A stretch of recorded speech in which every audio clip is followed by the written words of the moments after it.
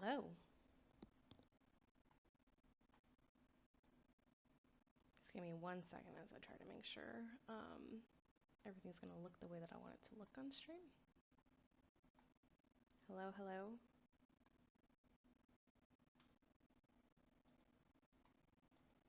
Gonna get started shortly.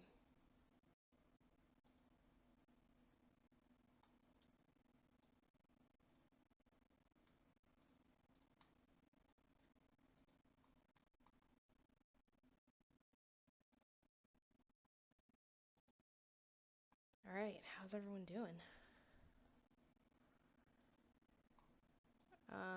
Feel free to lurk, feel free to participate in chat. I would love if you did want to participate in chat, but also if you just want to lurk, that's totally fine with me too. And then this is kind of a welcome to Twitch live chat, but also welcome to everyone who's watching on Twitch during the replays and when we upload on YouTube. If you don't know, we do upload all of these videos on YouTube as well.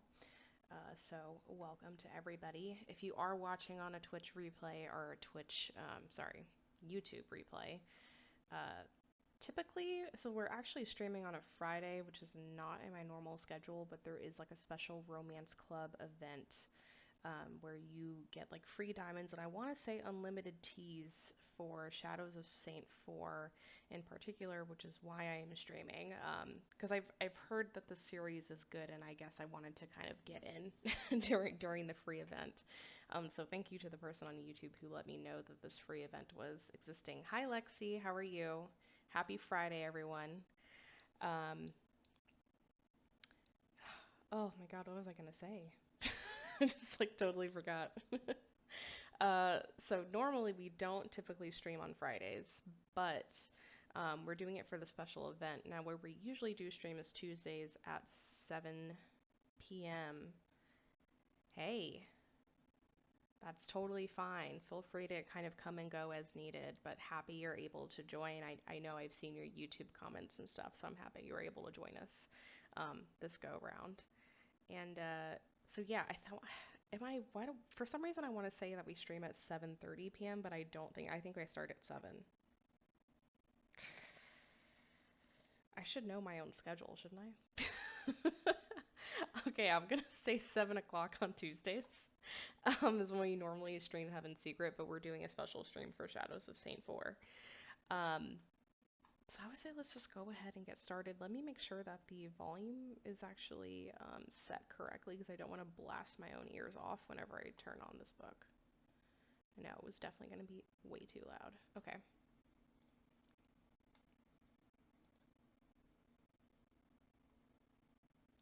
Is this the right one, right? Okay, cool.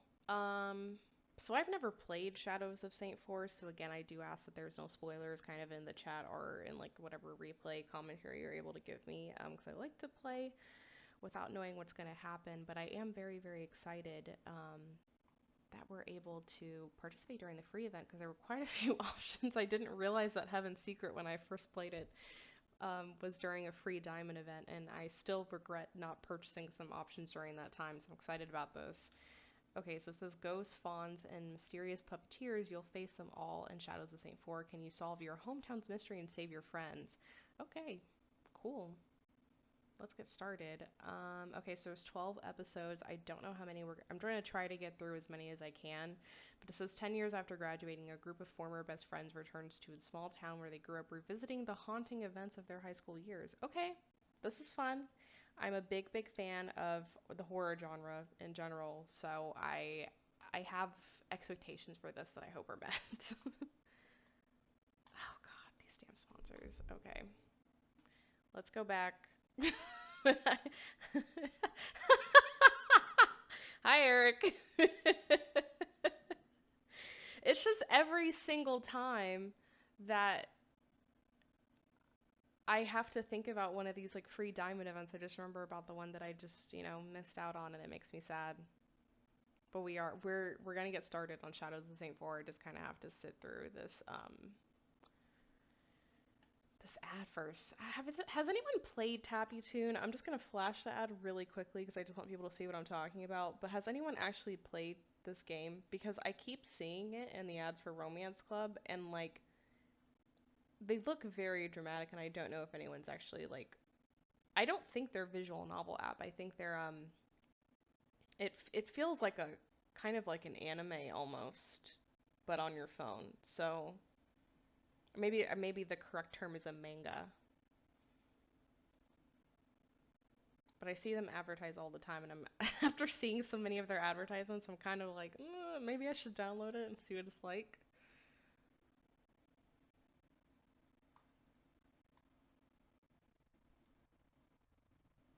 Okay. I have no desire to play that game. I don't think it's necessarily, I don't think it's going to be a good story, but I will say once I've been bombarded with ads enough, it does kind of. I think that's what happened with Choices too. Like I think I wasn't super impressed by like the ads because the ads are quite frankly ridiculous for Choices, but after a while they got me. How is the volume? My volume, and also how is the game audio? I want to make sure everybody can hear what's going on. So let me know if it's too low. I might move it up a little bit. Even though it's just the crackling of fire right now. Okay, your story is about to begin, but first choose what you want to look like. Oh, God, I hate going through these. On the character creation screen, if you click I look good, but I want to see more, some additional diamond out. Oh, thank you. Cool. That's good to know. Let me raise up the volume a little bit then. So now that I've moved it, let me know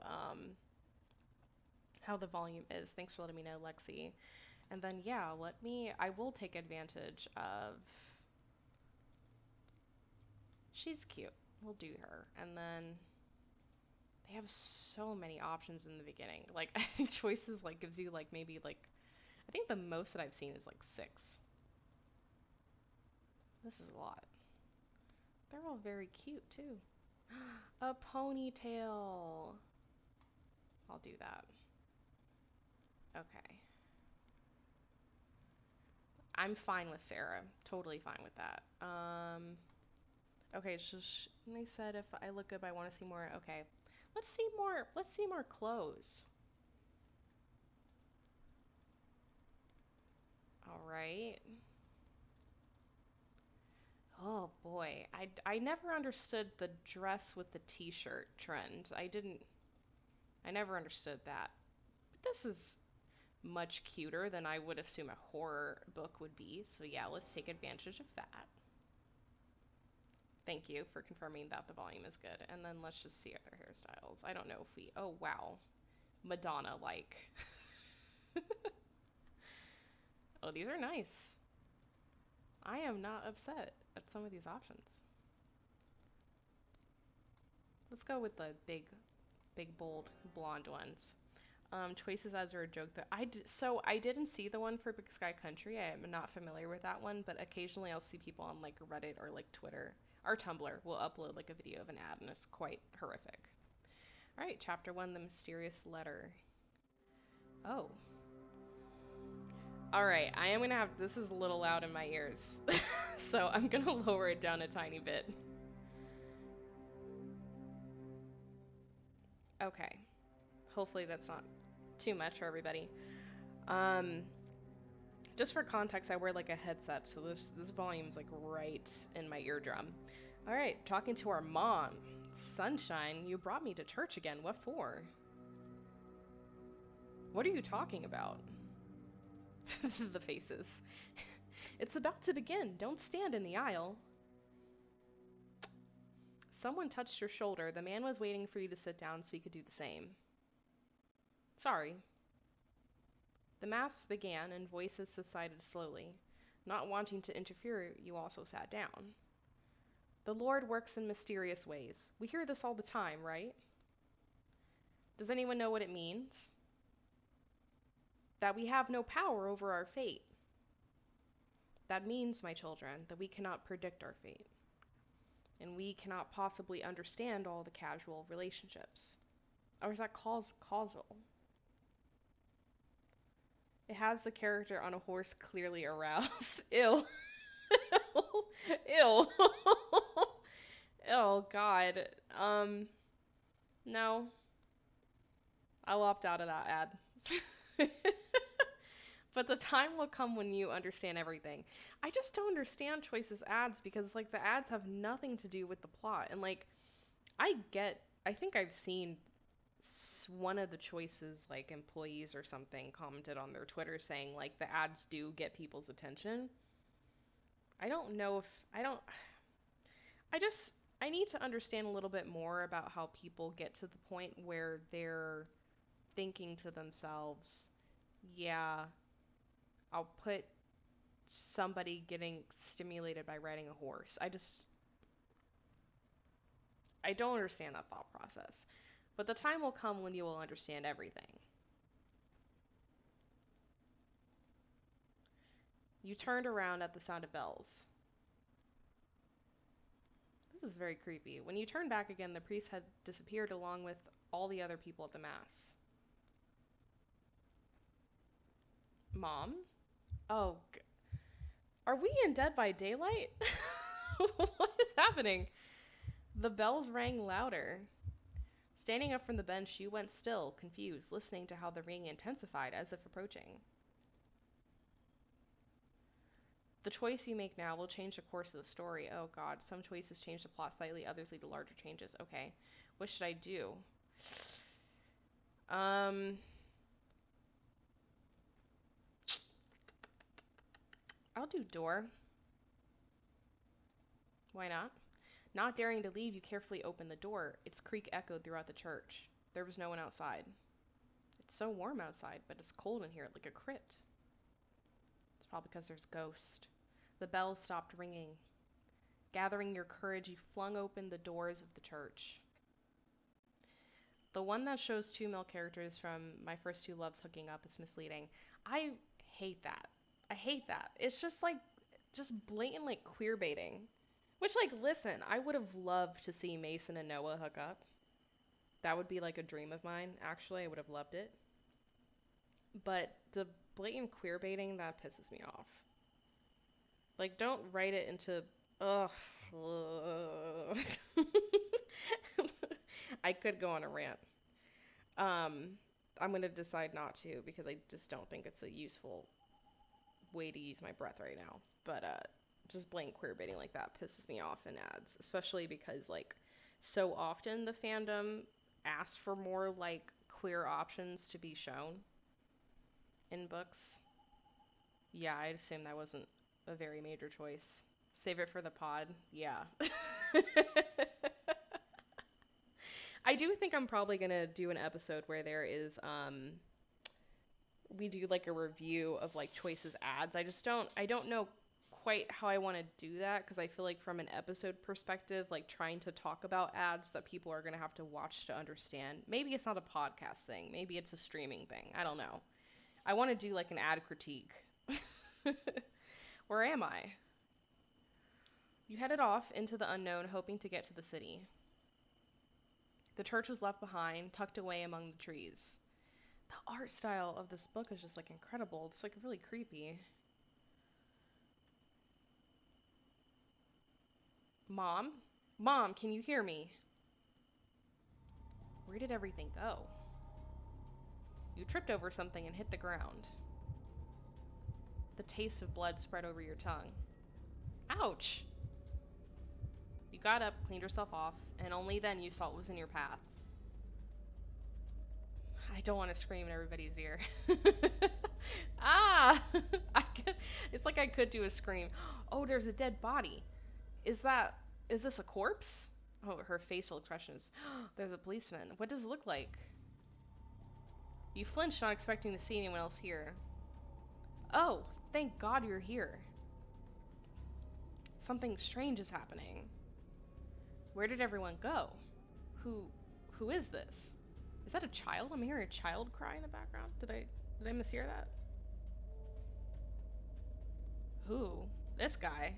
Why does he look angry? The policeman grinned. It's your first victim. Oh, what are you talking about? Your eyes stopped on sight of your bloodied hands clutching a knife. Your attention was attracted by a bloody knife. Okay.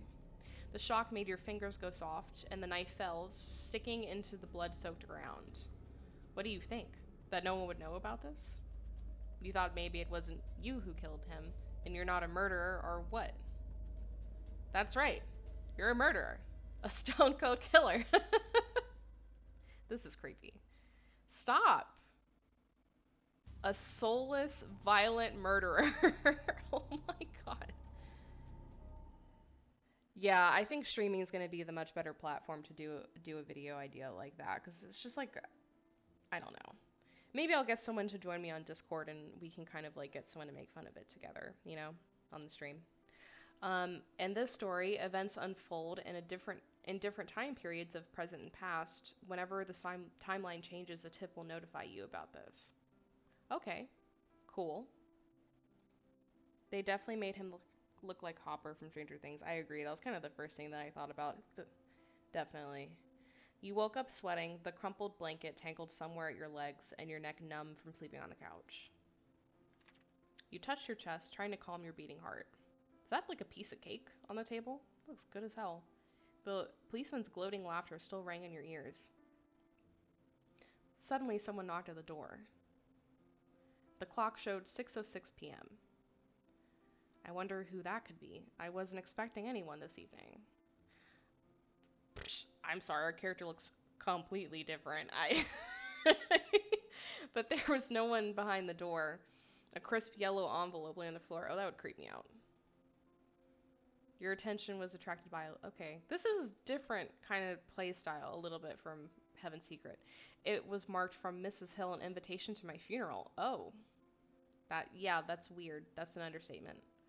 You returned to the sofa looking over the envelope.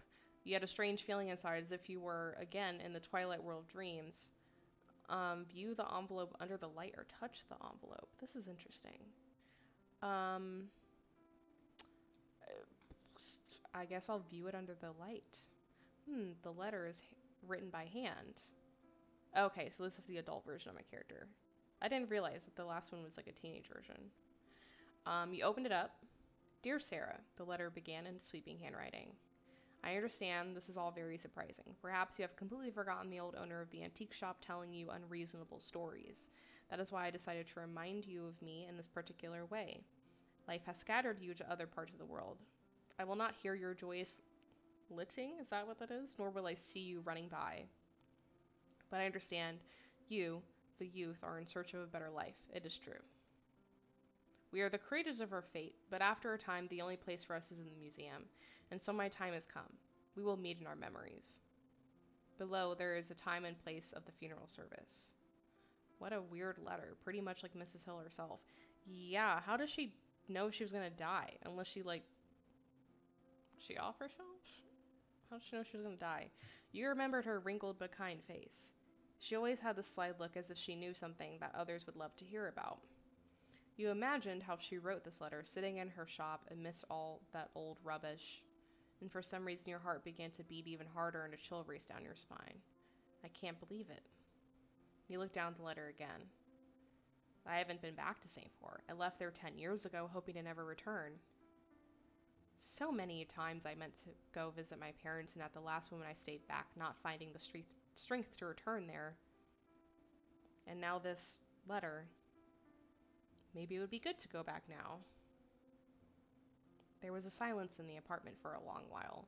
You stood frozen in thought, clutching the letter in your hands. Doesn't anyone pre-plan funeral arrangements? I think it's really the letter that creeps me out. That's really what gets me is the letter. Like, it's just ugh. And like the way that, I mean, it was a beautiful letter, don't get me wrong. It was very poetic of like the young seek out like new places, but we all end up in the museum eventually. Like, it's holy shit. That was deep. That was beautiful. That was a poem. There was silence in the oh wait, I already read this. The decision was final. Yes, you would go. You couldn't hide forever. But then you immediately felt uneasy again. To remove the option of changing your mind, you dialed your mom's number, told her about the letter, and said you'd be coming to Saintfour. After a short, slightly awkward conversation, you froze again, reconsidering everything. The funeral's tomorrow. Oh, tomorrow? I I have to get ready now. Yeah, I should at least choose what to wear to get away from all these thoughts. Yeah. The outfit will help you deal with the funeral. Ooh, you can get like a jumpsuit. Oh, nice. Let's do a jumpsuit. Yeah, I agree. It's very, very Poe of her. Reserved but tasteful. Just what I need. I'll gather the rest of my things in the morning.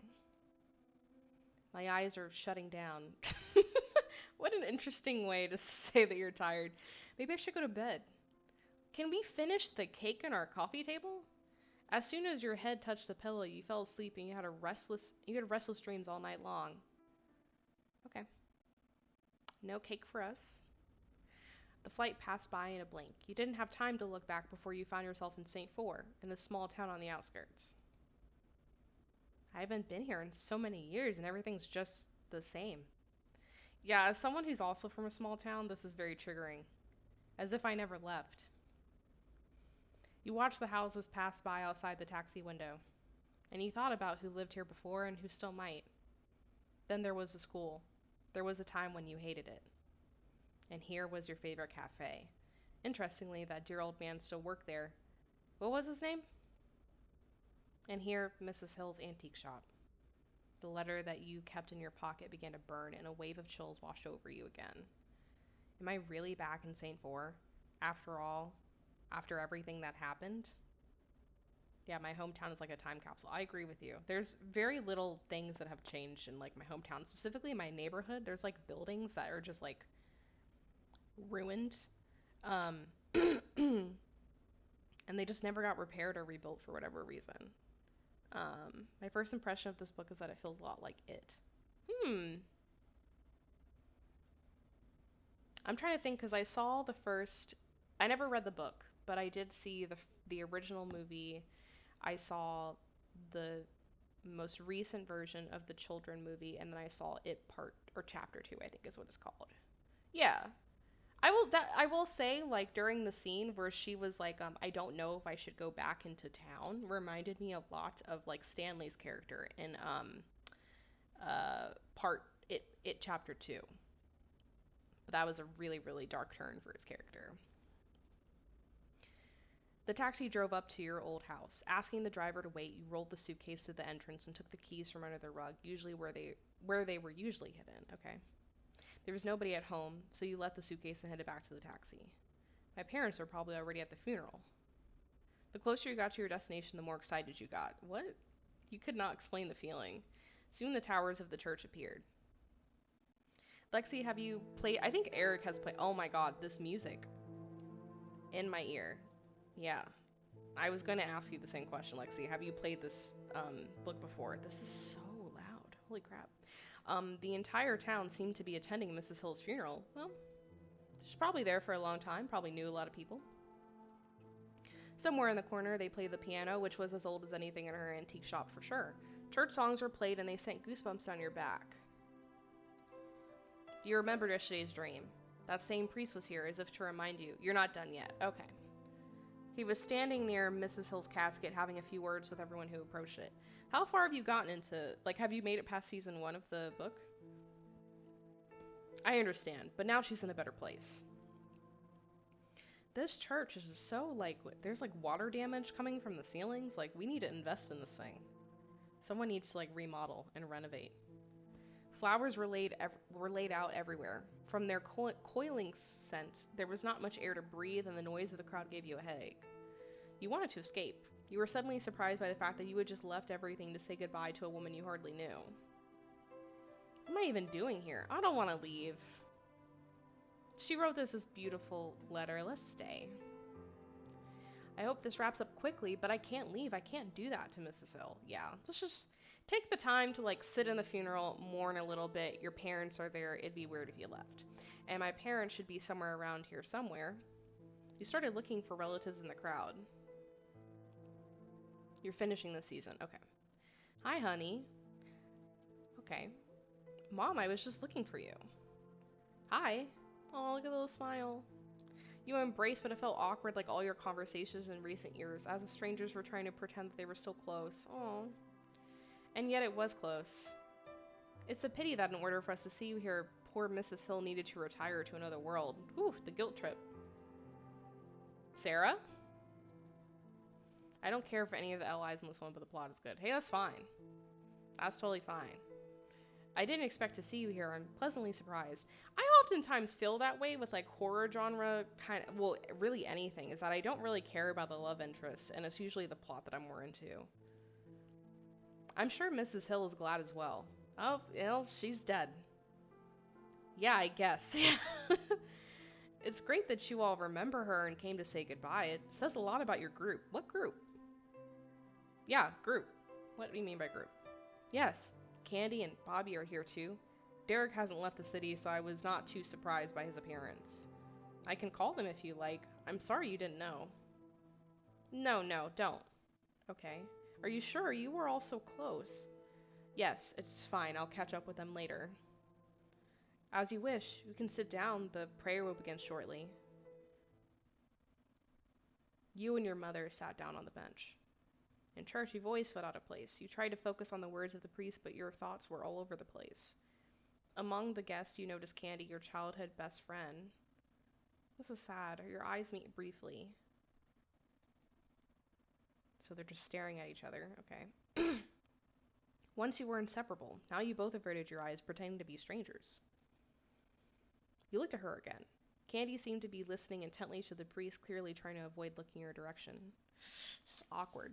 This is a good time to remind you that if you haven't followed me on Twitch and if you want to, I encourage you to. That's how I feel about high school reunions. Want to both see old friends and avoid them. Yeah, it's awkward. It's really awkward talking to someone that you haven't talked to in a couple of years. God, did I get my schedule incorrect? I'm like still thinking about if I... Eric, correct me. Do I stream at 7 or 7:30 on Tuesdays? Why do I not remember? I'm like blanking on the time for some reason right now.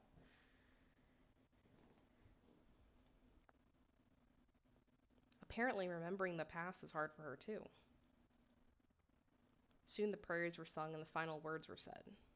Everyone began to diverge. Should we head home? Drive together in silence, frantically grasping at topics for conversation? No, thank you. Thank you, Eric. I appreciate it. I like wanted to pull up my Twitch page, but then I was like, nah. Hey, Kat. Are you playing DBD yet, or is that like later? I can't remember what time you usually start. It was funny because there's actually a scene in the very beginning where they were doing like a dream sequence and there was like heartbeats and I was like, wow, this really reminds me of DBD. Some choices increase the values of courage, caution, or image. Choose what is right for you. These values will affect the story going forward later. Okay, gotcha. I'll have to come in after I finish. I'm gonna go as long as I possibly can with reading this book, but we'll see. I don't know when my voice is gonna crap out. What should I answer? I'd rather walk. You'd rather walk back home than like talking to your mom? No, let's get in the car. Oh, good, you're back. Sarah? Huh? What? Yes? Can I have a word with you? I'll wait for you in the car. That's okay, I'll get a taxi. What? What? Okay, I guess that choice didn't matter. Mom left and the priest talked for a long time about how important it was for Mrs. Hill that you and the other guys showed up to say goodbye to her. When he fell silent, your head ached even more than at the beginning of the funeral, and then the priest said goodbye and headed off for priestly business. Recommend the path of caution for the endings. So what would have been like the path of caution? Was that choice in particular a path of caution versus courage or something? Like what was that? Phew, honestly. There was almost no one left in the church. Oh, I got caution. Okay, never mind.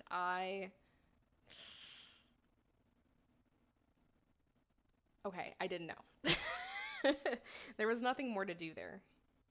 Goodbye, Mrs. Hill. You headed outside. Oh God. The sky was blackened in clouds. I actually really love the sound of rain and thunder. And it's overcast as usual in Saintfour. I would say it's a little bit more than overcast. On Monday, you said start time of 7 p.m. EST. I don't know why.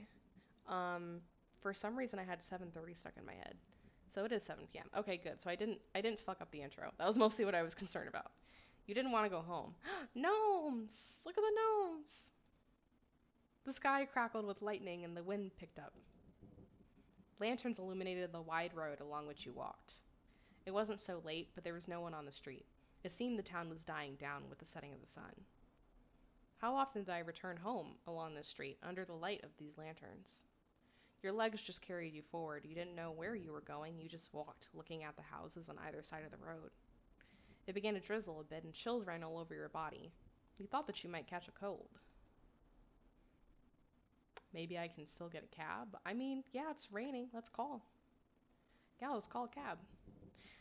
Oh, but when you tried to call a taxi, the connection failed. Okay. What the heck? You looked at the phone screen.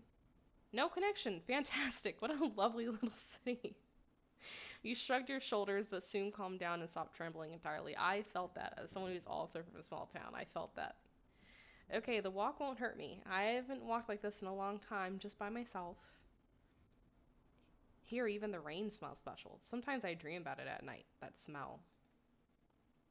There's a lot of details the narration is like honing in on that I don't quite understand, but maybe I'll get there.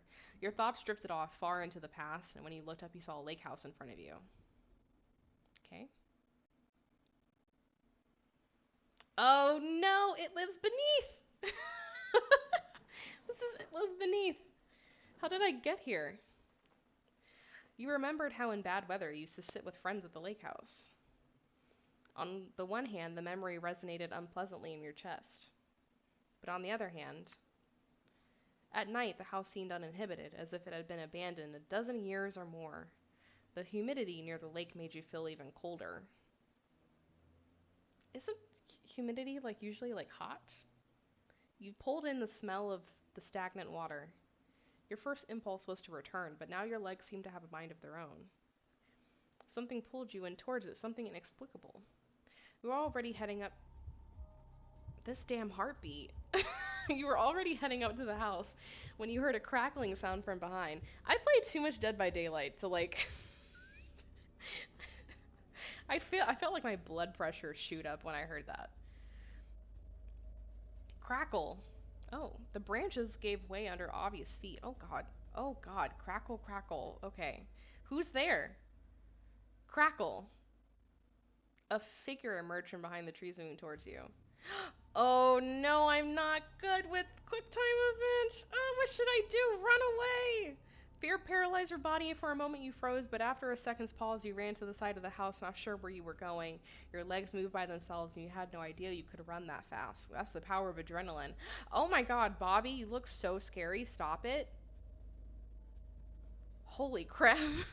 Why is... I'm sorry.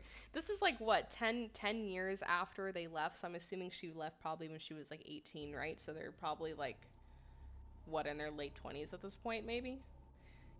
Heartbeat wigs me out. I agree. I cannot hear a heartbeat anymore without getting freaked out by it. Okay, so now Bobby was apparently the one who was crackling all of the branches.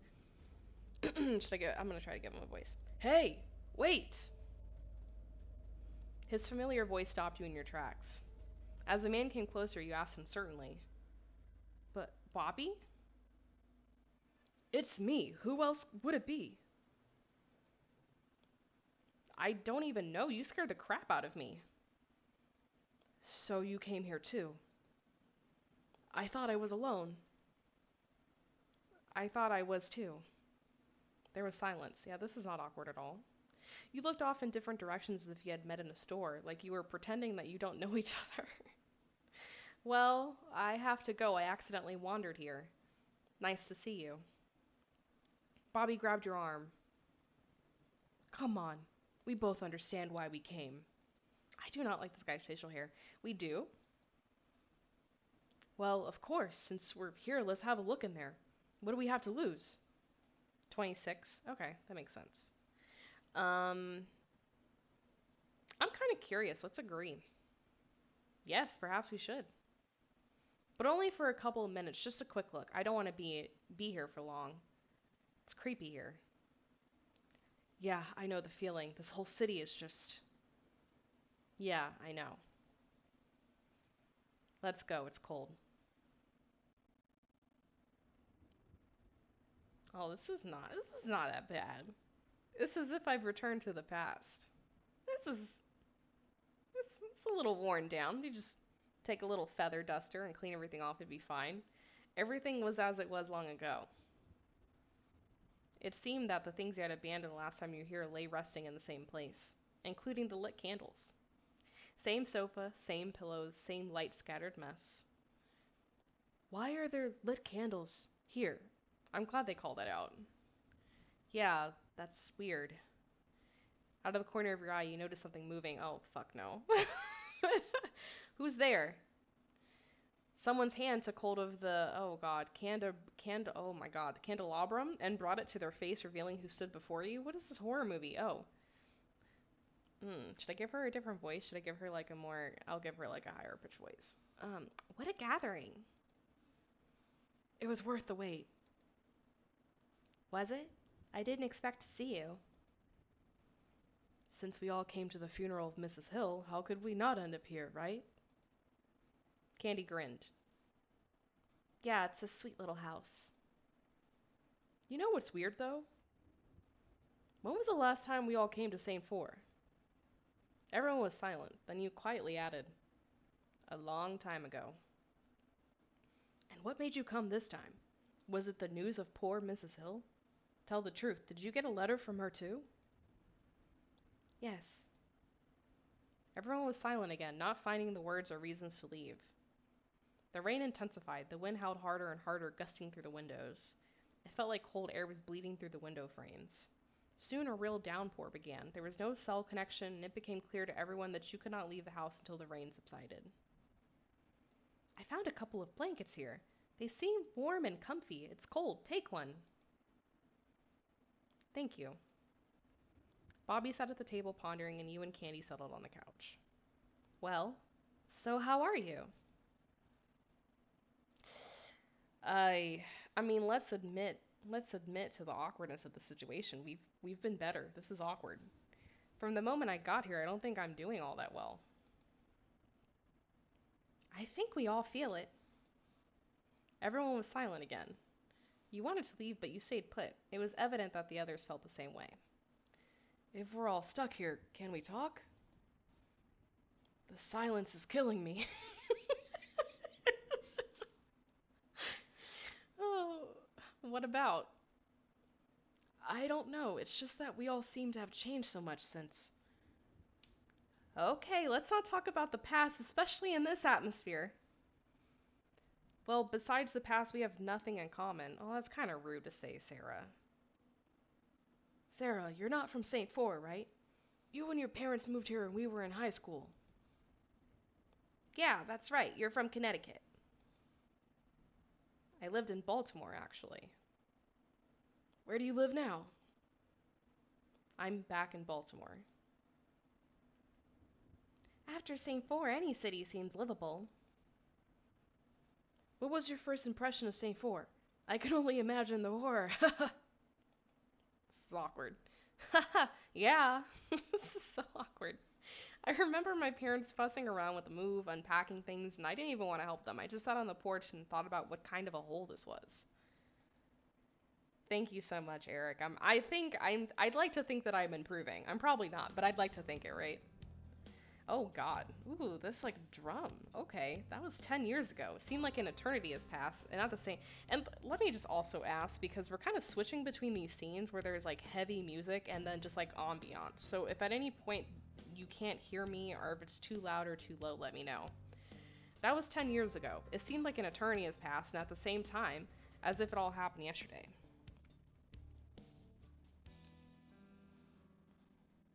Thank you so much, Eric. I just accidentally lowered the volume way more than I wanted to. Oh, okay, the music is gone. What is happening?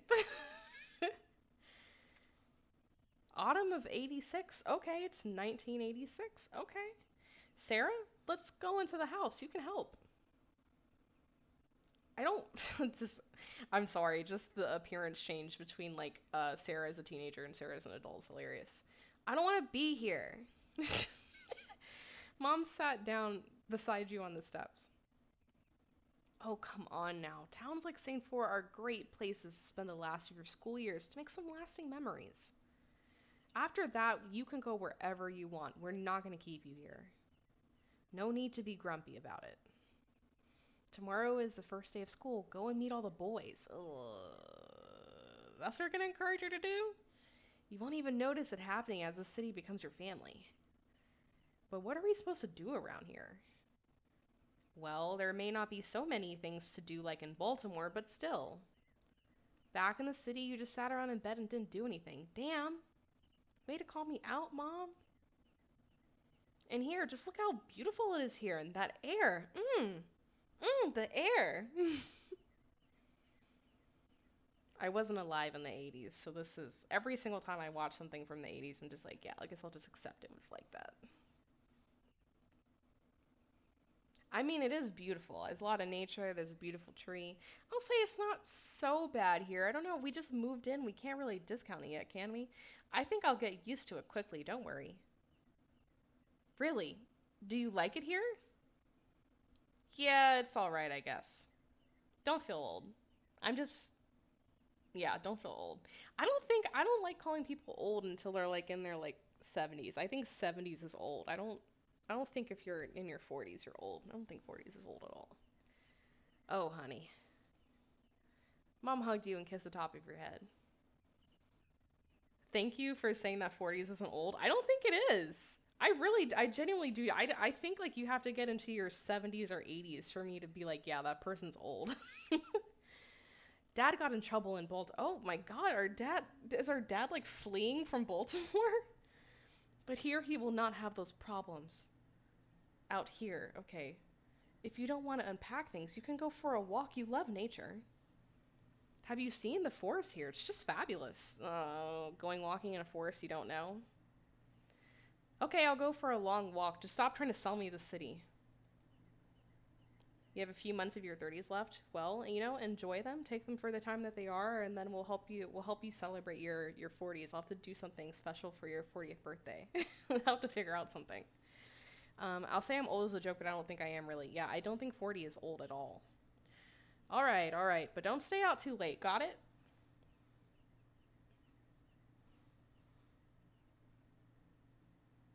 I think it's beautiful. Oh, the forest smelled really fresh. For a moment, you stopped being angry. There are no massive old trees like this in Baltimore. Many of them were covered with moss, making the forest seem particularly green.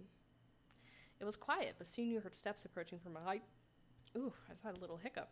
Steps approaching from behind you. So here's a question for people who are in the chat, lurking, listening, whatever you want to participate. Do you guys like the outdoors? Or are you not? Why do I keep hiccuping? Jesus. Are you an outdoorsy person? Do you spend a lot of time outdoors? Oh no. Who is this Leonardo DiCaprio looking guy? A guy rushed past, apparently out for a jog. After a couple minutes, he came running back towards you again. Your eyes met and he stopped. Oh, deciding that this was a reason to introduce himself. Uh, well, how about this weather, huh? Only the beginning of the year and already the sky is covered with clouds, but I guess it's pretty much the norm for Saintfour. Yeah, it's really chilly and gloomy here. My name is Luke. I like walking in parks and trails but not camping. I've never gone camping. I think I do want to do it once just to see, but I also think it would be a very unpleasant experience. But I'm a walk person, I'm a hiking person. I'm a like eat lunch outdoors kind of thing, like a not outdoors as in like outdoor restaurant, but like I like to take like picnics and stuff. There's like some rivers nearby me. I like to take picnics to there. I'm not an outdoors person, but also here in Texas is all it's always 100 degrees outside. Yeah. The weather where I am is like not that great either. Like it's more so I like going outdoors in fall and spring, but my friend got us to do like this hike um in like the middle of July last year and I like regretted every single portion of it. It was awful. I mean, I was just soaked in sweat. It was disgusting. I wish it wasn't so hot here. Yeah, I remember I think you said you're in Arizona, right? I don't mind being out though. Yeah, I don't know what it is. I just keep running into people who are from Arizona, so I just like curiosity just took over, and I looked up the weather there, and it is hot. It is hot there. Lexi said, I feel like I'm more outdoorsy now because of quarantine. I definitely agree with that. As long as outdoors isn't it. Lexi, are you and I the same person? Because, like, I also don't fuck with bugs, like, whatsoever. Like, I cannot stand a bug. If I can go outdoors and, like, guarantee that I'm not going to run into, like, a wasp or something, I'm good. He extended his hand. Hesitating for just a moment, you reached yours out too. Okay, we're going to shake hands. Sarah, we just met Luke, I think is his name. Wow, damn. Luke. Yes. Oh, what happened to Luke? Should I not have brought him up? It's fine. He's part of our story, whatever it is. Oh, this is awkward. Outside, the rain began to subside and the wind was still wailing wistfully. The heat of the candles made the house warmer. So, what happened next? What? Oh, right. So then.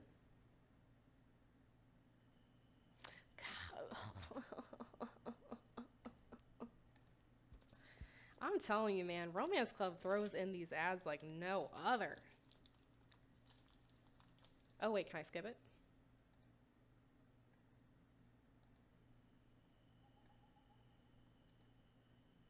Okay, we're back. Nice to meet you, Sarah. Haven't seen you around here before. Are you new here? Yes. I tried playing this one earlier. The ads were killing me. Yeah, they're really frequent. Passing through or here to stay.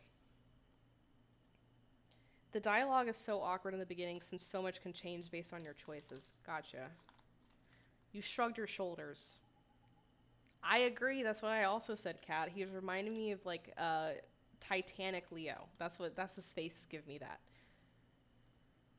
For an undetermined amount of time, I guess. Oh, she's really bitter about this move.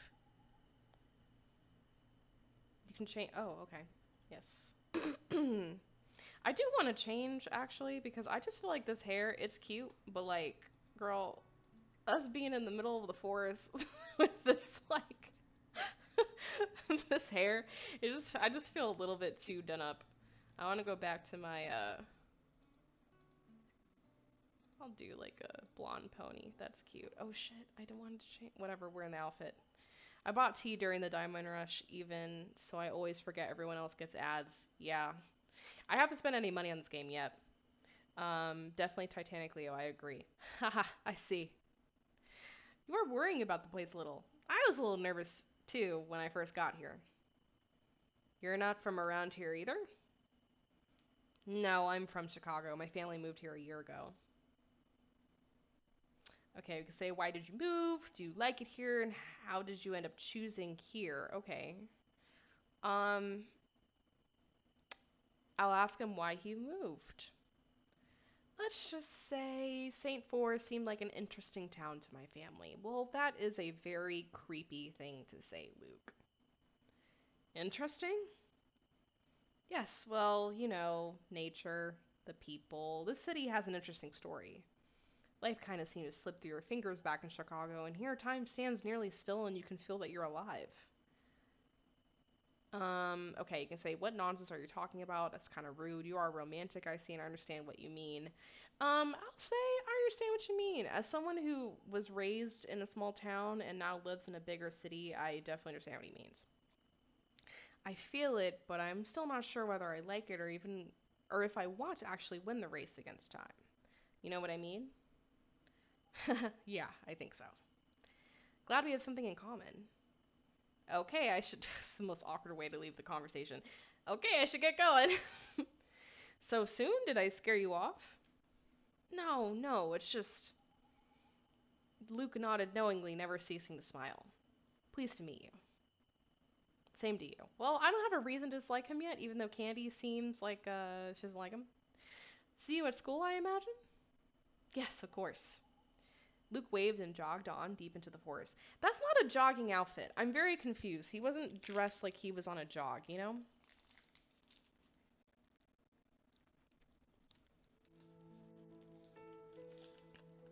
When he returned home, it was already dark.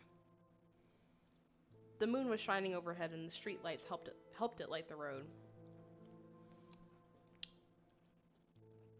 No people and no cars. You walk straight along the middle of the roadway. School year begins. This is dark as hell. I don't think we made it back on time for curfew. School year begins tomorrow. Thoughts about tomorrow and returning to school disheartened you. You don't know anyone, and nobody knows you. All eyes fixed on you. All of the judging first opinions being formed. Okay, well, Luke seems like a nice guy anyways. Yeah, you have Luke. Luke's a friend. Maybe the rest of town will be equally friendly. Memories of meeting Luke distracted you from the gray reality. The future was not looking too interesting. I will have to spend high school in this tiny provincial town.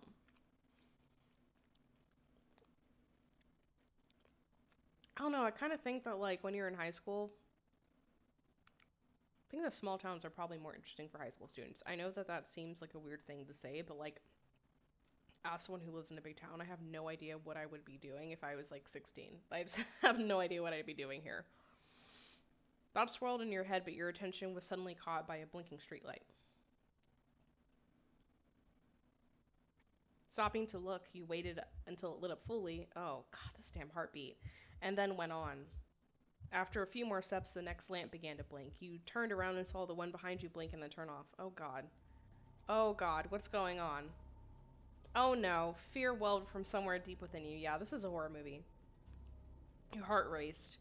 You took a couple of steps back, peering intensely towards the end of the street, swallowed by the night where the lights had all gone out. And then you ran. Eric said I used to drive around the same roads with friends for hours. I'm telling you, man, something about like high school and small towns, you could just like literally get in a car and just fuck around in the car. There's something so entertaining about it.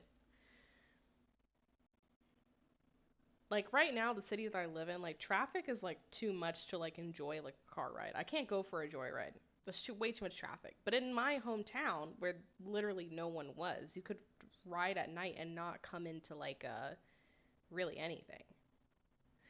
Hi, KT. Okay, so we started Shadows of Saintfour for Romance Club.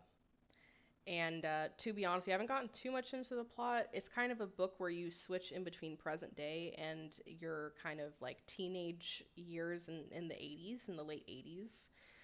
So we're just kind of meeting all of the characters. We came back to our hometown in present time to go to a funeral, and we met up with a couple of our friends, and we seemed to have shared some sort of memory or events with each other that was kind of traumatizing, but we don't quite have the context for that yet. Your heart had almost stopped by the time you reached the front door. We're in the middle of a scary scene, so we were walking down the road at night and a couple of streetlights were flickering and turning on and off. But looking back, all the lights were on as if nothing had ever been wrong with them. Okay.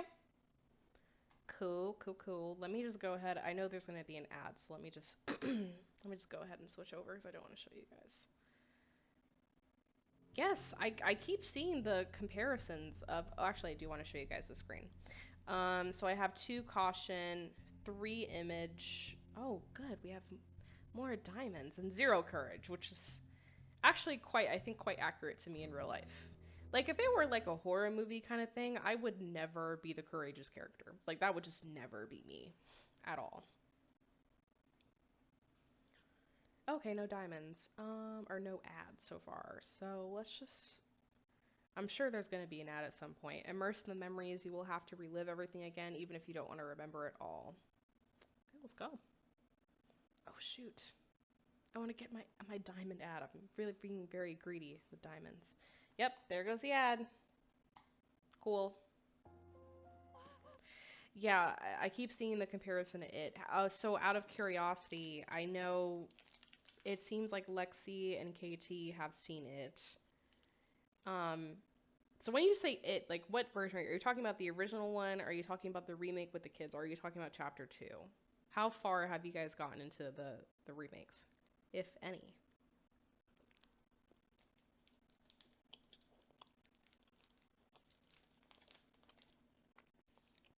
Yeah, I'm running into a ton of ads.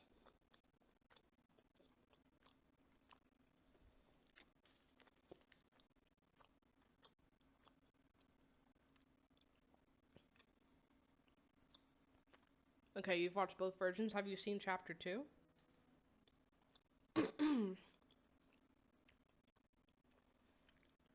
want to say chapter 2 came out in like what, 2019? I think so. You watched both? Here's a better question. Which one did you like more? Did you like the older one or did you like the newer one? Okay, I think we're finally ready to kind of jump back into the chapter. There were a couple of ads.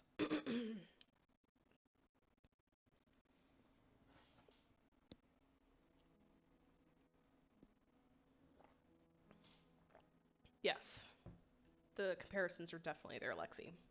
Chapter 2, Welcome to Saintfour. Oh god. I'm so triggered because I also just moved, and so seeing a bunch of boxes and stuff is like very triggering. All night long you were plagued by nightmares. In the morning your eyes could barely open and it was gray and dull outside. It wasn't shaping up to be the best day of your life. I don't want to go anywhere or do anything. There was nothing in the room yet, just bare walls and a mattress in the corner. It made everything seem even less cozy. Okay, this isn't gonna work. I gotta decorate the place. It was the first adult book I ever read. I was too young to take it out of the library, so I stole it and then returned it when I finished reading it. Um, I still have never read it. It's a little bit too big of a book for me to even want to start to pick up. KT said I like the old one. That's fair. Eric said I like Pennywise in the original, but the rest of the cast is better in the remakes. There's just something like the kids that they picked. They're so damn charismatic in the newer one. What should I do with it? Oh, are we gonna pick a nice bet? Yes. I get to redeem myself. It's time. I am so excited. Oh, this is nice. This is very 80s. Oh, this is a very fancy bedroom for a teenager. This feels very adult.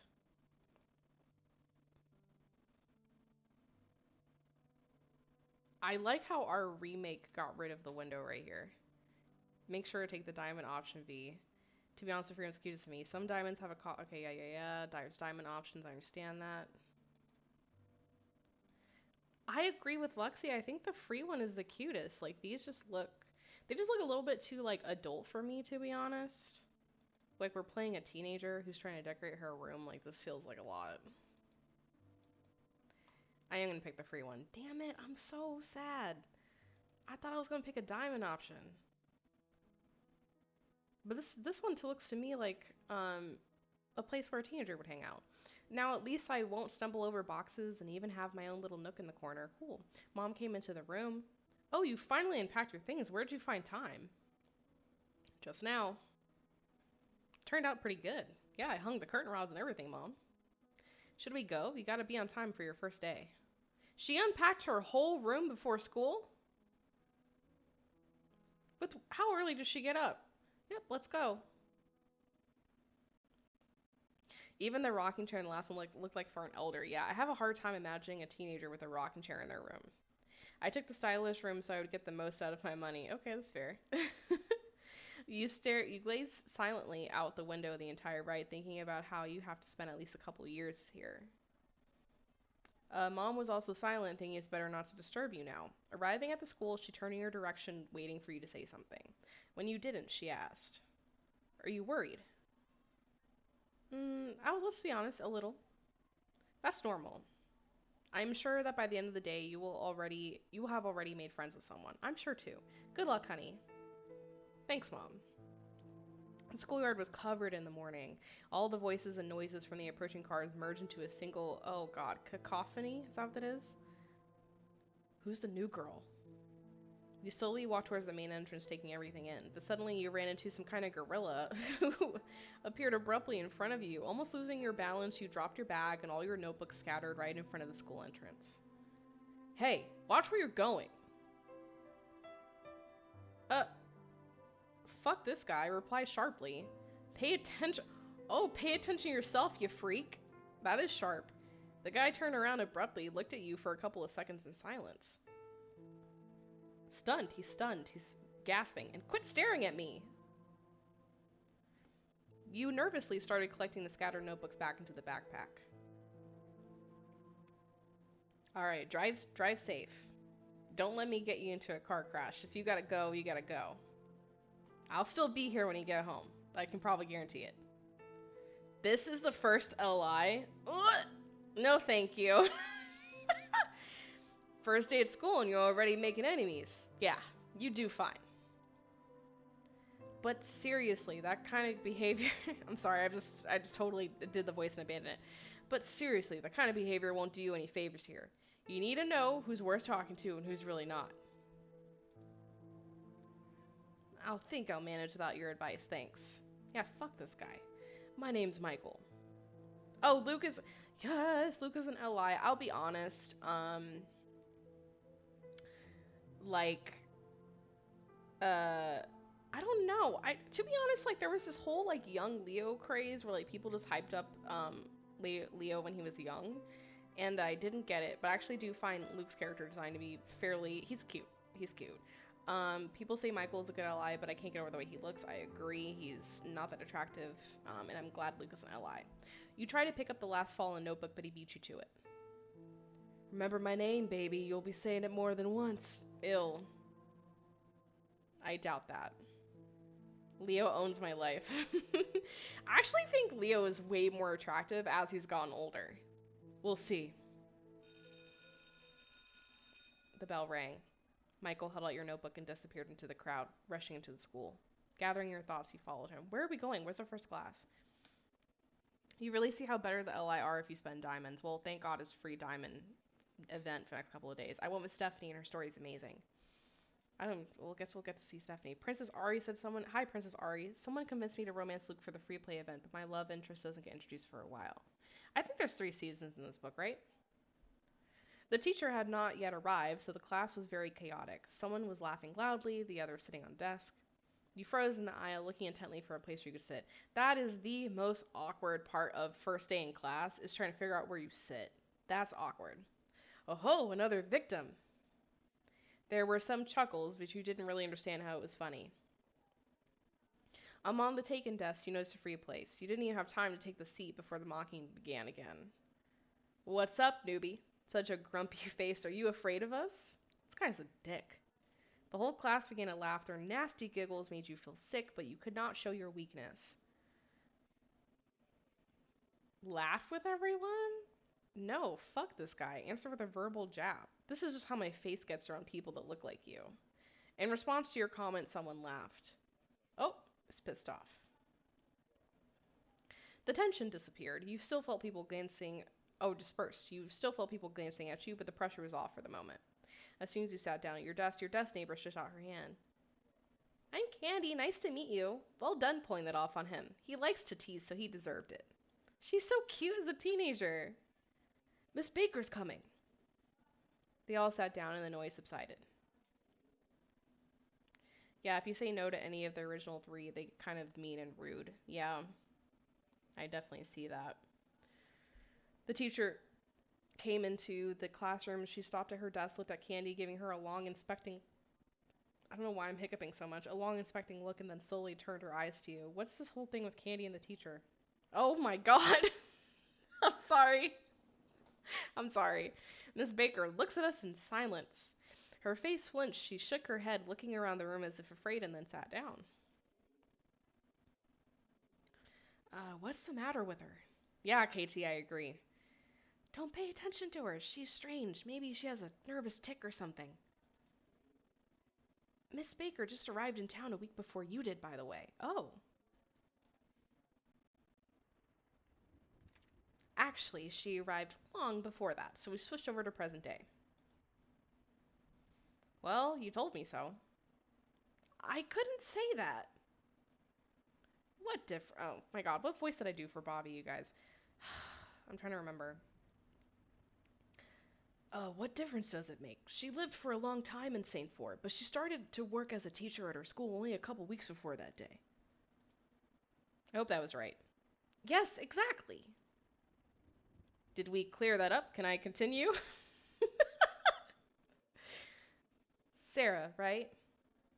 How do you make an old woman voice? Yes. Welcome to Saintfour, Sarah. Is that good? This woman's creepy. The teacher shook her head again, dictated the assignment, and then began to walk around the desk and hand out papers. The teachers were told to give each student some of these so you can pass them on to your friends. If anyone's seen Sam, they should contact Sheriff Nixon. Is everyone clear? Thank you, Kat.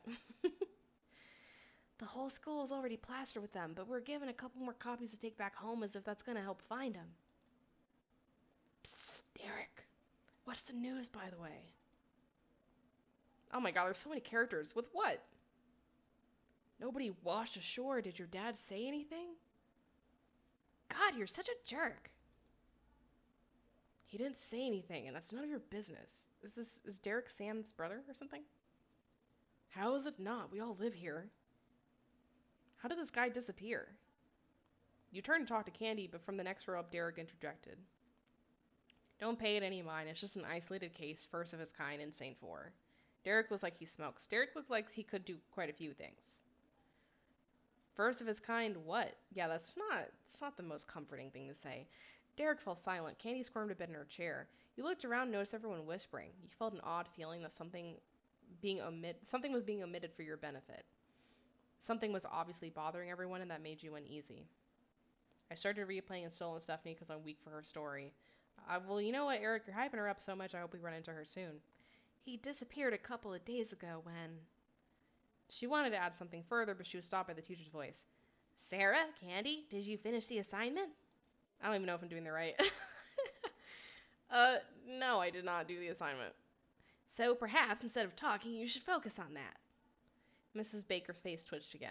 She seemed to be frightened of something. She closed her eyes, nervously folded her hands, and then with a sharp movement grabbed a notebook and started flipping through it. Her behavior was a bit scary. You had the feeling that you were checking in on a very sick person. As soon as Miss Baker was focused on the notebook, Derek rejoined the conversation. I hope Sam just ran away from home. I don't know, but his dad is looking for him. Derek's dad is the sheriff here. Wow, great. Depends on how you want to look at it. The conversation drifted to a close. You looked out the window, abandoning your attempts to focus on the task. It was overcast. You've never seen any other weather in Saintfour. Through the fog, it was just possible to see the crooked branches of the trees shifting around in the wind. They knocked a bit at the window and scratched against the glass as if they were long, creepy, thin arms sending a chill down your spine. To rid yourself of the thought, you closed your eyes and shook your head, and when you looked out the window again, the branches no longer seemed quite so ominous. Everything about this place makes me shiver. Sarah, maybe you can manage to complete the assignment, at least by the end of the period? I don't think I can. Oh my god. No? Well, not a great start, day one. I advise you, Sarah, to get your head in the game, or this will not turn out well for you. You notice the mockery of your classmates and realize that those who don't do well with tests and stuff are not well liked here. Miss Baker gave you the creeps too. Now she stared at you as closely as she had with Candy. Her lips were twisted in disgust and her eyes seemed to be studying your very soul. I don't like this teacher. Okay, this class isn't going to be easy, that's for sure. Oh, I got an F. I got an F. She opened her journal and slowly proceeded to write something in it. Okay. Creak. Creak. You felt... These damn heartbeats. You fell silent at once when you heard the floorboards creaking under someone's feet. Yeah, man, I flunked that class real quickly, huh? Who's there? Hush. Everyone froze, watching a high shadow appear in the window and then pass by. The footsteps continued slowly stopping at the door. I'm not gonna open the door. I'm gonna ask who's there. Hey, who is it?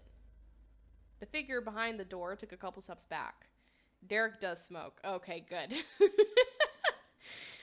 It became very quiet and everyone held their breath. Who's there? The floorboard squeaked again. Tell me it's not Derek. Creak! The door slowly opened.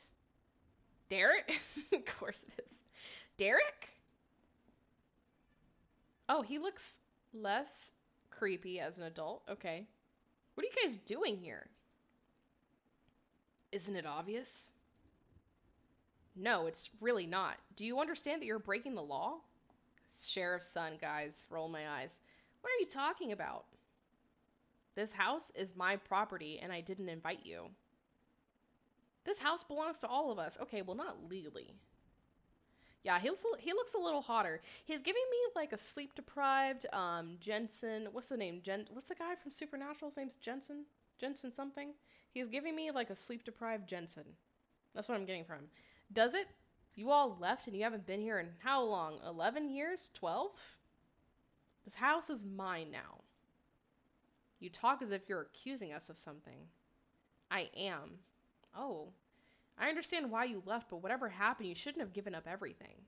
Jensen Ackles. Yes, he gives me tired Jensen Ackles. Especially after what happened. Derek sat on the sofa, took out a pack of cigarettes, and nervously lit one. Anyone want one? Oh, here goes. No, thank you. I have a feeling I'm going to have to run at some point in this playthrough, and I don't think that smoking is going to help me with my lung capacity. No thanks. Not a smoker? Commendable. He lit a match, casting light on his face. He got old. Oh my god, we all got old. It's been 12 years. So what are you doing here? We don't really know. I feel like I just gave Bobby a smoker's voice, and really that should be reserved for Derek. He looked out the window. The moon peeped out from behind the clouds, its light reflected on the surface of the lake. The rain's all done, I think. We can head home if we want. Everyone was silent, continuing to sit in their places. And yet this place holds us in place. It doesn't want to let us go. No one dared to break the silence, so you continued your story. Take a sip of water real quickly.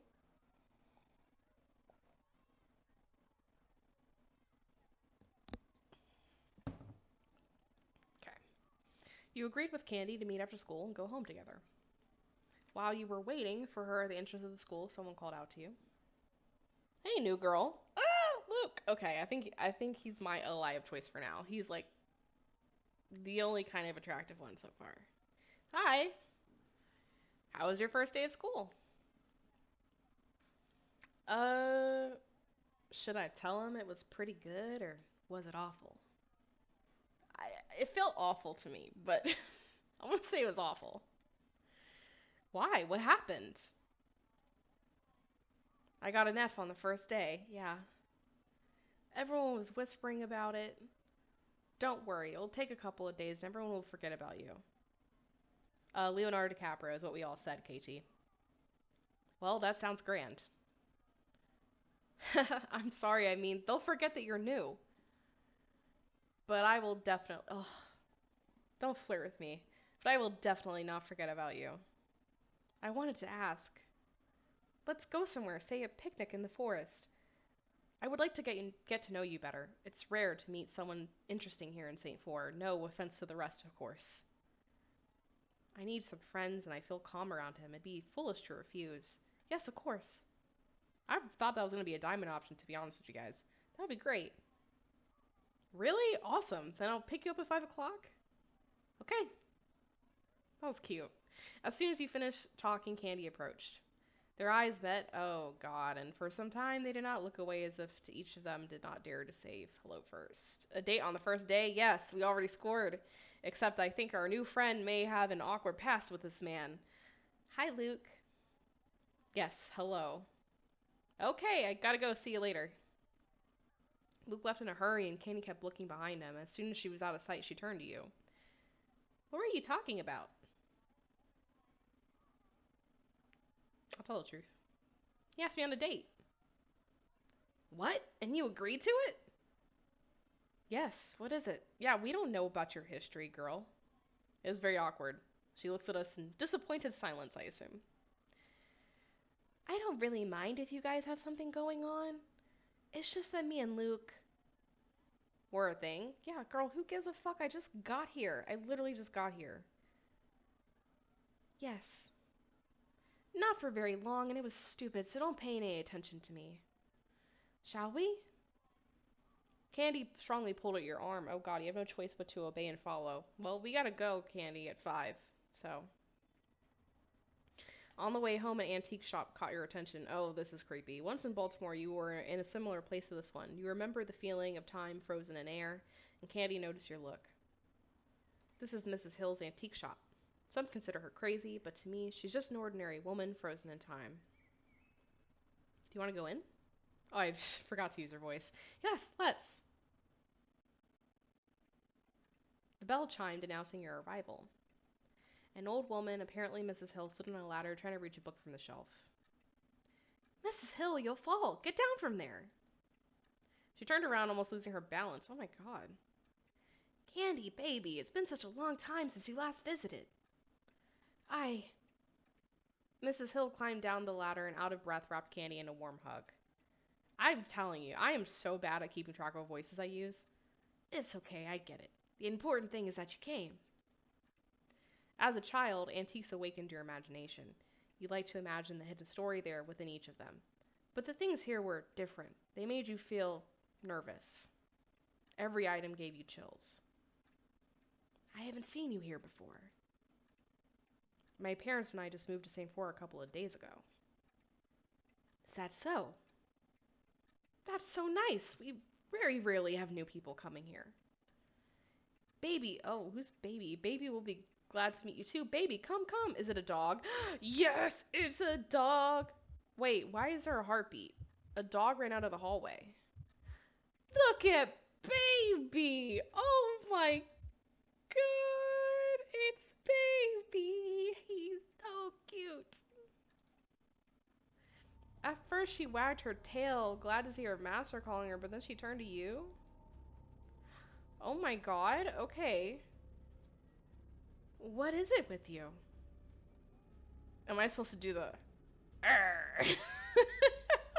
So I haven't been around a large dog in a very long time, so I only hear like my Yorkies um and they growl like Arr! Like this just like a very tiny growl. Baby supremacy. Yeah, she'd be a lot cuter if she wasn't growling at me. The dog's eyes were bloodshot and her mouth foamed with anger. She slowly approached you, exuding nothing but pure hatred. What is it with her? Baby! Stop it! You and Candy backed away, trying to keep your distance from the dog. Yeah, we gotta fucking go. Her paws tightened, she crouched low, intending to pounce. You froze in fear. Grrr! The dog jumped. Ah! You and Candy recoiled in horror. Oh, hide behind a chair. I don't want to hit the dog. Baby's teeth almost clenched onto your leg, but at the last second, you and Candy managed to hide behind a chair. The dog, in a rage, tore off a piece of cloth and Fluff flew out of the chair. Mrs. Hill grabbed the dog by the collar. Feels like she should have done that earlier, but okay. Baby fell on her back and then immediately pulled herself together, ready to pounce again. You shoved at the chair and it toppled forward, crashing into the animal, and Baby whined. Oh my god, I just love dogs so much, even when they're upset. She scrambled out from under the chair and with her tail between her legs ran away. What is it? What is it with her? She never behaves like that. Basically. Yeah, I agree, Katie. Are you alright, girls? You tried your best to keep calm, but your stomach was all inside out from fear. You could still see the dog's bloodshot eyes, reddened, insane, glazed with rage, and at the same time oddly too conscious for an animal. That's peculiar. The clock has stopped as well. Miss Hill pointed to an antique clock on the shelf, standing out among other things, mostly antiquarian junk. The second hand ticked back and forth as if something was holding it in place. Be careful, girls. The animal and the time are always aware of impending trouble. Yeah, that doesn't make me feel good.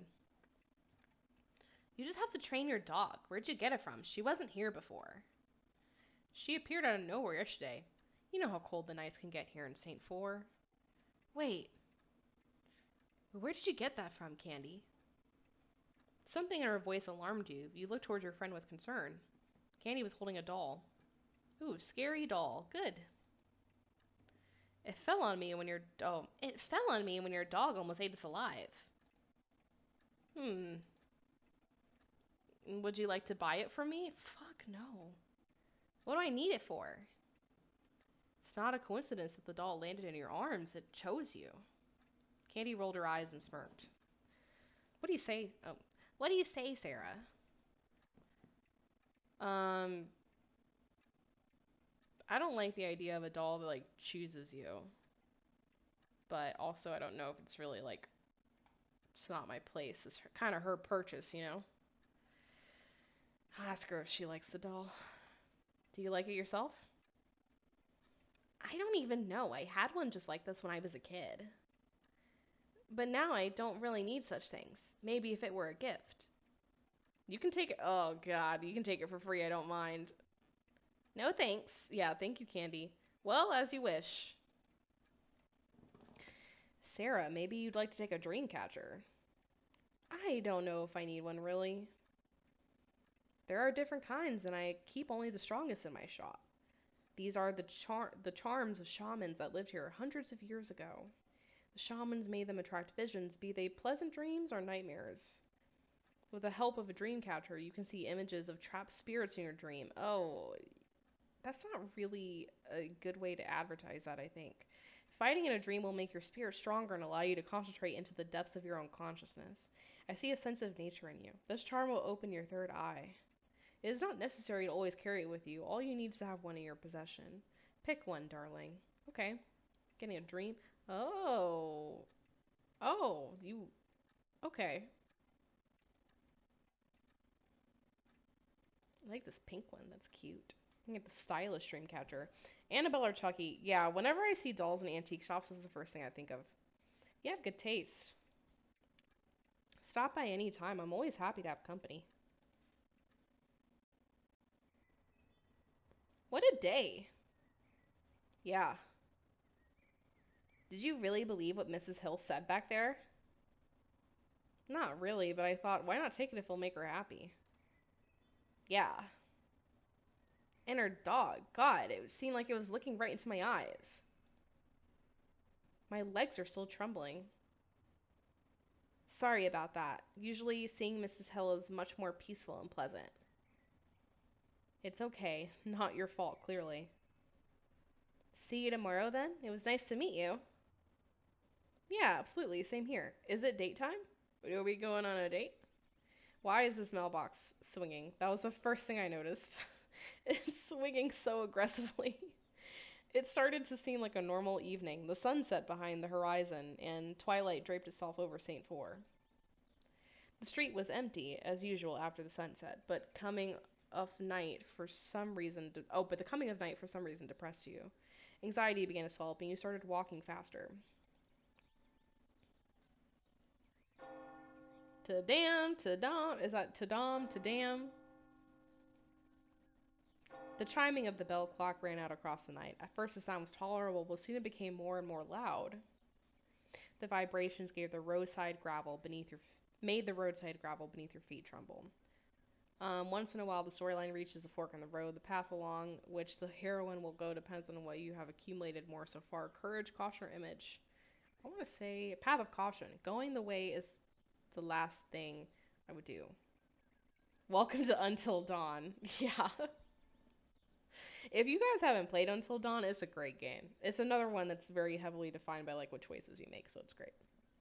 You walked further, trying not to pay attention to the fear that was increasingly welling up inside you.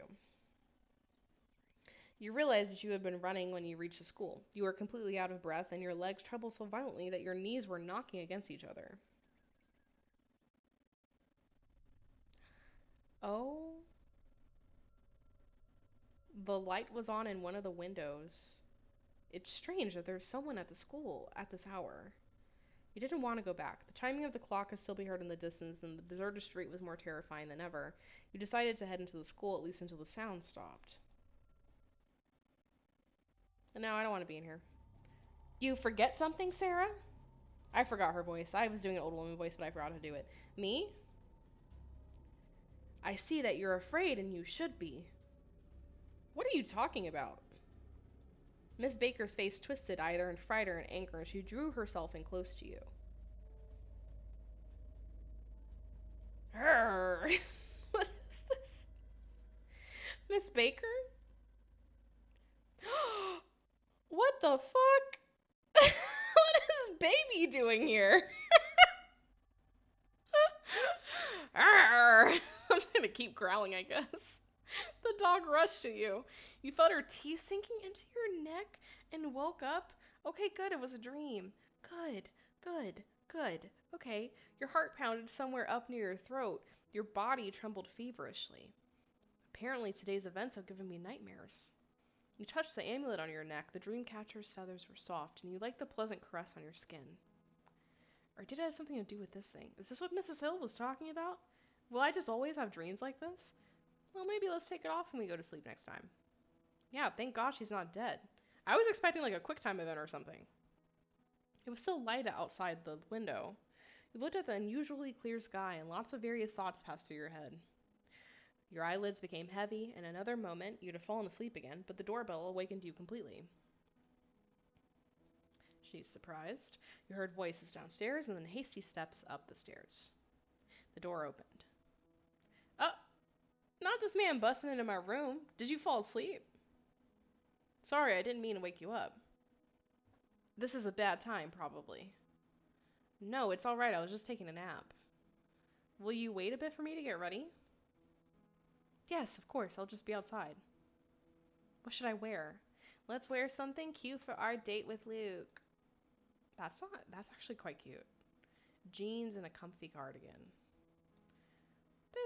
All these outfits are really adorable, honestly. Like, um, I'm gonna go with the dress. Let's do that.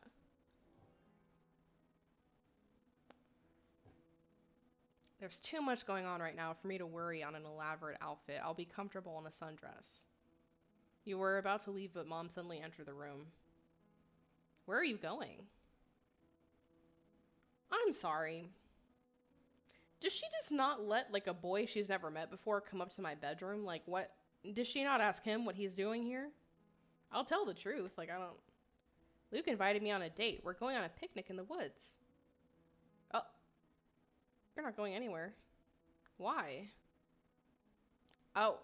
I just got a call from school. How'd you manage to get an F on the first day? Because the teacher has out for me, Mom. It's just this teacher. You always have teachers to blame. Oh my God. Mom, seriously.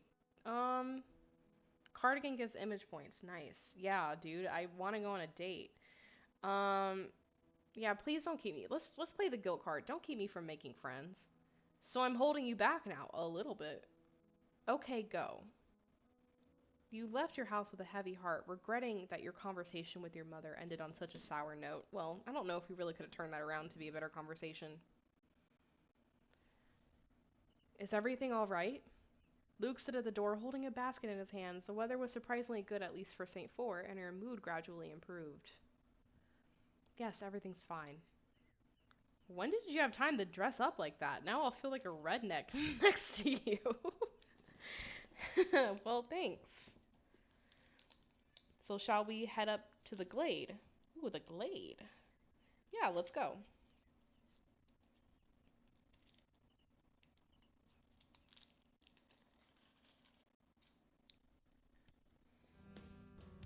Oh, the music. The sun started to set. It wasn't warm, but the orange rays of the sunset made it feel like it was late spring. You sat down on the blanket that Luke had brought. This was nice. Are you hungry? A bit. Let's see what we have. Tea with sandwich. Wine with croissants? Where do you get wine from? Hey, hey. Thanks for rating. Um, what did you just finish streaming? I'm still stuck on this wine thing. Okay, so to give context, we're playing Romance Club, which is like a visual novel app. It's going well. Um, we're playing this book, so normally I play Heaven's Secret, but today I am playing what's just called Shadows of Saintfour. Because in the app there's like an event where you get like free diamonds and free tea.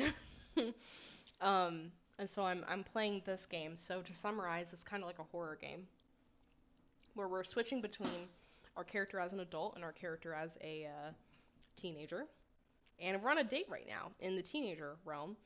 Um, Wine and croissant, what kind of meal is that? It's not a meal, I agree with you. And also, where the fuck did we get the wine? Like, we're teenagers. Wait until you see what he does next. Oh god. I'm gonna go with tea and sandwiches. Did a quick late stream of Phasma, was glad I could catch you. Yeah, we're gonna be on for a little bit. I'm gonna try to stream for as long as I can because I want to take advantage of this event.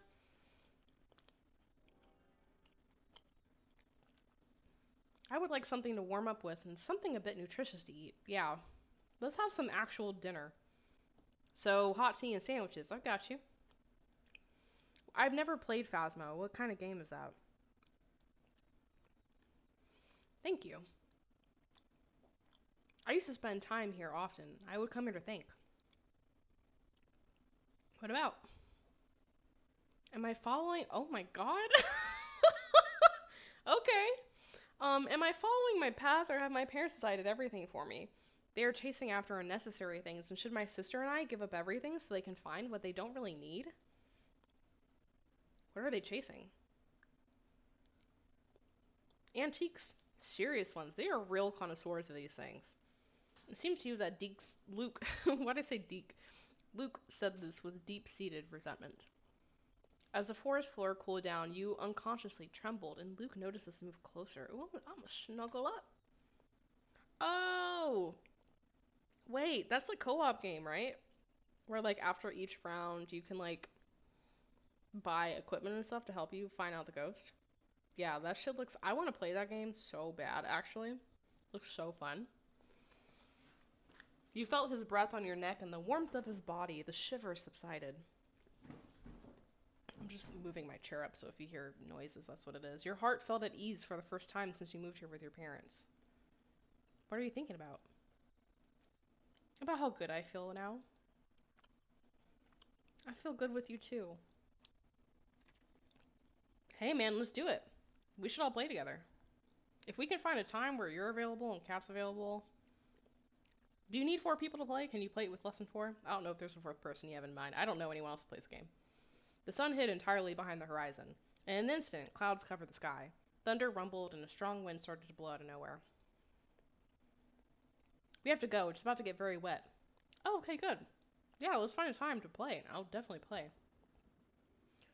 The wind picked up rapidly. It tore the basket out of Luke's hands with a frenzy and started tearing the leaves off the trees. You and Luke tried to make sure that nothing important flew away.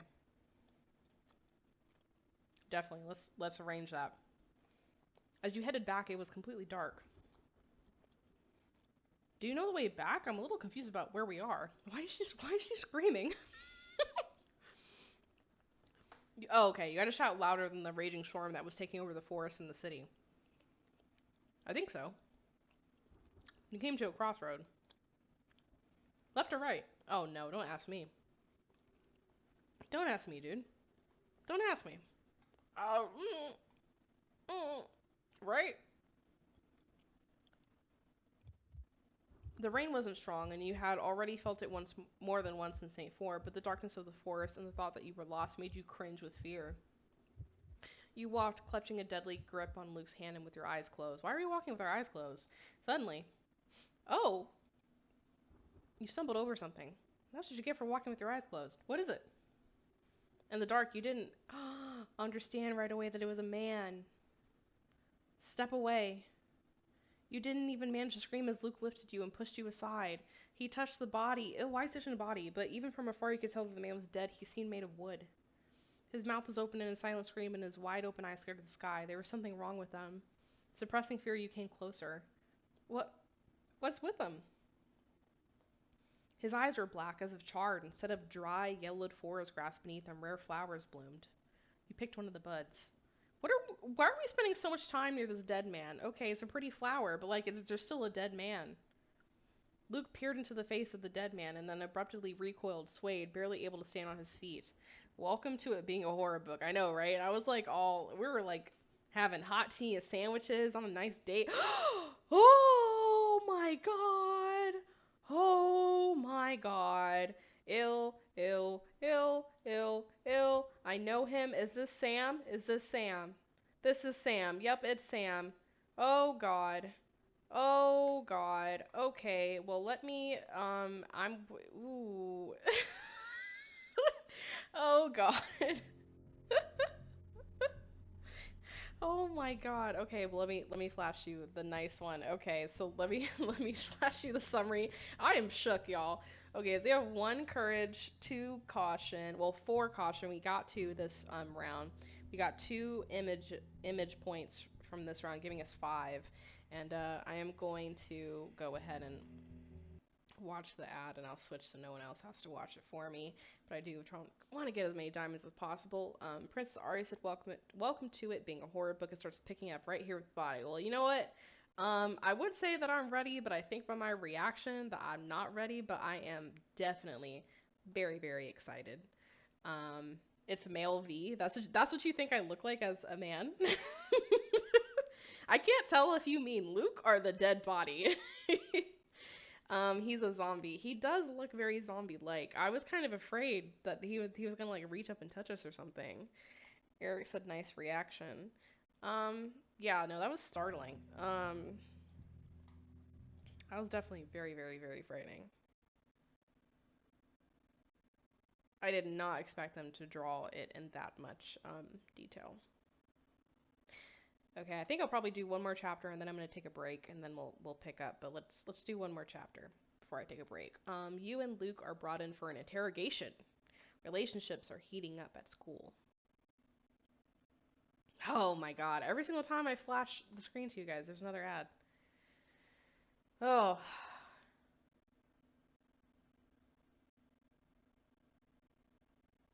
I gotta say, dude, though, for Sam's dead body, he was wearing a nice outfit when he died. That was a great jacket. We murdered a guy. Oh, how do we know that we murdered somebody? I don't know that yet. I'm not ready to make that proclamation. SOS does a really great job with their horror sprites, like they're terrifying and creepy. That was a really great sprite. That was it was great in the sense that it was absolutely awful.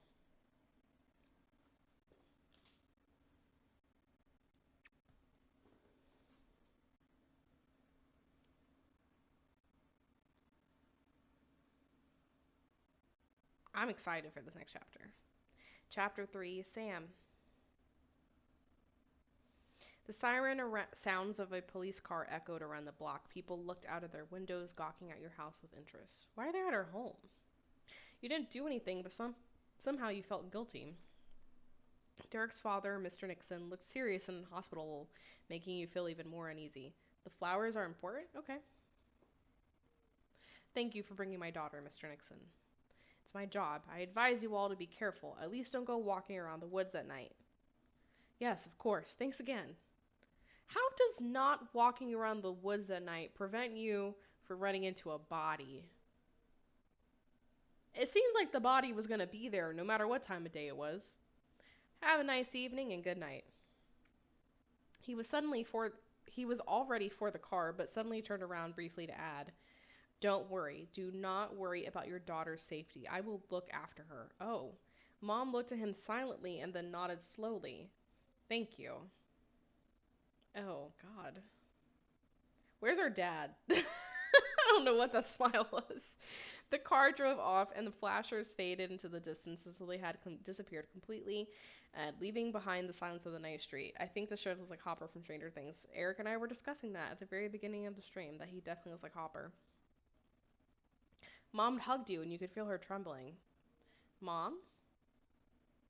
I'm fine. I was just got scared for you. I'm sorry your date has such a gruesome end to it.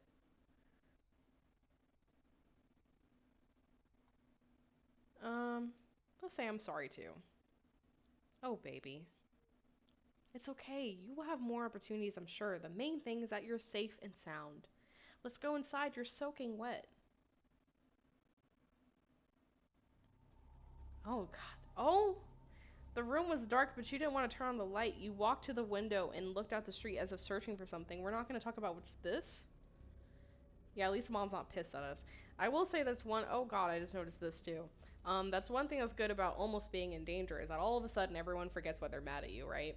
If your life is potentially at risk. You can't get rid of the aching feeling in your chest after all that you just seen in the forest. It might just be fear. You reached for the switch hoping the light would bring you peace.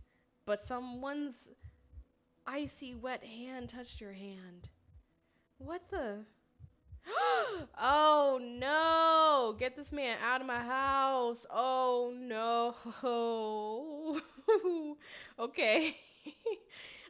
She's screaming. Outside the window, someone's bike bell was ringing as it drove by. It was light outside, and now she's stunned. Mom poked her head into the room and saw that you were not up yet. Okay, it was a nightmare. If you don't tell her about the date, she does get mad at you. Okay. Well, I was honest with her at least. You'll be late. Get up. Get ready. The minutes went by, but you continued to lie in bed waiting for your breathing to return to normal and your heart to stop popping out of your chest. The minute you closed your eyes, you again saw the lifeless body surrounded by flowers. The dream, well, she did say that the dream catcher actually helps you encourage dreams and nightmares. So I feel like, based off of her description, is doing his damn job, because all I've been getting every single time I've gone to sleep is a dream or a nightmare. In your memories, the body emanated a cold feeling from which you could not hide. You wanted to forget this image, but the corpse pursued you even in your dreams. The horror made its way into your bones. You were trembling under several blankets. It was impossible to get warm. You looked at the dream catcher. If this thing's the cause of all these dreams, perhaps I should return it to Mrs. Hill. Still in bed?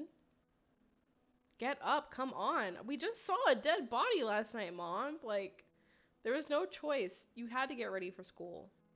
What should I wear today? Oh, we have. When did we get a Saintfour t-shirt? That's cute though. Pants with a shirt. No, I'm gonna go with the original one, the first one. That's cute. Alright, have a good night. Thanks for hanging out.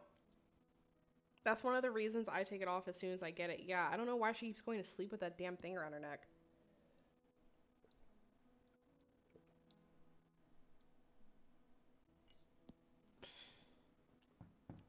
Sorry to take a water break. My voice is getting a little strained. I will be comfortable in shorts and my favorite blouse. It's exactly what I need. Your favorite blouse is a shirt that says Saintfour. Mom was already waiting outside. You just had to grab your backpack and head downstairs. There was a police car parked out in front of your house. Good. Good morning, Sarah. Hello. You and Luke will have to come with me to make a statement. Luke was already sitting in the back of the car. Oh, God. What kind of statement? They don't know anything. The kids just bumped into a body in the forest. That's more than enough trauma for them now, don't you think? It's up to us to find out whether they know something or not. Yeah, your favorite blouse is a shirt that you just got that has the name of a town you just moved to, like yesterday. Mom covered you with her hand as if she could shield you from the idea. Don't worry, Mrs. O'Neill. I'll get them back safe and sound. Mom reluctantly stepped aside. Be careful, baby. You were on your way to the car, but your mother suddenly called out to the sheriff.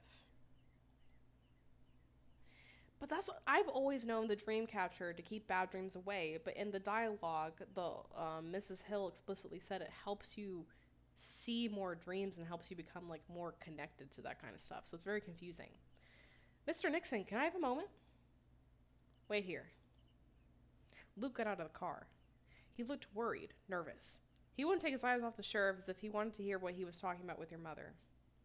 What's wrong with you?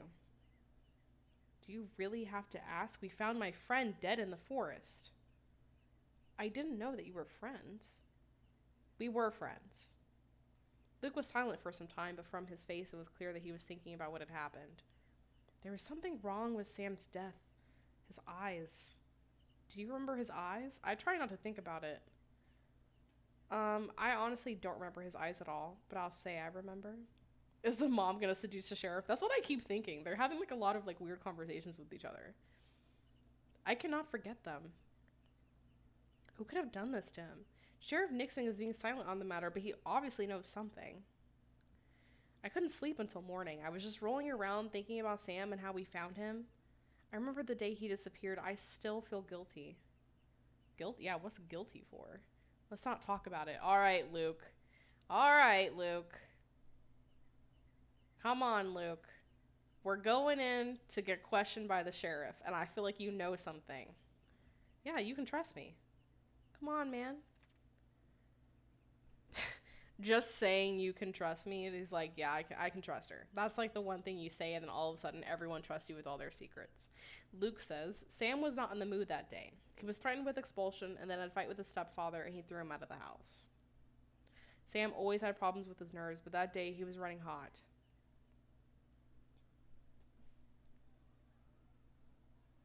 Oh my god, he's actually more disturbing as an alive person? I'm so sick and tired of all this crap. They want to expel me now? He turned to the school as if he was addressing someone in person. Go ahead, do it. Calm down, man. They're not going to kick you out. You're literally like half of the football team's success. But Sam wasn't listening. He was mostly talking to himself. And my stepfather throws me out? Guy drinks like there's no tomorrow and I'm supposed to sit there and watch him fall apart? He's dragging my mom along with him? How could she not understand? He was silent for a while, consumed by his own thoughts, and then he turned red with anger. Well, that's why I'm confused, KT, because like earlier in the chapters, or earlier in the previous chapters, she was like, oh yeah, your dad's gonna like, not gonna have any problems here. And I'm like, aren't you like married? I'm like confused. I'll teach him a lesson. Who? My bastard stepfather. Who else? What are you gonna do? You'll see. Oh no. Oh no. Yep. That's not good. Sam's anger didn't fade away, it only seemed to amplify. Oh no. I need to show this piece of shit what happens to those who don't let others live in peace. Sam took a stone, hurling it into the air, putting all his rage into a throw. Crash! There's a plot there with the mother. Okay. The window shattered. Sam was a great QB. He reached for another one. Alright, let me just switch back so you guys don't have to watch this ad.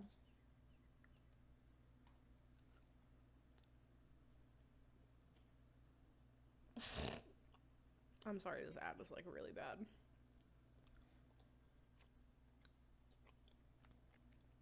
Are we gonna be able to like... That'd be crazy if you could like orchestrate a divorce with your father. That'd be insane. Okay, we're back.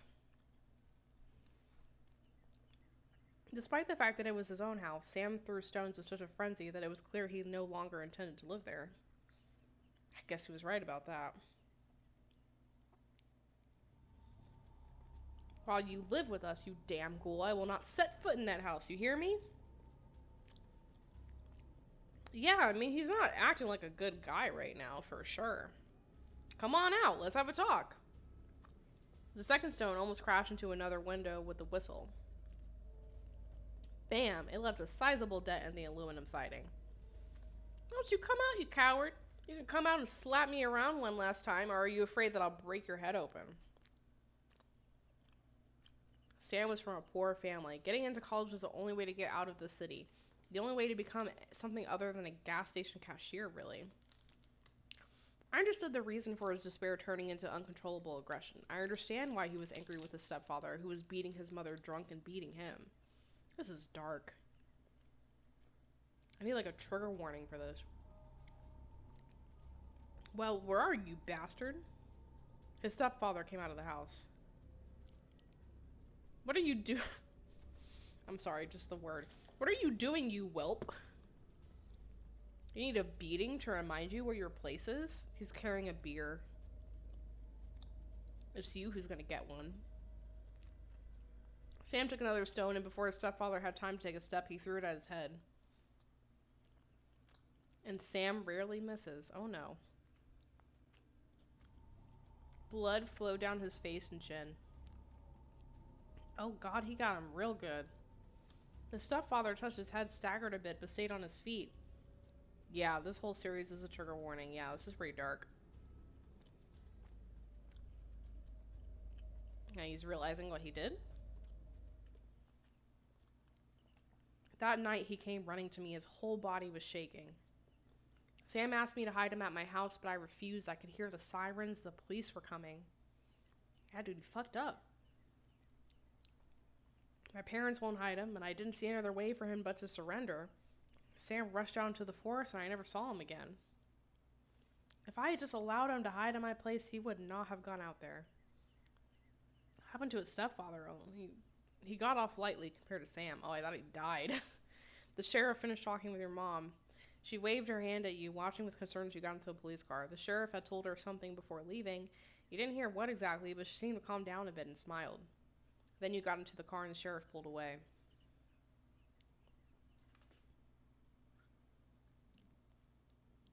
So our perfect Luke isn't so perfect. Oh, stop it. What? I never liked him. What is with everyone hating Luke? You were sitting in a semicircle. During the story, Derek had smoked at least half a pack. Half a freaking pack, you guys. Holy crap. When did you start smoking? You guys were all gone already. You used to know everyone in Saintfour. After so many years, all the faces had changed. Only a few remained. Derek was among them. Yeah, I would say Derek's probably jealous. Why didn't you leave too? He grinned. I'm not in the habit of running away. Damn. This voice. Well, it depends. For example, I didn't run from anything, but rather to somewhere. I ran towards the prospect of a better life, and I found it. Bobby straightened his suit as if to draw attention to it. Oh my god. Do you know how much this one cost? He accidentally brushed against the candle with his elbow and almost fell off the table. By the way, why are we sitting in the dark again? The power's out. Everything was working fine just recently. It must just be the fuse. Derek stood up, walked over to the shelf looking for something, and he took down a flashlight. It's deserved in my O. Are you talking about the stepdad? Yeah. KT said Bobby is pretty much Seth Green. I don't know if I know who Seth Green is. I'm gonna have to Google him. Narnia said, I take back what I said about choosing Derek. Yeah, I can't deal with the smoking. I'm not. It's kind of gross to me. I'll go take a look. Path of caution. Derek went outside. Looks like this often happens here. Why would you say that? Well, the weather hasn't been too crazy. The lights would be on. Plus, he knew it was a fuse. It's probably just old wiring. A gust of wind slammed the door. Bobby flinched. I don't understand how he can come here by himself. The door opened again and slammed shut with a new force, although this time there was no sound of the wind. Oh, not liking Luke is deserved? Oh. Well, that's my man so far. We'll see what happens. Creak, creak, creak. The floorboards creaked outside as if someone had run past. What's that? Maybe it's Derek? The door opened a bit. You went in closer to see, but it closed right in front of your nose. I'm just adjusting the volume a little bit. I don't know. You guys let me know how volume is. I feel like I can't keep up because there's some moments where it's like so quiet and there's like no music, and then you have moments with music like this. The door opened a bit. You went in closer to see, but it closed right in front of your nose. The hell? You carefully lowered the handle and looked outside, but there was no one there. Derek? His voice came from behind the house. Yeah? Is everything okay? Yeah, I'll just be a minute. Well, what is it? The lights turned on and then immediately went back out again. Apparently, we'll have to do with candlelight. With everyone gathered back again, you continue the story. We could all just go home too. Like, we don't have to do this, you know? We could all just go home. There's no rain. We could all just leave. Mr. Nixon was silent, focused on the road. You saw his face reflected in the mirror. It was serious, almost evil, with the clear traces of a sleepless night. You had never been to an interrogation before, and although you were not to blame for Sam's death, your anxiety did not allow you to sit still. You wanted to break the silence or just jump out of the car in an attempt to escape the tension. Crack! The car shifted. There was a crunching sound of breaking bones. What the hell? The sheriff stepped out of the car, slamming the door loudly. You and Luke jumped out after him. Mr. Nixon was squatting down by the front wheel looking at something. Stupid animal, tell me it's not baby. Stupid animal rushed right under the car.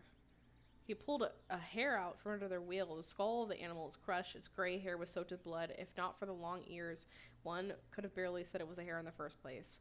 One of his one of his eyes had burst. The black mucus, smelling of swamp and decaying corpse, flowed out of its socket. What was it doing on the road? Apparently, something scared him out of the forest. Maybe escaped from a wolf or a fox only to run into a damned car. The sheriff threw the hair aside. Let's go. You turned to look at it. Its remaining bulging, almost bursting eyelid looked as if straight at you. Yeah, that's kind of gross. You and Luke recounted how you had found Sam, trying not to omit any detail. So that's how it happened? Every bit of it. Is that all? Do you have anything else to add? The sheriff and Luke locked eyes. Uh-oh. Uh-oh. They stared at each other with palpable tension in the air. Finally, Luke responded. That's all. The sheriff took something out of the desk. This we found in Sam's pocket. Why is he smiling? What is it? It's drugs. Oh. Mr. Nixon presented a small, transparent bag with gray powder at the bottom. Did you know that Sam was taking them? No. This drug affects the mucous membranes of the eyes and the mouth. If used too often, it begins to eat right through them. What do you mean by that? Does Sam ever mention it or those who were taking it? No, never. Was it because of the eyes that his drugs were like that? I'm gonna need a list of those that Sam spoke to regularly. He talked to tons of people. I need a list of them all, but first the names of those with whom Sam had any conflicts or disagreements. Mr. Nixon held out a piece of pen and paper. He watched for a while, writing as Luke wrote out the names. He noticed that Michael was third on the list. Uh-oh. In any case, everyone at the school will have to pass a drug test. What? How is that even connected? It goes without saying that you are not to talk about this. The last thing I need right now is town-wide panic. The sheriff fell silent again, looking at you. Sarah, could you leave me and Luke for a moment? You can wait for him at the reception desk. Okay, no problem.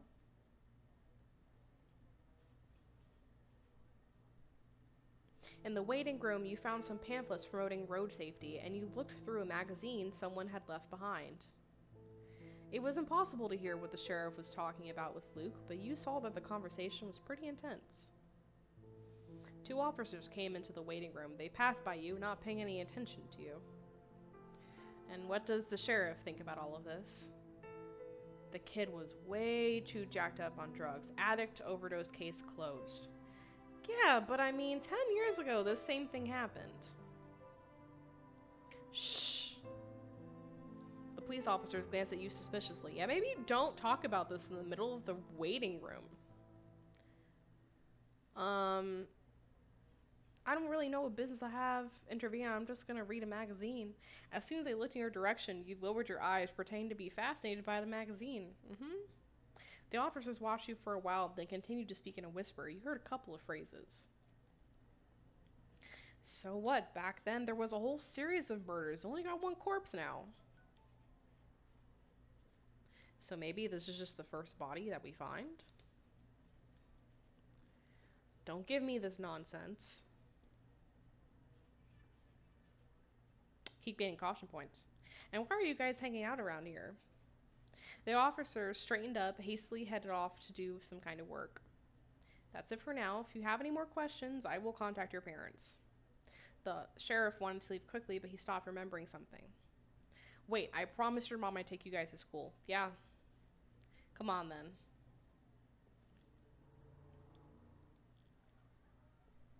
The police car attracted the attention of the other kids. Apparently, the police were a rare guest around here. I would say that Usually, having police show up to the school is an event. You noticed Candy walking through the parking lot in the direction of the school. For some reason, you didn't want her to see you and Luke together again. Hastily saying goodbye, you jumped out of the car and ran to your friend. Have you heard the news? I had nightmares all night after that. Okay, looks angry. Candy strangely recoiled from you and walked on. What's wrong with you? She abruptly stopped and you almost crashed into her, and then she turned to you. You went on a date with Luke. Here we go. Mr. Nixon told Derek that you guys were together. But you said that was fine and that you didn't mind. Yeah, I know. But it's hard for me. I think I'm still, like, you love him? Okay, she looks sad. Let's talk about it later. Miss Baker hates for us to be late. Okay. Despite the fact that the lessons had already begun, a lot of kids were crowded in the corridor. I grew up with 4 sisters, so much drama with boys. It's so stupid. I hate that whole, like, oh, you went on a date with this guy. I'm like, who gives a fuck, my guy? Like, just go find your own, just go find someone new. Like, no one has to pause their romantic life because you're upset. When you walked in, everyone seemed to stand still for a moment and then began to whisper. As soon as you took a few steps forward, a guy approached you. You found Sam? We look at him, irritated silence. He was murdered, right? What? There was a lot of blood? Questions about Sam overwhelmed you. Many had already heard that you and Luke went to make a statement with the police. Most annoying thing about living in a small town is how quickly rumors spread. This shit is so upsetting. Even the janitor listened to the conversation, looking at you suspiciously while pretending to clean the floor. He said, I have a lot of sisters, different moms, same dad. With my little sister, same mom, different dad. Yeah, I have a few. I have like siblings from like the same biological parents, and I have like step siblings and I have half siblings, so I understand. Bro, this janitor is weirding me the fuck out. I don't like that. I don't like that. You wanted to pass by, but your path was blocked, and the questions about what had happened didn't let up. What's the sheriff say about it? Any suspects? God, this guy is so fucking annoying. Everyone looked at you waiting for any answers you had. The janitor tore a leaflet from the stand talking about the disappearance of Sam and stared you down again with interest. Oh no. His gaze was heavy, observing which only you seemed to notice. You felt uneasy. You thought about the parents whose hopes of finding their son were ruined that night. Michael approached you with some girl. Here we go. Oh god. The others parted before them as if they were some kind of royalty, but they seemed to do it unconsciously. I heard you found Sam. Yes. What were you doing in the forest? Not the best place to walk alone at night. I was with Luke. With Luke? What were you doing there? Do you have something? Oh, do you have something going on with my brother? Calm down, Adele. I will not let Luke have her. She's out of his league. Oh my god, what is happening? What? Adele looked at you with such hatred that you were taken aback. Who are you? My name is Sarah. Um, can't say it's nice to meet you. Huh? Oh, she's pissed. Haha! I don't know, let's imagine. Can we just agree that she's hot? God. Oh my god. From Michael's gaze, you felt your face flush and you turned your eyes away in embarrassment. I have to go. See you soon. As if suddenly remembering something, Adele approached you and hissed in your ear. And you stay away from my brother, understand? The bell rang, straining, as if warning that being late is indeed punishable. Alright, creep ass janitor, I agree. I don't like the way he looked at us unblinking. Looks like a creepy version of the janitor for Scrubs. And Michael, old thirsty ass, I agree, man. Michael annoys me so much, all of his weird faces. He just doesn't seem like a fun guy to be around, to be honest. When you enter the room, Candy lowered her eyes, pretending to read her notes. Michael is horrible. So much Michael slander in the chat right now. I'll speak first. I hope that Miss Baker will leave us alone today. She's silent. She scares me, to be honest. She scares everyone. Girls, are you talking again? I'm afraid. I'm afraid I'll have to teach you a lesson. Miss Baker stood at her desk, nervously biting her lips, and her eyes did not linger on any one person, but danced from one student to another, giving the impression that she herself didn't understand what she was talking about. Dude, I can't wait to get more into the story, because this Luke hate, holy crap. I'm like really charmed by him, and everyone in the chat clearly knows something I don't. Don't give me any spoilers, please. No spoilers in the chat, but holy crap.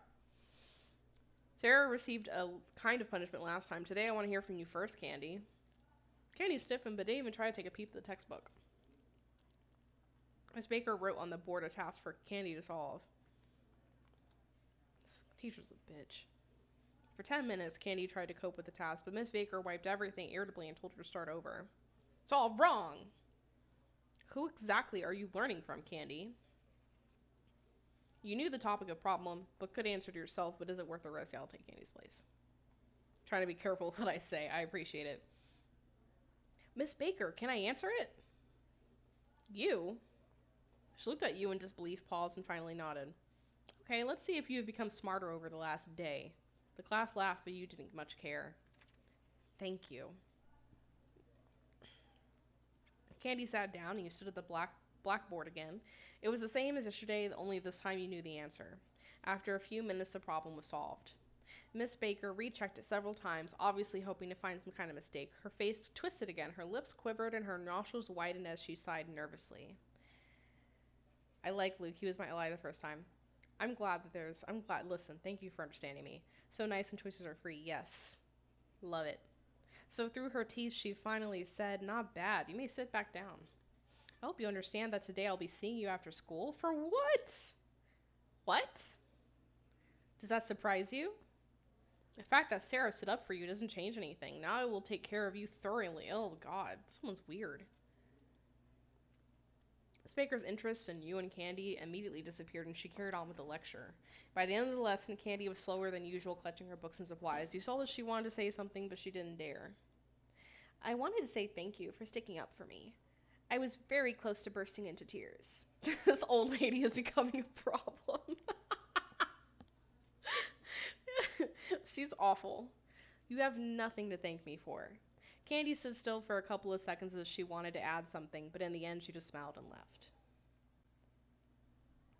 In the hallway, you ran into Derek. Where are you going?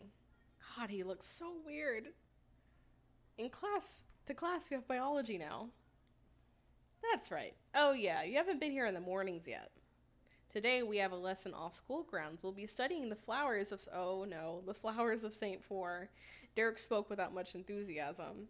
Everyone is already outside. We better go. The school bus's engine was running and the doors were open, waiting for everyone to take their seats. There are a lot of people, much bigger than our class. Yeah, we go with the graduates. Where? To the forest, I think. Oh no.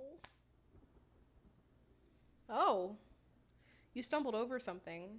What's this? In the dark, you did not... Oh, this is a flashback. You did not immediately see there was a man. Your first impulse was to skip biology today, but Derek was already pushing you onto the bus, cutting off all escape routes.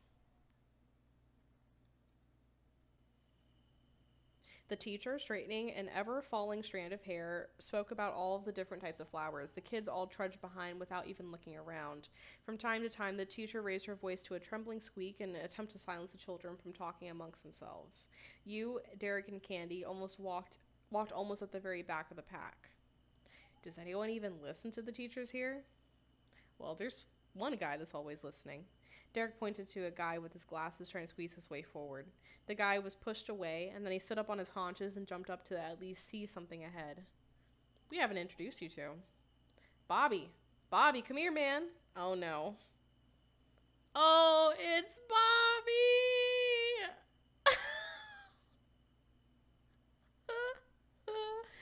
oh, leave me alone. Come here, I want to introduce you to someone. Bobby reluctantly approached you.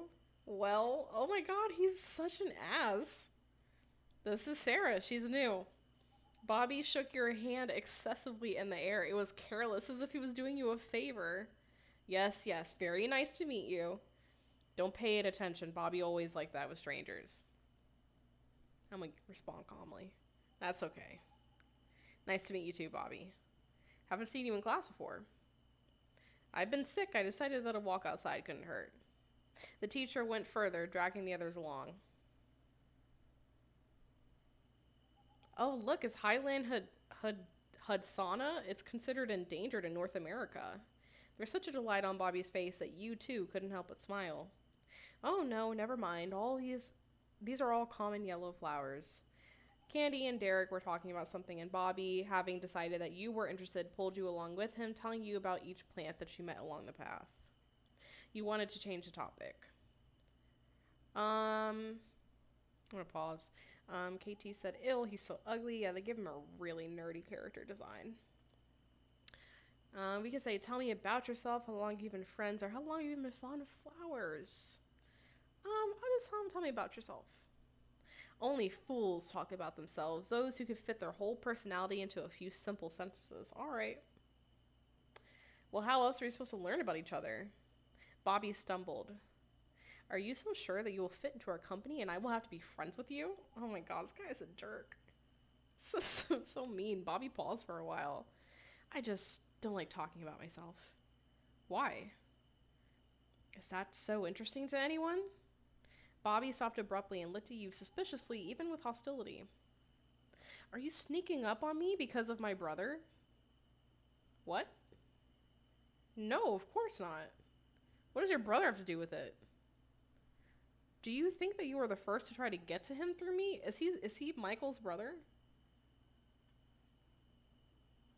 I don't even know who his brother is. Oh, of course, these flowers have nothing on you, but they are the best in this rotten place. Michael sneaked up to you somewhere from behind and handed you a hand-picked bouquet. Oh, God. They're beautiful. Aw, a bouquet of daisies, a bouquet of irises, a bouquet of lilies. So I have a soft spot for lilies, so I'm going to choose lilies. It's a fun question. What is your favorite flower? If you have a favorite flower, let me know. Oh, slight trigger warning for an upcoming scene of lack of consent. Thank you, Princess Ari. That is very important to note. Very important to note. I love lilies. Thank you. Oh no. Seems like something's gonna happen based off of how Chad is reacting. I'm glad you like them. Well, I told you. Wait, you guys are brothers?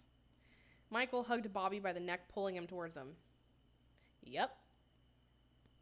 Don't we look alike? Get your hands off me.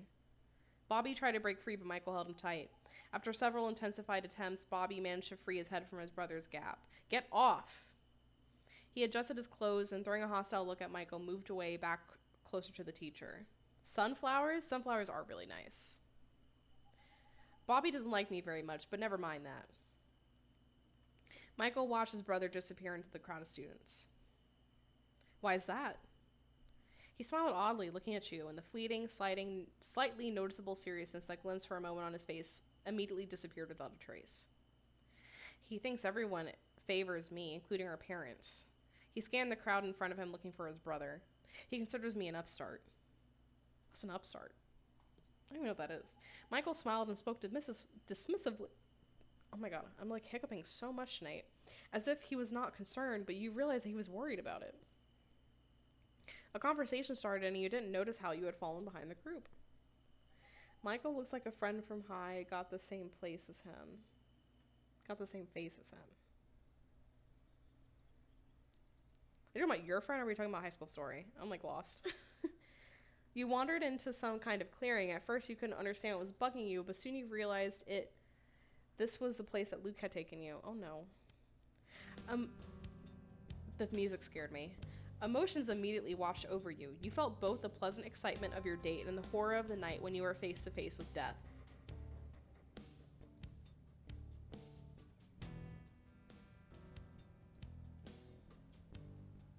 What are you doing? Michael laid down in the grass, arms stretched wide. Everyone complains about the weather at Saintfour, but do you know what I like about it? What? The clouds. Clouds? Yes, the Saintfour sky is always covered with clouds, and you can just fly like this for hours watching them float. Lie down here, see for yourself. I see it like that too. No, you have to lie down to understand what I mean. Michael jumped up, grabbed your arm, and pulled you down. You fell on him. You wanted to move away, but he only leaned closer to you. His proximity made you feel hot. As if reading your thoughts, Michael smiled, opened his arms, and let you lie down beside him. And now look.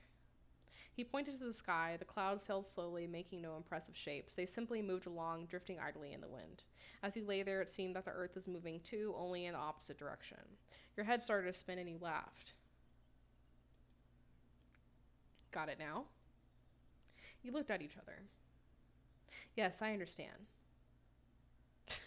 Throwing up signs. Michael's eyes changed. He became very serious. Before you knew what was happening, he had pulled you back towards him, passionately kissing you. You tried to escape, but he pressed your hands to the... Ew! No. Surrender to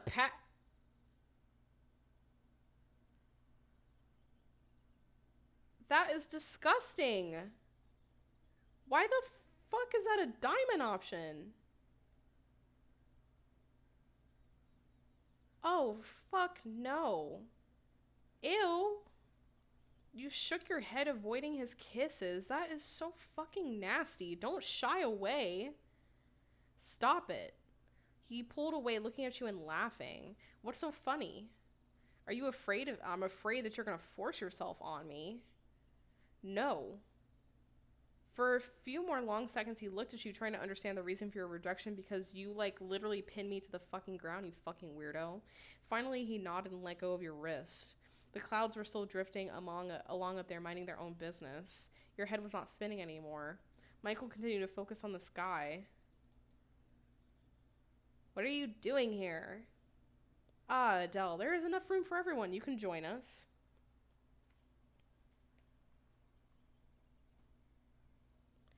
Michael looked relaxed, even bored. He did not seem to care about Adele. He jumped up and shook off the grass, trying not to look up. We were just looking at the clouds. Don't make excuses. We were just looking at the clouds until you fucking forced yourself on me, you fucking asshole. Michael slowly got up as well. You think you're the only one he watches the cloud? Bitch. Bitch. Bitch. Bitch. I know that we are not competing for this creeper about who watches the clouds with him. Come on. You think you're the only one he watches the clouds with?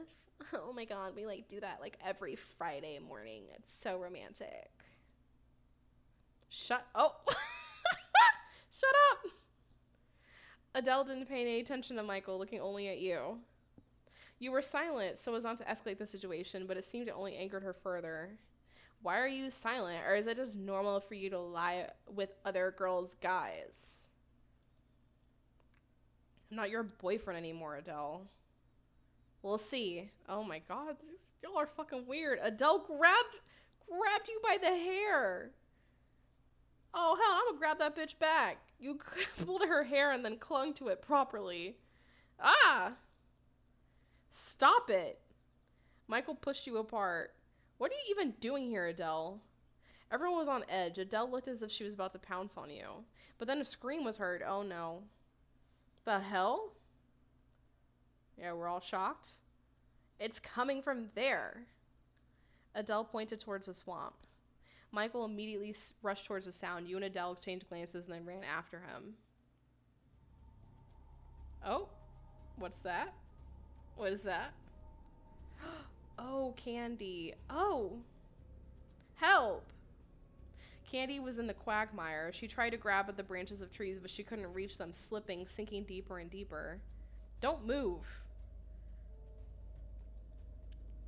Michael grabbed the tree trunk with one hand and held out the other one towards Candy. Grab my hand. I can't reach. Oh, wait. So I just realized her name said Sarah and not Candy. Okay.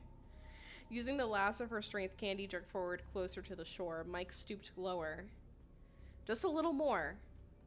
One last push, and Michael grabbed Candy by the hand, then the second one, and pulled her onto dry land. Candy fell to the ground in exhaustion, breathing heavily. She was squeezing in a stranglehold some violet flowers. They were the same ones you saw beside Sam when you and Luke found them. Candy barely made it out alive, and yet she did not let go of the bouquet. A familiar smell hit your nose. The flowers smelled pleasant, but now they were only associated with death. You tried to get rid of the obsession, tried to not look at the flowers, and focus on your friend. Candy was trembling from sheer fear and shock. Candy, are you alright? You wanted to calm her down, but she pushed you away. If it weren't for you, I wouldn't have... Huh? What? If it weren't for you, I wouldn't have fallen into the stupid swamp. What are you talking about? You called me here. Oh, I didn't call you anywhere.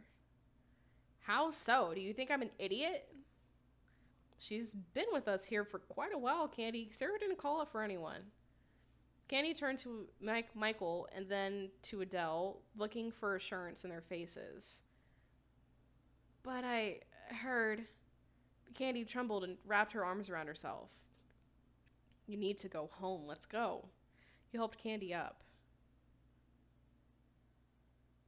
Okay, let me just pause, look at chat.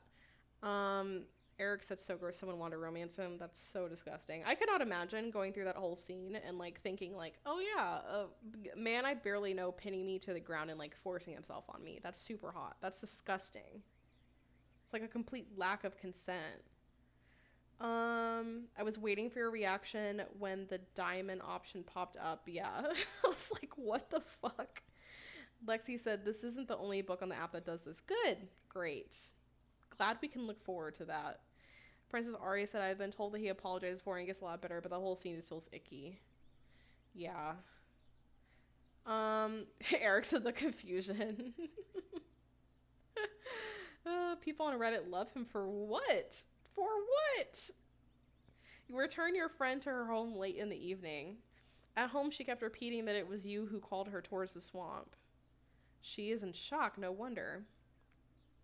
On your way home, you kept thinking about everything that had happened since the day you arrived in Saintfour. This town is small, but there's more going on here than all of Baltimore.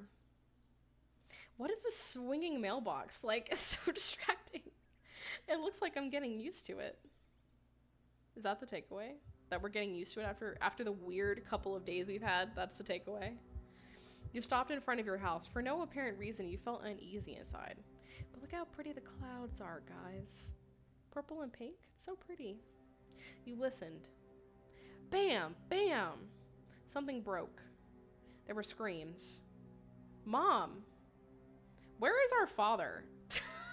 Like, can someone explain, like, where our dad is? Okay, I have 2 courage, 6 caution, 7 images, and, I am gonna go ahead and watch the ad, because I do. What is this? Okay, let me switch out so no one else has to see this. I am gonna run and take a... What is this? What app is this? They just showed something. I looked at like choices and I didn't know if it was choices app. I don't think it is. I'm gonna run and take a quick break. But I will be back.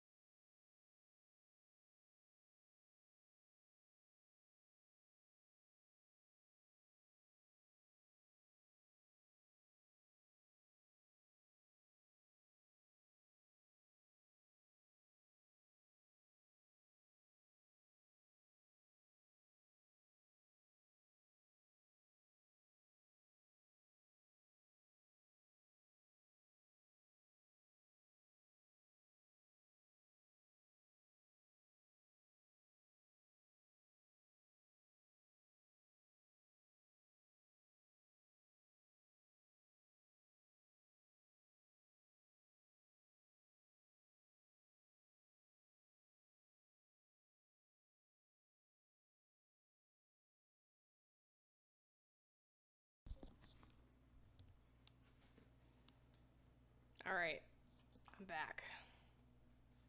Got myself some tea.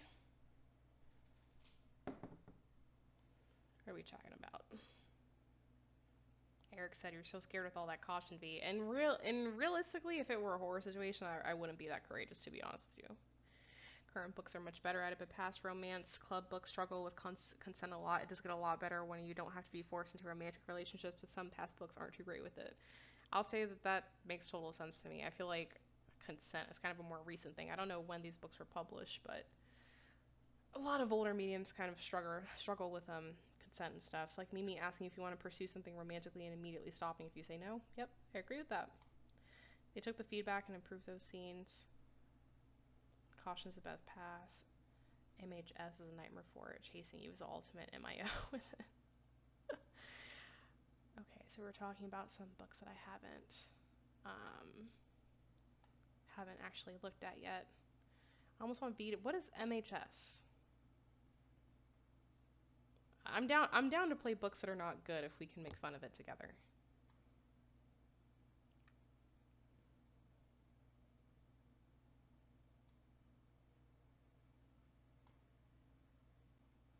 My Hollywood Story. Oh no. Yeah, no, I heard from some people that wasn't that great. Book. Let me just go ahead and watch this ad really quickly. Oh my god, it's one of those Gardenscapes ad.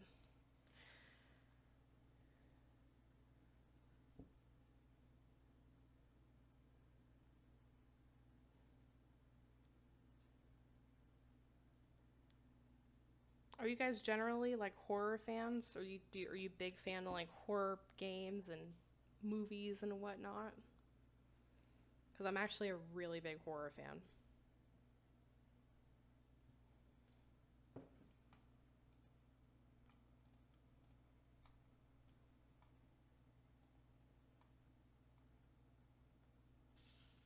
My Hollywood Story. I'm pretty sure the writers were on something with peace and love. Yeah. I'm pretty big into horror stuff. I want to play some horror games on stream. That'd be fun. Okay, let's start with episode 4. Danger awaits at every corner in Saintfour. God, these freaking ads, my guys. Come on. I usually hate horror, but I enjoy the story as well as the It Live series. Okay, that's fair. I'm not that into horror actually. Horror is one of those genres that I think you're either really into or you just usually can't stand it. But that's interesting. What do you feel like is different from like the normal kind of horror stuff that you see versus like let's say like in It Lives or The Story? I love horror. I think season 3 is inspired by American Horror Story, one of my favorite shows. I tried to get into American Horror Story, but I just couldn't. And it seems like all of the seasons kind of build up on each other, so it's difficult for me to try to jump in mid-season. Although Sarah Paulson is in one of the seasons, and I freaking love her. All right, chapter 4, The Chase. Mom. Crash. Shards scattered throughout the living room. Scoundrel. Oh, y'all, if y'all are just joining, ooh, we are in a tense moment. Scoundrel, liar, cheater, crash. Mom grabbed the dishes, silverware, anything within arm's reach and threw them at your dad. Ooh, he tried to dodge them the best he could. Stop it. Oh, there goes our father. What's going on here? Mom abruptly turned around, nervously straightening her hair. Here's what? She handed you a letter. A subpoena? I'll explain everything. He is being accused of complicity in money laundering. Mom collapsed onto the sofa and burst into tears. Dad sat on his knees before her, trying to look her in the eyes, but she turned away, angrily shrugging her shoulders. Dad, is this true? Everyone makes mistakes. Oh no. But your mistakes will cost our family everything. Can you go to jail for that? Mm-hmm. They'll lock him up forever. Stop talking nonsense. I did it for your sake, and now you accost me with this? You should be thanking me, you ungrateful. Dad came up to you and kissed your forehead, hugging you. Oh no. He wanted to show fatherly affection, but it seemed ostentatious. You barely restrained yourself from pushing him away. We'll manage somehow. Somehow. We just got out of Baltimore and moved into this hole. Your mom was trembling from the emotion. She looked pale and emancipated, and seeing her like this, your anger for your father only multiplied. Um, let's just reassure. Let's just reassure. Mom barely managed to get to her feet, and you helped her get over to and sit in the chair.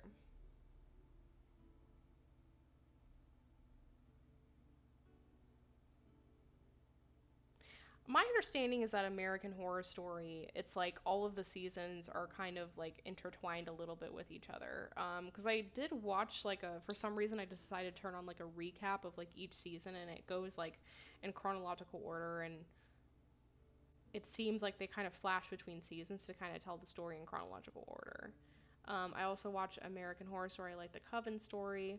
For instance, Ari said things reading the characters. I like reading those books, freaked me out, and I was willing to risk it all for the characters. Also helped that a lot of people kept telling me to read them and that they were their favorites. Yeah.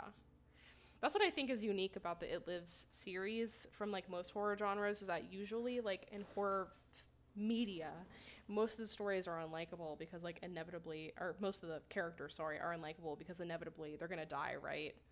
Um, I wonder if they do that on purpose.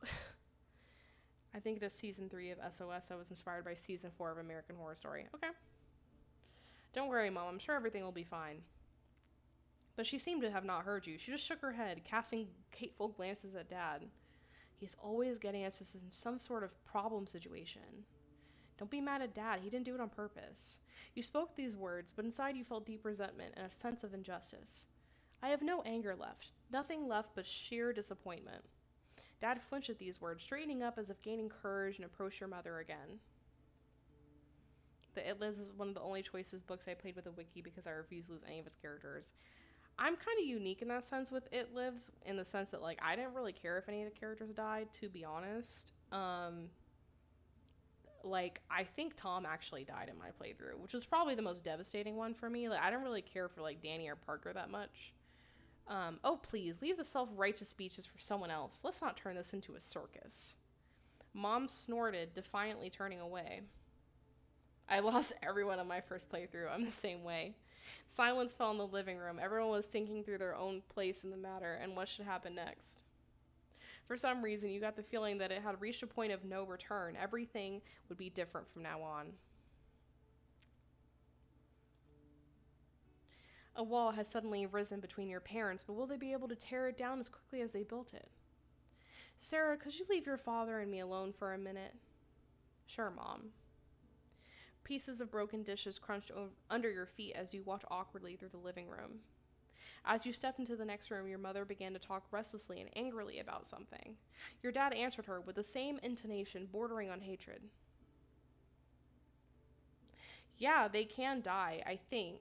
Um, yeah, look it up actually. I think there's a couple of scenes where you can like you can go on YouTube and like search "It Lives Below" and like death for the LIs, but I do think they can die. I do remember watching a really gruesome scene with Tom.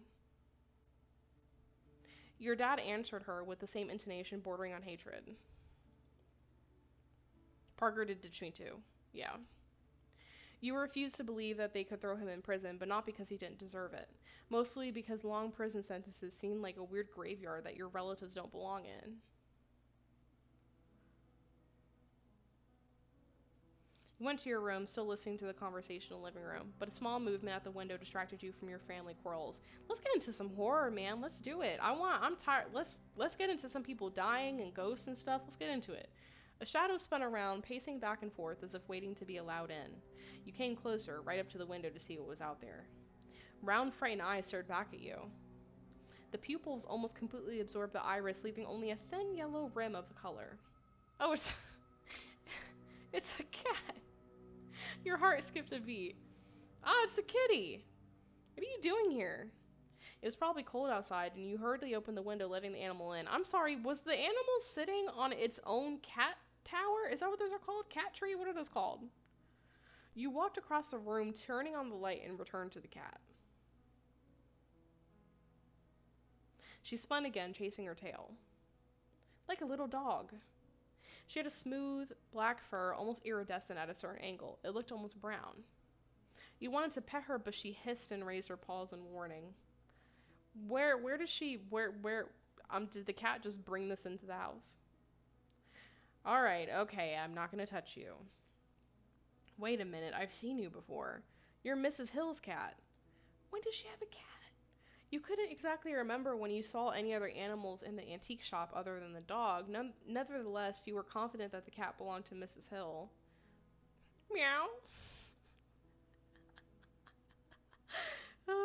Yes, you. The cat spun again, this time stomping in place with his paws and preparing to go to sleep, and then lay down and curled up in a circle.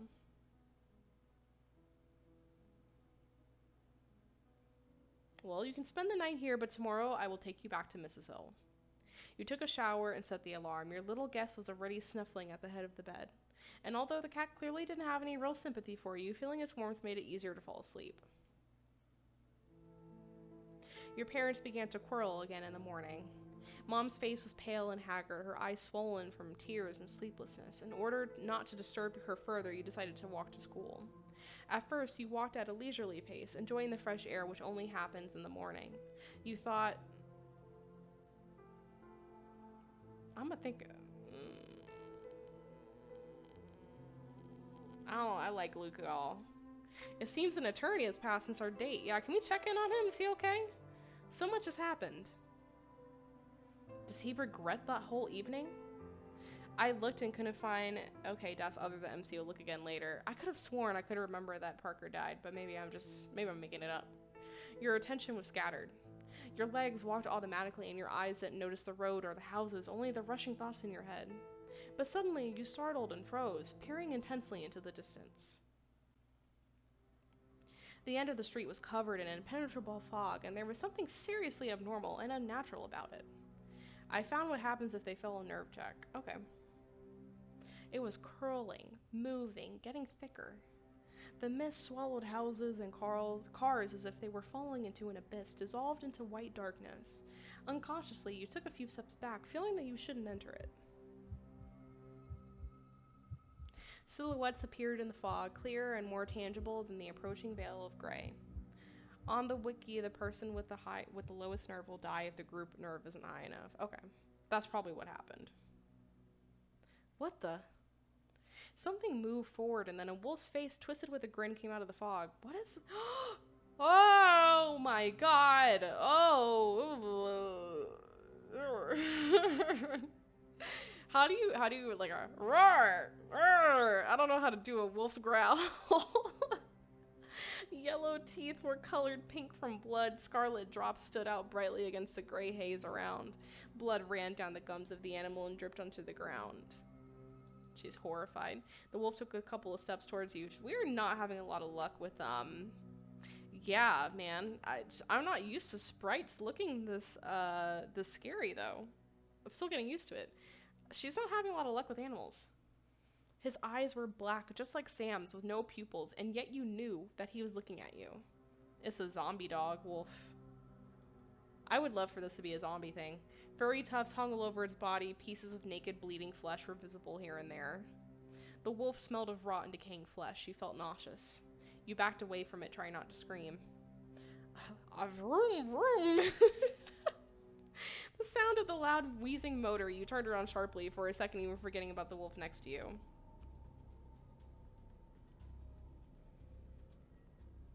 The bright headlights blinded you, and you jumped to the side. The car, screeching wheels, rushed forward. It flashed a millimeter away from you and drove right through the wolf as if it were a part of the fog. What was that? And then the air filled with the smell of burnt rubber. The noise of the car engine faded, and the wolf was nowhere to be seen, but the feeling of something terrible approaching intensified. The fog was blinding. It was everywhere. Dense, snow white, and dangerous. How do we know it's dangerous? Vroom! Okay, car come back. Who are you? Vroom! The car began to approach again, gaining speed. Cutting through the fog, it flashes headlights, yellow at first, and then they seem to turn to a bloody color. The huge front bumper resembled the mouth of a bear ready to tear you apart. Can we get out of the fucking street? Like, what is happening? You rushed along the road, not yet realizing that the car was chasing you. The pickup was a mere 30 yards away and continued to accelerate. You had to constantly dodge in order to not fall under the wheels. You heard them spinning, getting closer and closer. The pickup scraped against someone's fence and it fell to the ground. The truck was old and rusty. Every time the driver switched gears, it made sounds similar to the screech of a dying animal. Rah rah! I don't know, what is that noise? The sound filled the silence and echoed around the neighborhood. The driver floored the gas pedal. Is this guy actually chasing me? Uh-huh. You ran down the street, gasping either hysterically or from lack of oxygen. It became unbearably hot, and it seemed that with a few more seconds of this chase, you'd lose consciousness. Whoosh! Ah! You barely managed to turn the corner when the car sped past, leaving a cloud of dust behind it and knocking over a garbage can. As it turned back, the rear gate of the pickup swung open and a deer carcass fell onto the street. This is the weirdest action sequence I have ever read. Okay, she says ah, but she looks kind of irritated. The neck of the animal was broken. A long tongue fell out, and a few flat worms flopped onto the pavement, and then slowly crawling back into the deer's throat. The smell of organic rot filled the air again. The deer's stagnant blood soaked the road. What an abomination! You realize that someone in this pickup intentionally wanted to kill you, that you could be one of these carcasses. Okay, so she's horrified with that realization, and then the car comes back. Whoosh, we're not done with the car yet. The pickup drove past you and then immediately turned back. You ran around the corner into the courtyards hoping to break away. This is an intense chase. Wow. Oh, come on. Come on. Not again. It is such a mood killer when you're in the middle of one of these like heavy action scenes and then an ad pops up.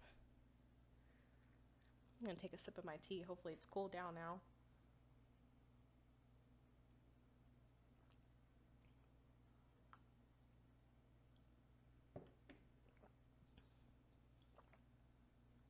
Yeah, I mean it's good. At least it's a good break for me to drink some liquids.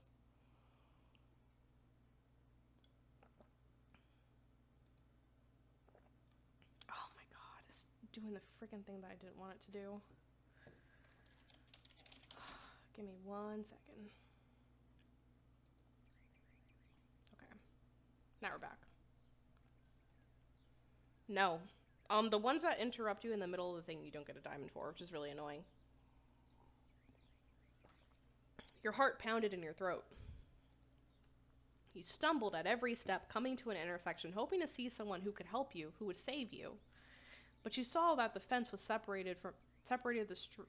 Whoa. But all you saw was a fence that separated the street from the forest. No one was around, and your echoing heartbeat was living proof that this was not a dream. God, come on, y'all. God damn, this fucking car. Oh my god. Room. I'm tired of this bitch. The car came to a stop behind you and just idled there as if expecting further action.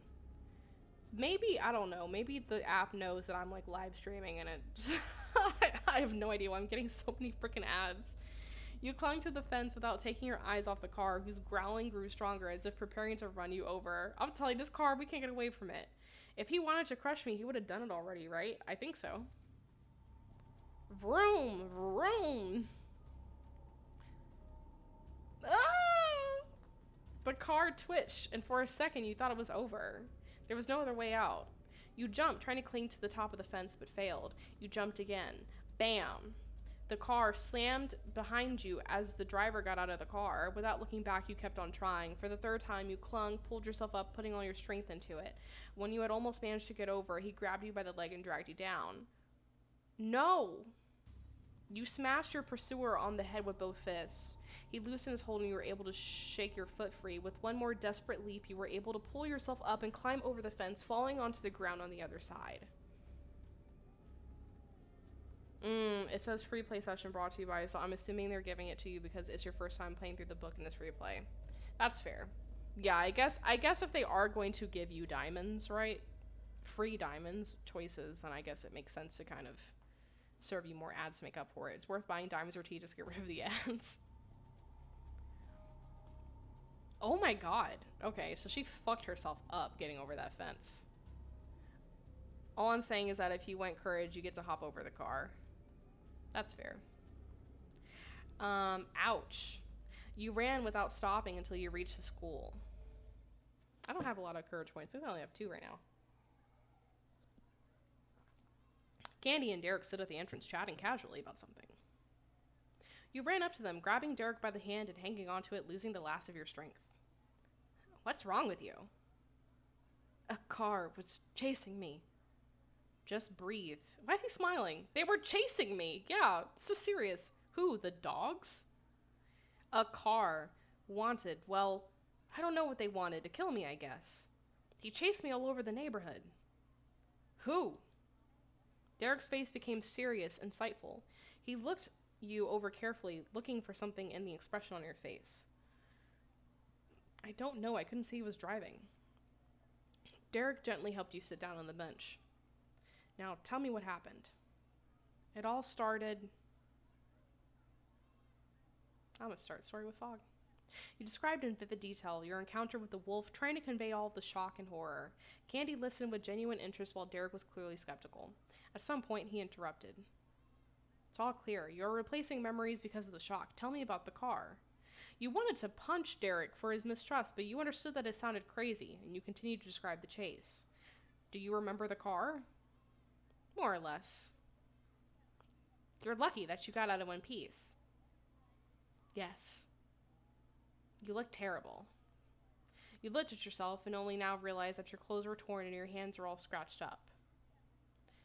Come on, let's get you cleaned up.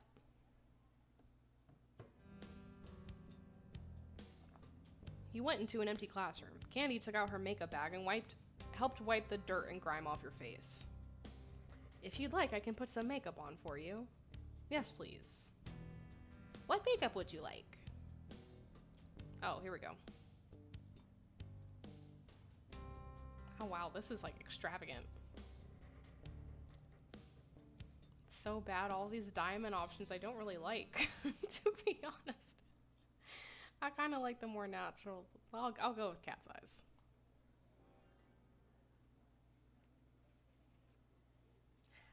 Your eyes are just made for little arrows. Watch out, guys.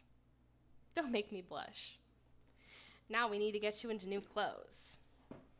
I always kept a change of clothes in my school locker. Who knows when one may need them. Okay, more diamond choices. Shorts and top, that's cute. That's cute. Skirt with a sweater and a coat. I'll go with this one. Gotta love free diamond again, guys. I like denim. It's trendy now, nice choice. The day's classes began. You noticed that many were again whispering and looking at you. This is either candy or do they know about the chase? Oh, you can take off the dream catcher. Nah, there's no way. They would be questioning me about it already if they knew. At lunch period, you, Candy, and Derek went out to the hall, but even there the whispers did not stop. You froze near one of the classrooms when you heard Steve's voice. Are you sure? Of course, Michael told me all about it himself. Come on, are you that close with him? For sure. We're like best friends. I feel the same sometimes, especially with the diamond makeup and Moonborn. I think the free ones always look better. Yeah, I'm not a huge fan. Let's go and take off this Dreamcatcher. It's just like, ugh, Dreamcatcher's killing my vibe, guys. No, what did I do? That's not what I wanted to do. Dude. Hold on. Sorry, I'm clearly struggling with this. There we go. I don't know why that was so hard for me. What exactly did he tell you? It's exactly what I told you, that they did it right there in the meadow. He said, Sarah, pounce him like a... Fuck this guy. Pounce him like a cat. Ah. You pulled away from the door, covering your face with your hands. I sincerely doubt Michael said any such thing to you. Everyone knows that you're a gossip and make up stuff. Okay, I guess this is from us having like a high image. Hey. Maybe Michael just wanted everyone to know. Derek shook you, grabbed your arm, and pulled you away from the classroom. Don't listen to this crap. This type of thing is expected from Michael and Steve. Yeah, we know that none of this is true. He's lying. That is crystal clear. It is really not worth to get involved with Michael. Those two guys bring nothing but trouble. I agree with that. I had nothing going on. Girl, we understand. They believe you. I had nothing going on with him. As you can see, it doesn't take much for a rumor to start. Low image will make you look slutty. Oh my god. Michael's grinning face appeared in front of you and your rage took over. She's pissed off now. I've done low image path before, they all believe him. That sucks. The dining room was noisy. Many students came here not so much to eat, but to gossip. The voices, male and female, were heard from everywhere, but at times lulling a bit quieter, then resounding with new force. Michael sat surrounded by the attention of the others at the table. He was talking about something, everyone was laughing. The fact that he was pleased at all of this angered you even more. Michael noticed that you were approaching.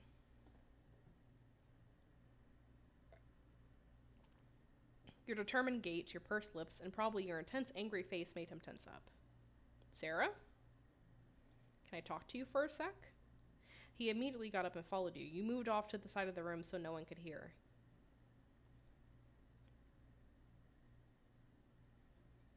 What's the matter? You don't know? No. You started a rumor about us.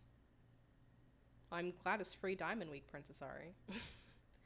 What did I do? Don't talk about me anymore. Michael took a step towards you, but you recoiled. That's all I wanted to say. You were about to leave, but he grabbed your hand. Let me go. Not a chance? Hell yeah, I'm gonna fucking slap the fuck out of this motherfucker. A slap silenced everyone in the cafeteria for a second. Ooh, look at the red mark on his face. Oh, I got him good. Then the deathly silence gave way to even more noise. It was clear all eyes had been on you and Michael. That face, though, that hand imprint, I must have slapped the shit out of him. Someone whistled and someone else urged you to slap him again. Michael paused. A barely imperceptible imprint of your palm was left on his cheek. You thought he would get angry, but the next moment he smiled. He burst out laughing. I like it when you have ew. Oh, get me the fuck away from this guy. Yeah, this is disgusting. To hell with you. While leaving the cafeteria, approving exclamations followed behind you.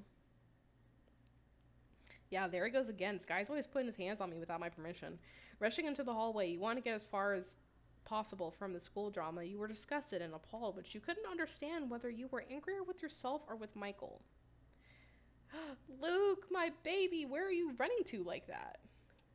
Ah, hello, I did notice you there. You look like you're about to cry. Is it because of the rumor? Do you believe them? The question came out more forcefully than you intended. Well, we gotta know. No, of course not. Guys like Michael need to maintain their popularity. Apparently, there were no other ways left for him, and he decided to puff up himself at your expense. Michael's a jackass. Come on, let's go get some air. Okay. This dude is into BDSM. Are you talking about Michael or Luke? I'm assuming Michael. Where are we going? You'll see. My secret place. Oh. You climbed up an access ladder onto the roof of the school. A cold wind hit you in the face and whistled in your ears. Michael? I guess, with the whole smiling and slapping at him and stuff, maybe. The fresh air and mild coolness calmed your nerves. You silently walked across the roof, looking down at the schoolyard with its tables, at the forest, at the distant horizon. Do you like it? I like it a lot. He smiles. Luke smiled, and you realized he was trying to impress you. It's very nice up here. Yes, it is. I always come here during lunch. It's a pity that it's getting cold. Do you always seek out private places? I don't really do crowds. Aren't you hungry, by the way? Did you bring more wine and croissants, Luke? I didn't pack a lunch. That's okay, I got you. What is this? This man's like a chef. Luke took out several containers of food. Our family loves to cook. Take your pick. Wine with croissants. Okay, an arugula salad. Meat sandwiches. I'll have the sandwich, thank you very much. To be honest, I'm hungry like a wolf. Very interesting simile after, what we just went through. Then a salad won't be enough. I hope you like chicken. Yes, thanks. You sat on the parpet. Ah, yes, a chef that only makes salads. And it's when he says, like, my family loves to cook, and then brings in two things that you don't have to cook. Wait, it's cold out here. Better sit on my briefcase. This man has a briefcase? Thank you. There were not many people in the schoolyard. Apparently, the students got scared off by the cold wind and they decided to stay inside.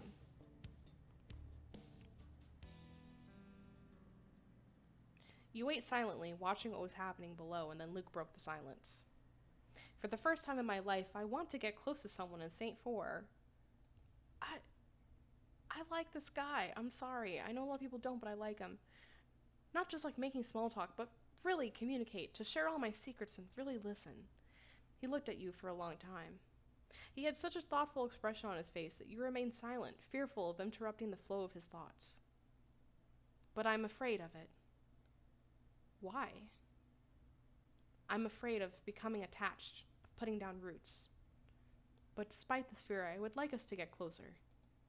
He talks very scientifically. I feel like you might also want this. Luke jumped down off the parapet, is that how you say that? I don't know what this word is, and stood in front of you, holding your hands. Since we first ran into the forest, I just couldn't forget your face. And today, when I saw you upset, I understood. He fell silent. You looked at each other without saying a word. Luke's hands wrapped around your waist, slightly pulling you towards him. His breath burned on your neck. Do I want this? Luke froze, watching your reaction. Yes, I do. I like you too. Luke's eyes widened with surprise and joy.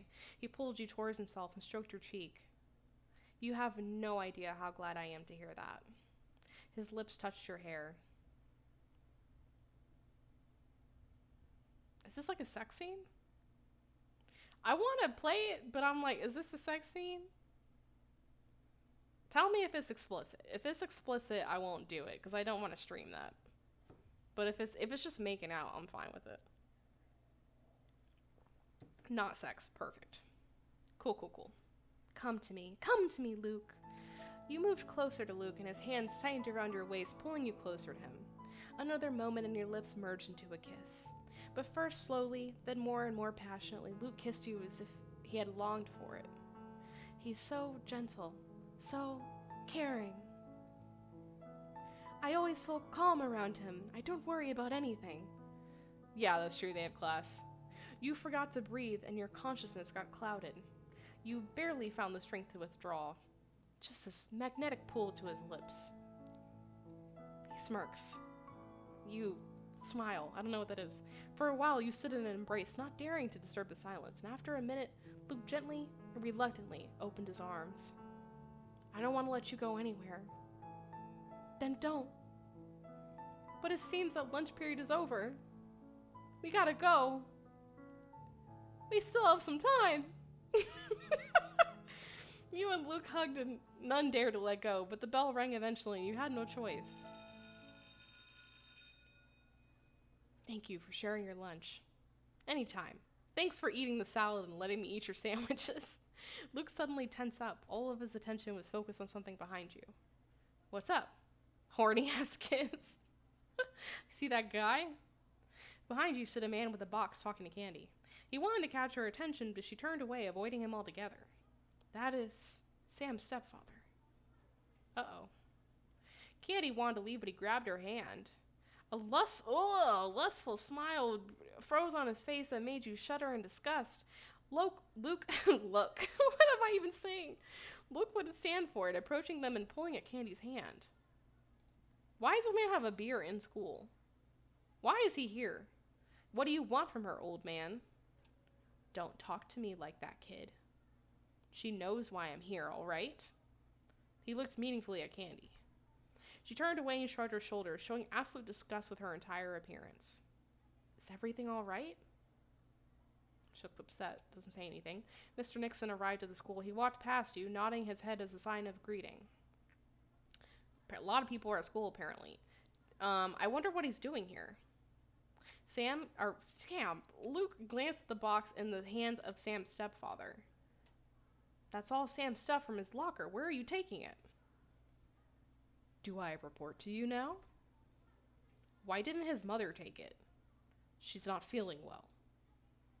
You'd do something to her too? Sam's stepfather startled, looking at Luke, and then sharply pressed him against the wall. Uh-oh. I'll not hear your nonsense, boy. Let him go. Love the beer. Yeah, this guy's just openly carrying a beer bottle in the middle of the hallway. I'm gonna try to break him apart. Sam's father hovered over Luke, frightened that they'd start a fight. You got in between them. What do you think you're doing? Exactly what I have to. Get off of him. Sarah, I'll sort this out. Luke gently pushed you aside, shielding you with his body. Grimaces, he growls at his father, Sam's stepfather. He looked at Sam's stepfather as if he was going to hit him. Feeling that Luke was on the verge, Sam's stepfather laughed and raised his hands up in the air as if giving up. Okay. Better that you return to class than be out here pestering people. Yeah, maybe we'll get a chance to discuss this again. Sam's stepfather grinned and then headed towards the exit. Where he'd gone, Luke immediately relaxed and then turned to Candy. You okay? I'm fine. Thanks for coming, though. I don't know how to get rid of him. Whoosh! A familiar sound made you freeze. Your heart pounded in your chest. Whoosh! Ah, that's it! What's wrong with you?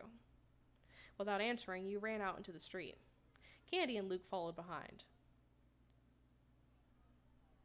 Whoosh! What is this car? Sam's stepfather had started his... Oh, it was his car! Throwing the box with Sam's things into the seat next to him like it was rubbish. This man was trying to kill me because I found his stepson's body. Did you see a ghost? Worse. I think it was Sam's stepfather who chased me this morning. What makes you say that?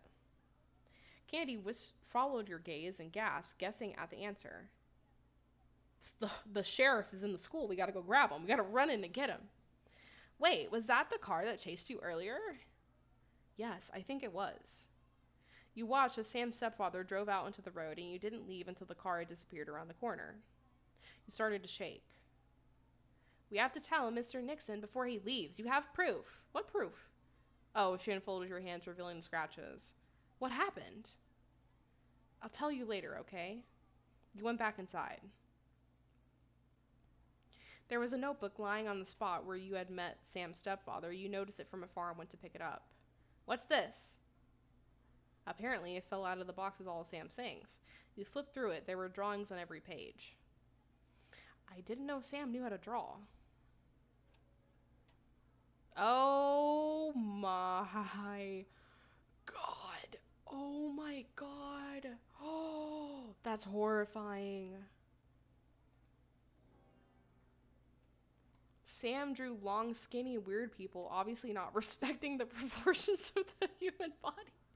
It seems like he was a bit out of his element painting these guys. I don't know. I don't think he was drawing humans. Maybe he was dealing with rage like this through his art. There was also the throwing stones at his own house. In any case, what you saw drummed up anxiety within you. There were the drawings of an unhealthy mind. Yeah, a Wendigo. I would agree. I would definitely agree. Why are you here? The teacher stood behind you and you startled in surprise at her approach. Class has begun, by the way, or do you have more important things on your schedule? Her eyes glanced at the pictures in your hands. Okay, she's shocked. She grabbed the notebook and flipped through it, carefully examining each page. What hideous drawings. Whoosh. Miss Baker tore the notebook in half. Good. Swoosh. Then again. Swoosh. And then again until there were only shreds left in her hand. What the hell are you doing? Those are Sam's drawings. Yes, I knew that. Why am I giving her this voice? Didn't I tell you to return to class? Luke and Candy followed instructions, but you couldn't return to your studies in your current state. The sound of the car engine that almost killed you this morning was still roaring in your ears. You walked around the school in search of Mr. Nixon, and finally you heard him in one of the distant rooms. Stop making excuses. It's starting to piss me off. The voice you heard the very next second made you freeze and hold your breath. Who told you that Sam and I were fighting? I'm not an idiot, kid. We're not leaving here until you tell me. Oh, well, all right. Well, fine then. Yes, I fought with him, especially on the football field. But Sam couldn't control his aggression. He was crazy. I think I hate the teacher more than Michael. Yeah, I don't like her. I wanted him kicked from the football team. He got us benched, ruined our reputation. I thought this was not very professional, so let him go. Anyway, he honestly went super crazy. What makes you think that? He imagined stuff, for example? Uh-oh. Oh my god, this is janitor. Oh, what are you doing here? What? This wing is restricted. There are no classes up here. I know, I just need to talk to the sheriff. The janitor looked at you incredulously. And why would you need to do that? I have something to tell him. What? Why are you asking? And it's really not good to it's really not good to eavesdrop on other people's conversations. I'll take you back to the hallway. Yeah, I think I'm gonna stay here. I don't want to be anywhere near that guy. How come? He grabbed your arm. What are you doing? You're not staying here. Well, I'm not going anywhere with you. The janitor pulled you along behind him, but you jerked yourself free and backed up a couple of steps. He looked at you with a surprised and somewhat jittery look that didn't allow for objections. He took a step towards you and you put your hand out and said in a loud voice as to be heard, "Do not come any closer." The voices behind the door stopped. The janitor froze, his face twisted in an evil grin. Finally, he nodded. Okay, as you wish. He went on about his business, several times looking back at you with suspicion and some kind of resentment. That guy gives me goosebumps, and not the good kind. As soon as he had finished, you continued to eavesdrop. And another case. That was the strangest thing Sam did. Yeah, I agree. There's really no motive for her to be fucking weird. Just for an important match. There was a crowd shouting out the numbers of football players. People had put up posters here and there to support the team. Michael's team was up by several points, but it was only halftime and everything could still change. Go! Michael threw a pass to Sam. Sam jumped, caught the ball, and ran down the field. He was about to score when he was violently knocked off his feet. A lengthy ooh was heard from the crowd. Okay, I'm assuming they meant crowd. Okay. He fell, the ball popping up in the air and into the hands of an opposing player. Sam grabbed the guy with the ball by the collar, threw him hard on the ground, and hit him hard in the face and threw him to the ground, climbing on top of him. Oh no, that's definitely not allowed. Sam beat the poor fellow, kicked, shouted curses. The guy's face turned into a bloody mess. The game was stopped. Michael took off his helmet and ran over to Sam. What the hell's wrong with you? To calm Sam down, it took several guys twice his size. He tried to escape, shouting, threatening, and then just as quickly as he had gone berserk, he went limp, calmed down, and suddenly began to cry. Forgive me. Forgive me, please. Yeah, this guy needs, therapy. The next day, Sam behaved as if nothing had happened. When I raised the question of excluding him from the team, he got angry and sincerely didn't seem to understand why. Why do you think he cried? I don't know. I heard his stepfather beat him up. Who'd you hear that from? Dude, everyone fucking knows. Sam himself. Have you ever seen Sam take drugs? Why do you ask? Answer the question. No, but I kind of knew that he did. Why is that? He once offered to sell me some. He said that he had stolen it from his stepfather. Surely he was dipping into it himself. The sheriff spoke more quietly, and you pressed closer to the doorway to hear, but accidentally touched the door and pushed it close. Oh. You had to hide before the sheriff got out into the hall. Hey, Jerry. How are you? Mr. Nixon showed up in about 10 minutes. Michael was not with him. We're playing a different game from Romance Club, so typically on Tuesdays I would play Heaven's Secret, but we're playing Shadows of Saintworth, which is kind of like a horror game. Um, I don't even know really how to describe what's happening. There's like a body who was found, and the sheriff is in the school quizzing everybody on what's up with the body. Oh, we've played it before. Cool, cool, cool. Mr. Nixon showed up in about 10 minutes. Michael was not with him. Hello. The sheriff looked at you suspiciously, as if he saw right away that you needed something. Or did he notice that I was eavesdropping? Hi, Sarah. Why aren't you in class? I would like to talk to you. About what? I was chased this morning. You told him about the chase and that you had identified it as Sam's stepfather's car. Noticing some doubt in the sheriff's eyes, you showed him the scrapes and scratches on your hands. In the end, he nodded. Don't worry, we'll figure it out. In the meantime, go to class. Okay, I will. Oh, we're back. It's been a while since we've been back in the present. Look what I found. Candy had pulled a photo album out of the closet. You stood in a semicircle looking at the photos. Cheerful, serene, so united it seemed. All of this had happened in a dream, an impossibility that nevertheless came true. Looking at us, you'd never guess what we went through. Oh damn, I forgot the voice. Derek grinned. What are you laughing at? Derek sat on the sofa and threw his legs on the table. Well, all you did was hide behind our backs. What are you talking about? Even when quite ordinary things were happening. Remember, for instance, when those guys approached us that night? I'd hardly managed to twist one guy's arm and you'd already ran into the house. Guys approached us. We're getting way ahead of where the story is. So it was us who went through everything, not you, really.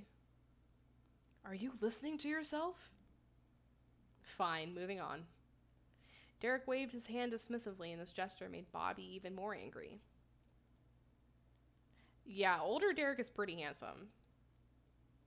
No, you finish what you started, by all means. He's definitely one of those people that, like, grows into his face, I think. I have nothing else to say. You've always been sensitive, that's all. Bobby got up and walked over to Derek. Don't do it, Bobby. What exactly does sensitive mean? I think you understand. We all understand. Bobby turned to us, and anger started to burn in his eyes. The only thing I understand is that you're stuck in Saintfour, in this wilderness on the outskirts of the world. The only thing you are left with is remembering the past, and you've done that so often that the magic is fading for you. And your present is even more gray, so you're trying to assert yourself by pointing out who I was back then. Lexi said Derek out of pocket right now. I have to say, I'm pretty impressed with the dialogue they wrote for Bobby. Derek jumped and raged at his words. Boys, let's not fight. Why are you so angry, Bobby? Because you understood what I meant, right? And because you know it is true. Nonsense. Derek slowly approached Bobby while Bobby backed away, trying to keep his face. That's right, you're a coward and you always have been. Derek's Derek's a little bit of a smoke show. Hold on. I don't know why it just hit me just now. This word made Bobby turn pale first and then red with anger. Don't call me that. What should I call you then if you're a coward? Oh! Bobby pounced on Derek. Oh, shit. From surprise, Derek allowed himself to be knocked down. Yeah, older Derek's pretty handsome. Stop it! Bobby got wild. It was obvious he didn't know how to fight, but rage gave him both strength and skill. For a few moments, Derek took control of himself, managed to break free and rise to his feet. But instead of stopping the fight, he continued it. Stop it! Damn, I kind of wish I had the path of courage so they would have kept fighting, but they weren't listening. Derek grabbed Bobby and pushed him away, tossing him to the floor. Well, are you tired yet? Okay, doesn't say anything. Bobby grabbed a book off the shelf and threw it at Derek, hitting him right in the forehead. Holy shit. The boys were becoming more aggressive by the minute. You were afraid they would completely lose control. All the past grief, all the stress from memories, and the unexpected meeting had turned into a fight. He is handsome. It is a downer that he smokes. We need to do something. How to stop them? The idea that popped into your head made you smile, although it was not a joke. You found a bucket outside and ran into the street. You heard Kenny's voice shouting, "Hey, where are you going?" You stopped near the lake and then slowly approached the water. The sand was wet from recent rain. It was easy to slip. You stooped and picked up a full bucket of water. You felt the metal getting cold under your fingers. This should cool them down. This is fun. I like this. The boys continue to fight. She's confused? Question mark? Without warning, you emptied a bucket of ice cold water directly on them. What are you doing? Are you crazy? Oof, what t-shirt contest, guys. I hope that helped you come to your senses. Crazy. You pretended that you were going to pour the rest of the water out of the bucket. Derek raised his hands up. That's it. We're calm, see? Peace. Bunch of airheads. You cleaned the room, gathered up the scattered books, straightened the table, and arranged the chairs. What came over you? I don't even know. It's a strange feeling. It's like this place is playing on our emotions. Yeah, I agree. There's a lot of instances where people are like, oh, I didn't feel like myself, and I don't know what happened to me then. Oh, Bobby, don't start. Okay, so there'll be no more fighting for today. Yes, I'm afraid of you now. Who knows what will come up with next time? Who knows what you will come up with next time? Everyone laughed. You wrapped in blankets to get warm, watching the candlelight play with the shadows. The atmosphere was suitable again for memories. You barely had time to open your door as the cat attacked your feet.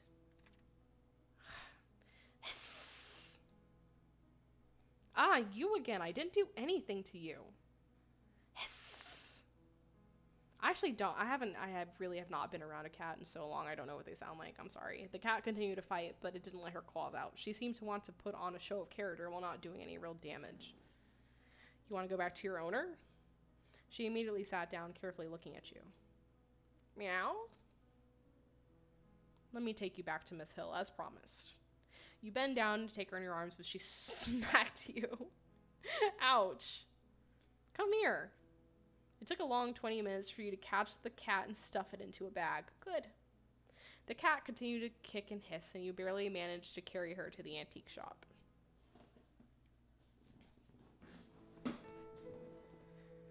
Alright, let's just sit through a quick ad. So it seems like everyone who's, at least in the chat, has played this game before. I'm the only one who hasn't. Right?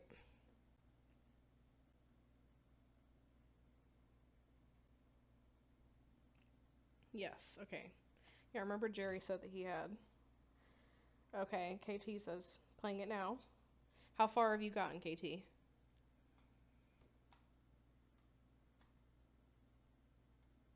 Oh, this ad's taking forever. There we go.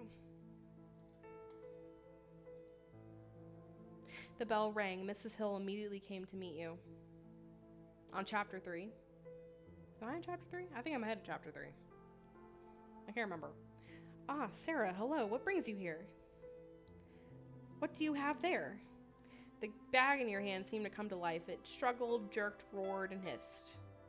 You are relieved to put it on the ground and release the cat. The animal jumped out of the bag, rushing somewhere deep in the room. Oh, you little prankster. Where did you find her? She was sitting outside the window of my room. Really? Mrs. Hill went to fetch the cat, took her in her arms, and sat on the chair. Lately, she often runs away from me, and returns less often. Since she came to you, it means that she felt you needed her. What?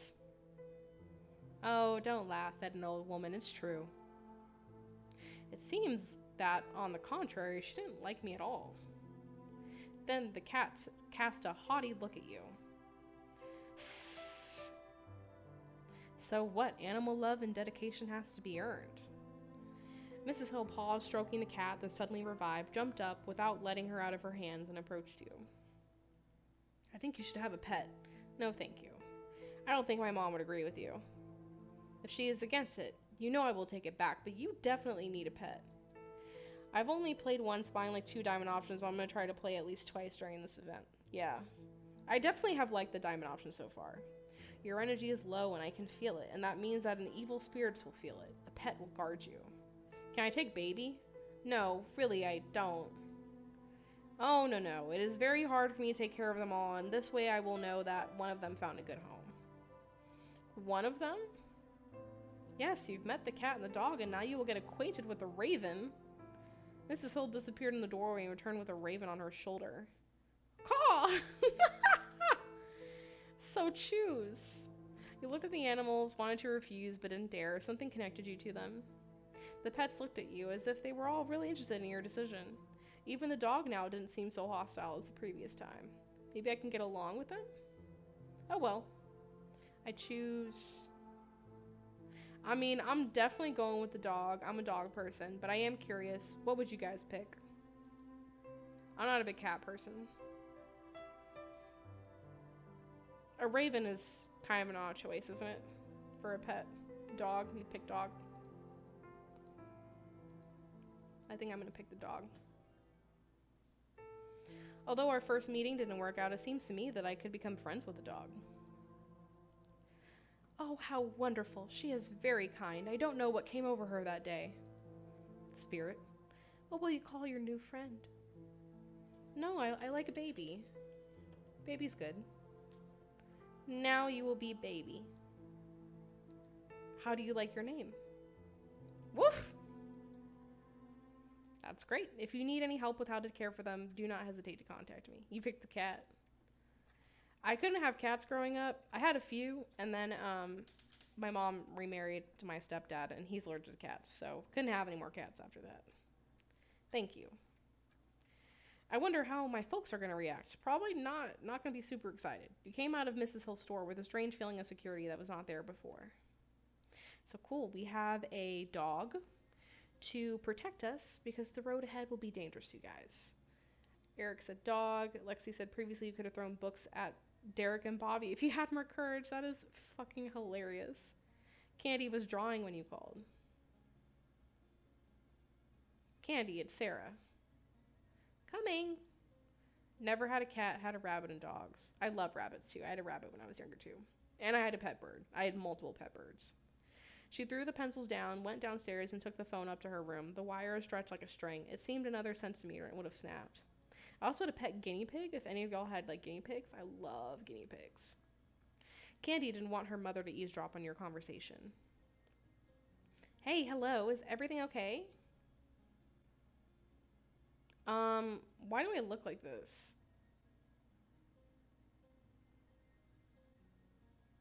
Huh?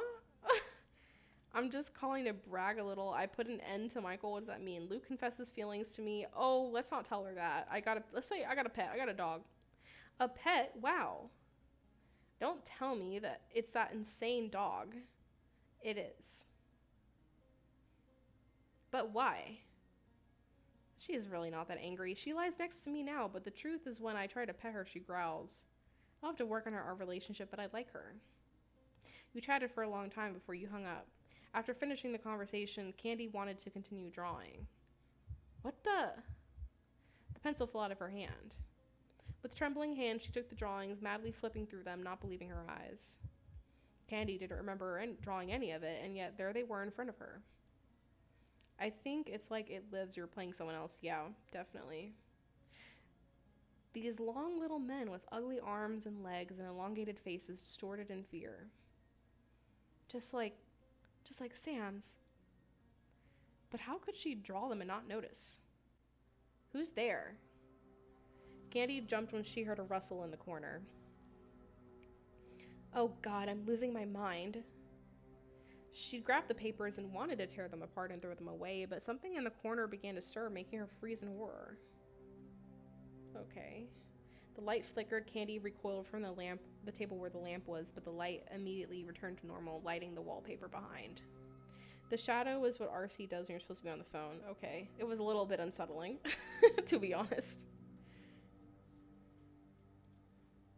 The shout froze in her throat. She silently watched the wallpaper blistering more and more. Something seemed to be trying to break out.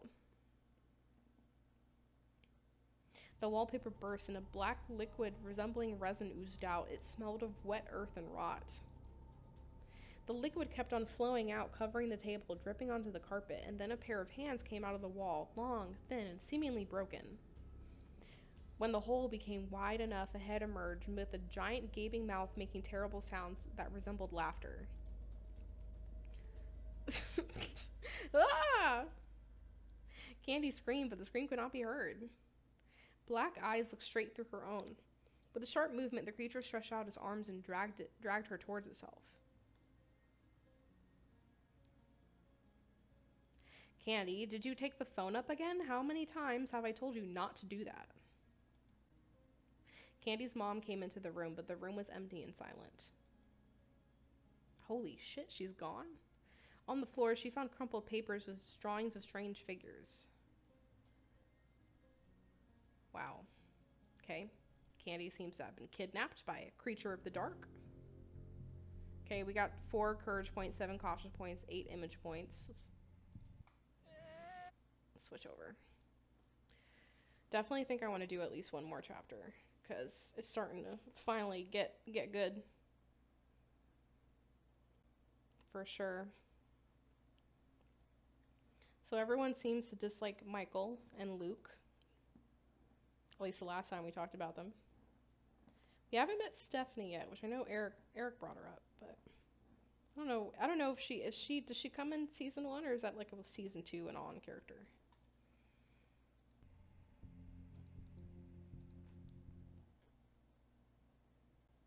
The game has such bad ads, yeah.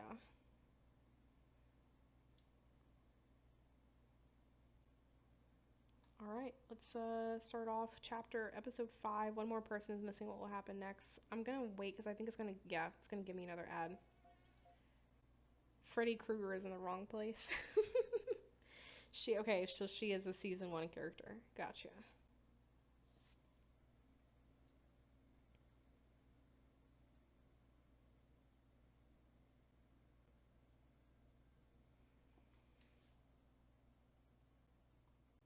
I think I want some more scenes like the car scene. If you like Luke at his worst, you'll love him at his best. Is this Luke at his worst?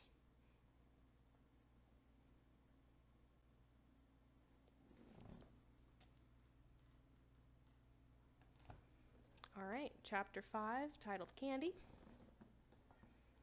I stepped away to be getting the Luke scenes. So if you didn't, see Luke, we got a scene with him on the rooftop where he once again gave us some lunch to eat. And then he had that confrontation with Sam's stepfather. And I think that's really it that we've had for him. Okay. All right, Lexi, I'm sitting on the edge of my seat in anticipation. All of the kids at school were sent in small groups to the medical center to submit blood samples for analysis. As the sheriff had promised, the students were being tested for drugs. Candy must have seen this coming and stayed home. I haven't seen her anywhere today either. Maybe she's sick? Derek shrugged. I wonder how Baby is doing. Mom wasn't very happy with the new family member. I'm glad she was finally persuaded that it could stay. The door slammed at the end of the hall. Oh, okay, so there's another scene. Okay. Sheriff Nixon and some lady you had not seen before were headed in your direction. What is Mrs. Nelson doing here? Who? It's Candy's mom. Her face was pale, frightened. They passed by you. What's up? I don't know, but I don't like any of it. It was your turn to get blood drawn. You took another look at Candy's mom, and a bad feeling made your heart sink. Big trigger warning for this chapter of possible drugging, blood, and carcasses for people who haven't read it yet. Thank you. I appreciate that. After the things at the clinic were wrapped up, everyone was gathered in the gym. No one understood exactly what was going on, and everyone was on edge. The headmaster stood at the lectern, and beside him were the sheriff and Mrs. Nelson. Quiet. Quiet, please. The director cleared his throat, straightened his tie. In connection with recent events, the sheriff would like to make a small announcement. Mr. Nixon got up to the podium. Now, you all know about the tragic fate of Sam. And until today, it was an isolated case of a student that went missing and was later found dead. Everyone began to whisper. But another person disappeared just last night. Candy Nelson. Oh no. Oh no. Oh no. Oh no, no, no, no, no. Whispers turned into exclamations, and those stands filled well with noise. Silence! This is important! We don't know yet if Candy ran away or not. However, officers have discovered her torn jacket out in the forest. Oh shit. Candy! But what about... I do not believe this. As of today, we will be enacting a city-wide curfew. A curfew? Are you serious? God, fuck off, Steve. Voices bubbled up again throughout the gym. Mrs. Nelson turned the microphone towards herself. I speak not only as a mother, but also as the mayor's assistant. I personally will see that everything possible is done to solve this case. We will find Candy, and we will punish those responsible. Time to save a damsel in distress? Absolutely, we gotta go. We gotta find her now. Almost no one was listening at this point. Everyone clamored to get their voice heard above the others. How did Candy disappear? Is there some kind of serial killer in Saintfour? What are you hiding from us? I will ask you to calm down. The sheriff and Mrs. Nelson headed toward the exit. Derek jumped off of his bench. Where are you going? I really need to talk to my father. You and Bobby followed him. I forgot that he's the son of the sheriff. Dad! Dad! Dad, wait. Not now, Derek. What happened to Candy? I've already said everything I can. The rest of it doesn't concern you. I guess... I don't know, offer assistance? We can help you. Best leave this case to the police. Maybe the killer is one of the teens? Very possible. That sounded very impersonal if we're talking about her own daughter. Yeah, I don't know. Maybe she's just putting on her professional voice to try to deal with the grief. And then what? We wait for somebody to stumble on Candy's body like it was with Sam? Mrs. Nelson flinched. Oh god, that's fucked up. Watch your damn tongue. If your father values his job, he will not allow that. Suddenly, as if remembering something, Mrs. Nelson grabbed her hand. Sarah, you called her last night. What were you guys talking about? My dog. Nothing in particular, really. Was anything bothering her? I don't think so. Nothing serious. I'll decide whether it's serious or not, honey. She let go of your hand and clutched at some kind of toy. Scary doll. Where'd you get that from? This doll belonged to Candy. What makes you think that? I found it on her bed.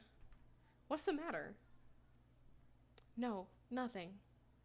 Girl, she did not grab that motherfucking doll. That doll, This is I'm just gonna skip through this because this is a memory, but this is a reminder that, the doll fell on her, but she did not walk out of it from the antique shop. So the fact that the doll was in her room, obviously, very sketchy.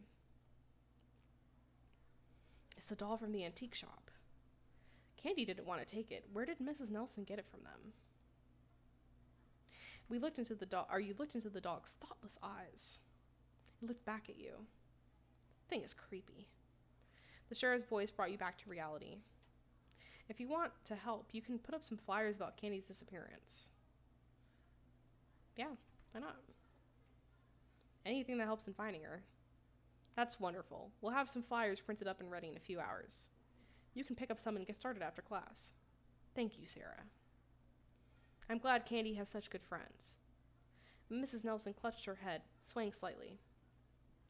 Are you okay? The sheriff held her. It's all right. I just need... Derek, go to class. If we learn anything new, I will let you know. Mr. Nelson carefully took Candy's mom. I'm sorry, not Nelson, Nixon. She's just barely holding on. This is some kind of nightmare. Your eyes follow the retreating figures, thinking of Candy. It can't be. It can't be. It can't be. At dinner, you and the guys sat down at your favorite table. But you had no desire to eat, really. Everyone was silent, just kind of poking at the food. Bobby took out an inhaler from his backpack and puffed several times into his mouth. I've had asthma since I was a little kid. I hate it. I constantly lose my inhalers and then my parents get angry at me. How many this month? This is the third one. If I lose one more, I swear to God I'm gotta run away from home. They'll seriously kill me. You and Derek smiled. A glance fell on Candy's empty chair. I can't believe Candy is missing. I'll try to get all the details I can out of my father. Yeah, dinner. Must be a really hefty meal. Oh God, here goes this fucker. What do you want? The janitor walked in circles around your table, diligently wiping the floor. Nothing. Heard that Candy was missing. This guy's so fucking weird. What do you care? I don't. Just an observer. What do you mean by that? Oh, just that I saw something. What? Just something. This guy's pissing me off. Care to tell us? The janitor is so fucking weird. No. Why the hell not? This guy's so fucking weird. The janitor was nearly twice as tall as Tarek, but he looked defenseless before him. Or it seemed so. I mean, obviously knows something. Come on, guys. What are you not telling us? Speak. Gross. Candy's parents didn't look after her, and that's why others look after her. Hee hee. Hee hee. What are you talking about? Who looked after her then? The janitor's short giggles turned into laughter. People began to turn around and watch. Answer me or I'll call my father. Do you want to spend the night in jail? The janitor's laughter stopped. Someone watched over her very closely, but she didn't mind. I don't know, man. But then she changed her mind, but it was too late. He's mocking us, speaking in riddles on purpose. Guys, everyone's already looking at us.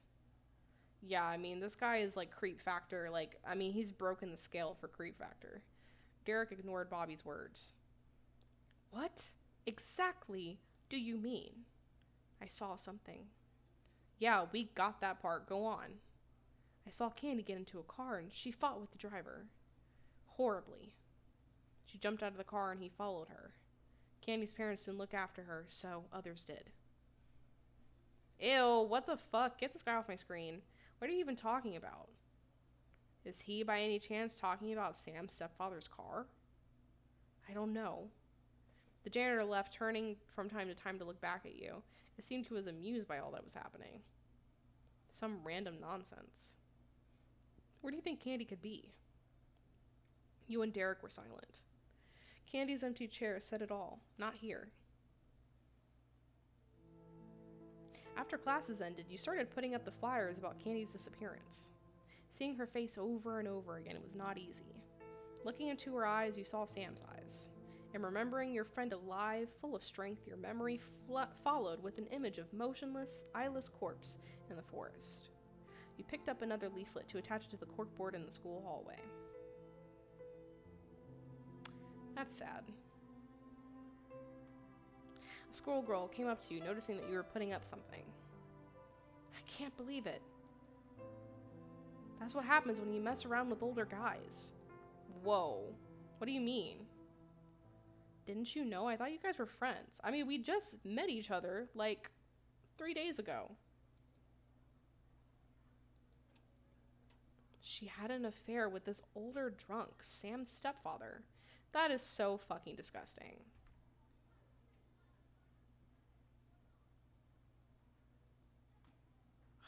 Neither of these options sound good. Like, I believe her, to be honest, I do believe her.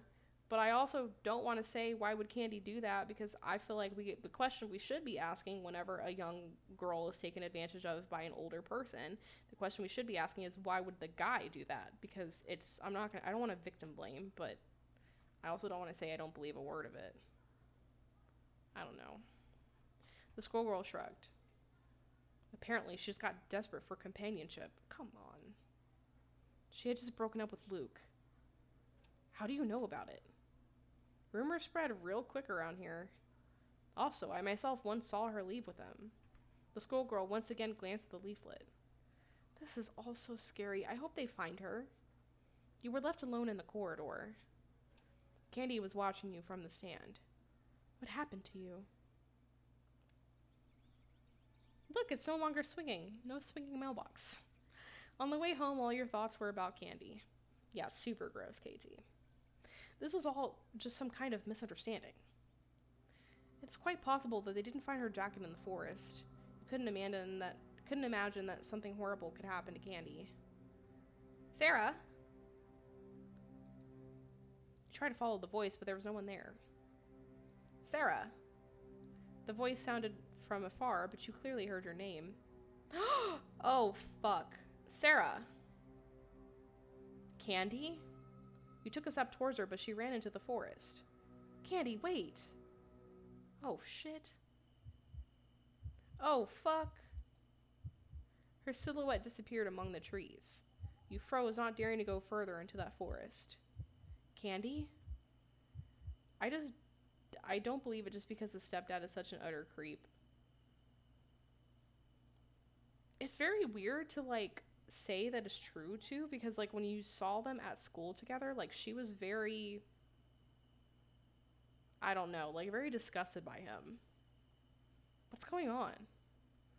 Everyone was looking for you. We almost lost our minds. Girl, that ain't Candy. Okay, this is just stupid. I'm literally hallucinating at this point.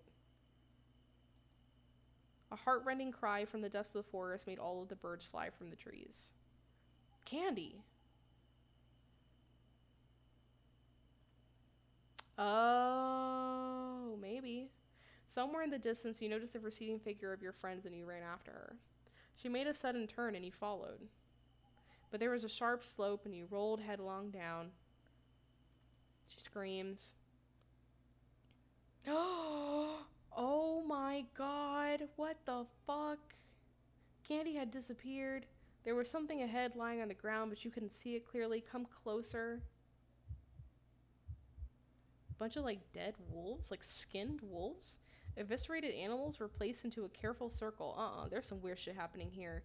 The blood still ran from them, and the smell of iron hit your nostrils. You felt dizzy. In the center lay a wolf with a severed head, and in its place a human head was attached. Because of the blood and dirt, it was impossible to make out whose face it was. Everything went dark before your eyes, and you backed away. This is fucking creepy. Your foot slid and you fell into a hole with black sticky liquid.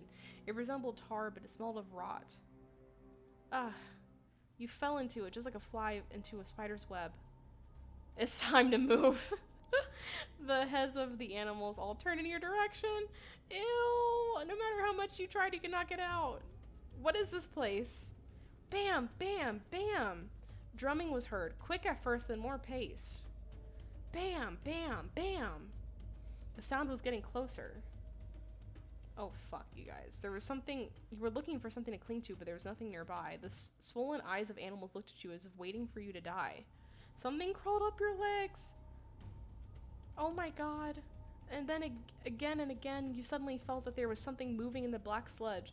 You scooped up a bit and raised your hand to get a better look in the light. Oh, we gotta fucking go. Oh, we gotta fucking go. Oh, we gotta fucking go. They were everywhere. Oh my god. Ew, a pit filled with worms. They swarmed, squirming as if they were also trying to get out of it, and then their movements made you sink towards the bottom even further. No, no, no! What to do? Okay, scream for help, search for something to cling to, try to reach the edge of the pit. I mean, Candy did kind of scream for help and got herself out of this, but I don't think there's anyone near. I'm gonna... Oh, fuck you guys. What do I do? I feel like I don't know, church or something to cling to. You flailed your hands looking for a branch or something else to hang on to. But the nearest tree was too far away and you couldn't reach anything solid. Time choice scream. There was no time, you were sinking more and more. You felt the worms wiggling around, getting under your clothes. Come on. Every step took a lot of effort. There were many larvae that seemed to be holding you back. A little more. A few jerks and you reached the branch and hung on to it, but it broke. You plunged into the liquid, but immediately clawed back to the surface, frantically grasping for breath. The worms began to crawl on your face! No! Oh no! Oh, we're gonna die. In an attempt to escape, your hands continued to seek support, but even as the worms filled your throat, you can no longer breathe. Alright, I fucked up. Okay. Let's try again. Let's skip to where they gave us a choice. Scream for help. Hey, anyone? Help! The worms writhed and wriggled. They were everywhere, even entangled in your hair. Yeah, basically. The larvae were reaching towards your mouth. You couldn't scream anymore. Help! Oh, a few more seconds you would not have been able to breathe. A long howl was heard. Didn't know worms could kill you. I guess if they crawl in your mouth and suffocate you, which is really disgusting. The drum roll immediately stopped. A creature ran towards you. Holy fuck, what the fuck is this? Not a dog, nope, nope, I don't like that, this dog looks like it's ready to fight. I'm glad you died. It ran past very close to you. Urgh. Look at his fucking legs, my guys. Like, what is happening? I can't. And jumped over you. Where's the wolf bride? Oh my god, I'm tired of you guys. Wolf bride looks really good here. You met his eyes and you heard a voice in your head. Yeah, basically. Skipped leg day. She is the first. There will be others. Give me your hand. Bitch. Nah, let me die in this pit, bro. Cause I don't. What the fuck is this? The creature pulled you by the sleeve. At first, you kicked and resisted, but soon you realized that it was helping you. With one final sharp movement, the creature pulled you out of the pit.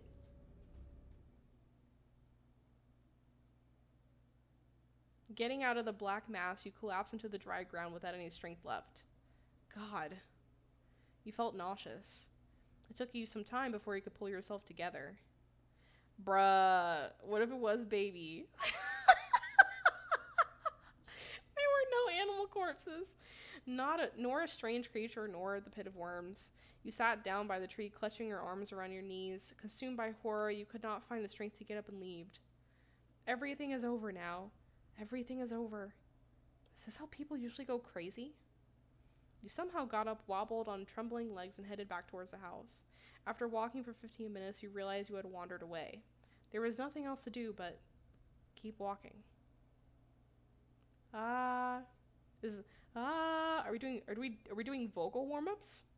Ah, the dead animals. Yeah, I noticed that they were arranged. Um, really fucking freaky. You quickened your pace. Ah ha ha. Are we are we singing? The roof of the house appeared among the trees.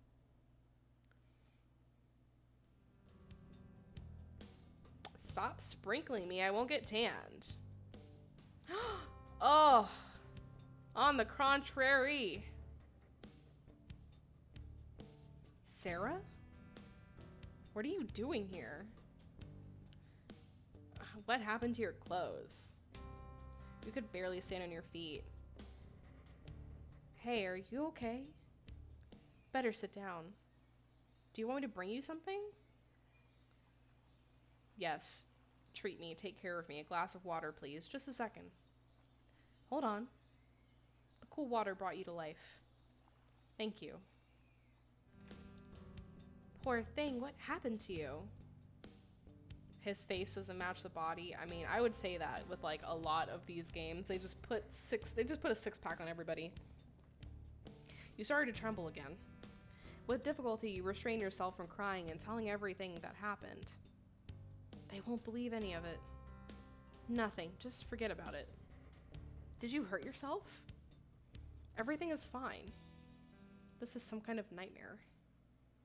You need to change your clothes, okay?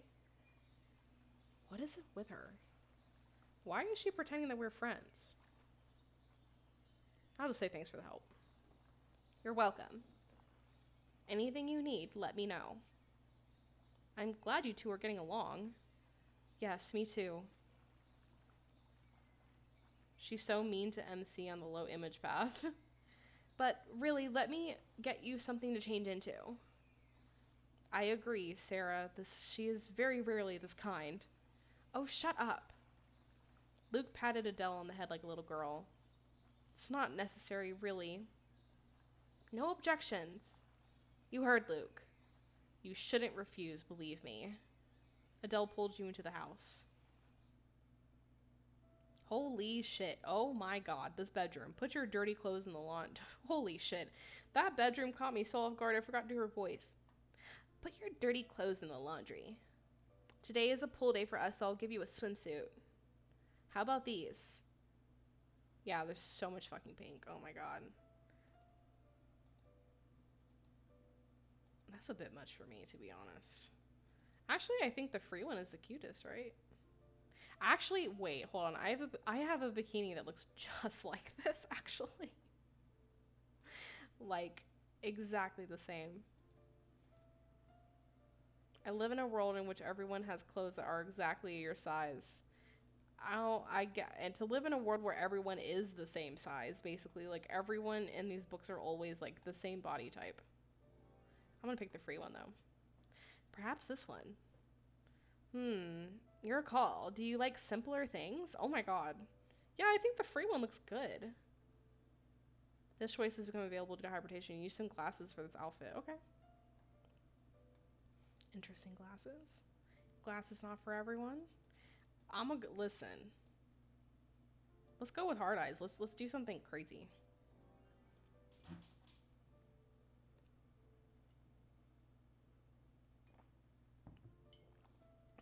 Before we go out, I want to ask you something. This is fucking glasses. What is it? You seem like a nice girl, Sarah. Still, stay away from my brother. Whoa. He gets attached to people too quickly, and I don't want anything to hold him back. He cannot stay in Saintfour. It won't end well. I'm gonna figure it out for myself, bitch. Of course. You better not fight with me. You've been warned. Alright, bitch. I mean, I can at least respect that she, like, cares about her brother, right? Like, I can respect that. But, like, I want him, so you go back to Luke. Don't tell Adele, but her clothes look even better on you. I heard that. I know. What about a cocktail? I wouldn't mind one. Hold on. Nice. Strange taste. It's a special recipe. Is she older or him? I want to say they made it sound like Adele was older than Luke. Adele, you want a cocktail? No, I'm tired of sitting around here. I'm going inside. You and Luke were left alone. Sarah, what happened? You look so scared. You wanted to forget the nightmare in the forest, but the image of animal corpses and worms would not leave you alone. I need to distract myself. Adele doesn't get to say anything about clothing taste, and her swimsuit has no rules on it. I couldn't even notice her swimsuit, honestly, with like the text box over it. You finished your cocktail. Your muscles relaxed. You felt almost supernatural lightness. Your head was spinning. Interesting. Is this how Luke's presence affects... Is this how Luke's presence affects me? It's warm here. Are you changing the subject? Yes. Yes, we got the sunny side of town for the day, it seems. I advise you to enjoy it while the weather allows. Luke jumped into the pool. Droplets flew in your direction. Oh, yes. This is a point-free diamond weekend, y'all. I'm gonna jump off with a run-up. Compared with the temperature outside, the water seemed hot. You plunged headlong, feeling the bubbles pushing you out. Now we're talking. Luke swam closer to you. I must have imagined everything that happened in the forest. No, girl, you did not. Aw, Eric. Don't be a hater. I like me some Luke. Or is there a strange cult in the city performing rituals? Yes, that's it. That could explain everything. These thoughts calmed you down a bit, although what you saw was really terrible. Luke is around here. I'm never scared around him. Their dialogue is a little corny. Ooh, put your legs around his hips. Oh my god, let's do that. It's warmer this way. His face, definitely. Luke pulled you towards him and ran his fingers from your back from top to bottom. His lips touched your neck, sending goosebumps up and down your body. His kisses became more insistent. You're so gentle. Luke swirled you. Waves spread on the water surface. These fucking diamond scenes, I don't know why I keep picking them because they're the dialogue. He pulled you towards himself, passionately kissing you on the lips. It's the way that she is very, very entranced by him. The day's events were left behind. There are only the two of you now in your own small universe. Oh, you guys are so foreboding in the chat. Just me and him. Luke stroked your hair, gently straightening it. I feel so calm in his arms. He kissed your forehead. You held him tightly, feeling the muscles of his back tense under your fingers. My dear. Ugh. I don't like when people call me my dear. Adele returned to the courtyard. Your clothes are washed and dried. What a subtle hint. Sarah, you don't have to leave now. Luke got that ugly ass bowl cut. No, I should go. My mom will be worried. And as you were collecting your things, an empty bottle caught your eye. The fuck is this? What the fuck is that? What's this, Luke? I'll explain everything. Did you Did you slip something into my cocktail? Oh!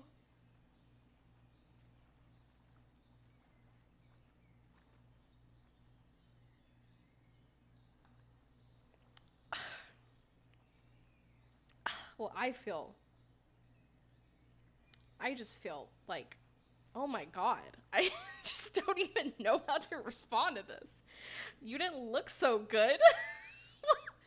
You almost fainted, so you slipped something into my fucking drink? I just wanted you to relax. Huh? Huh? Huh? Huh? Someone explain. Someone explain what this fucking option is.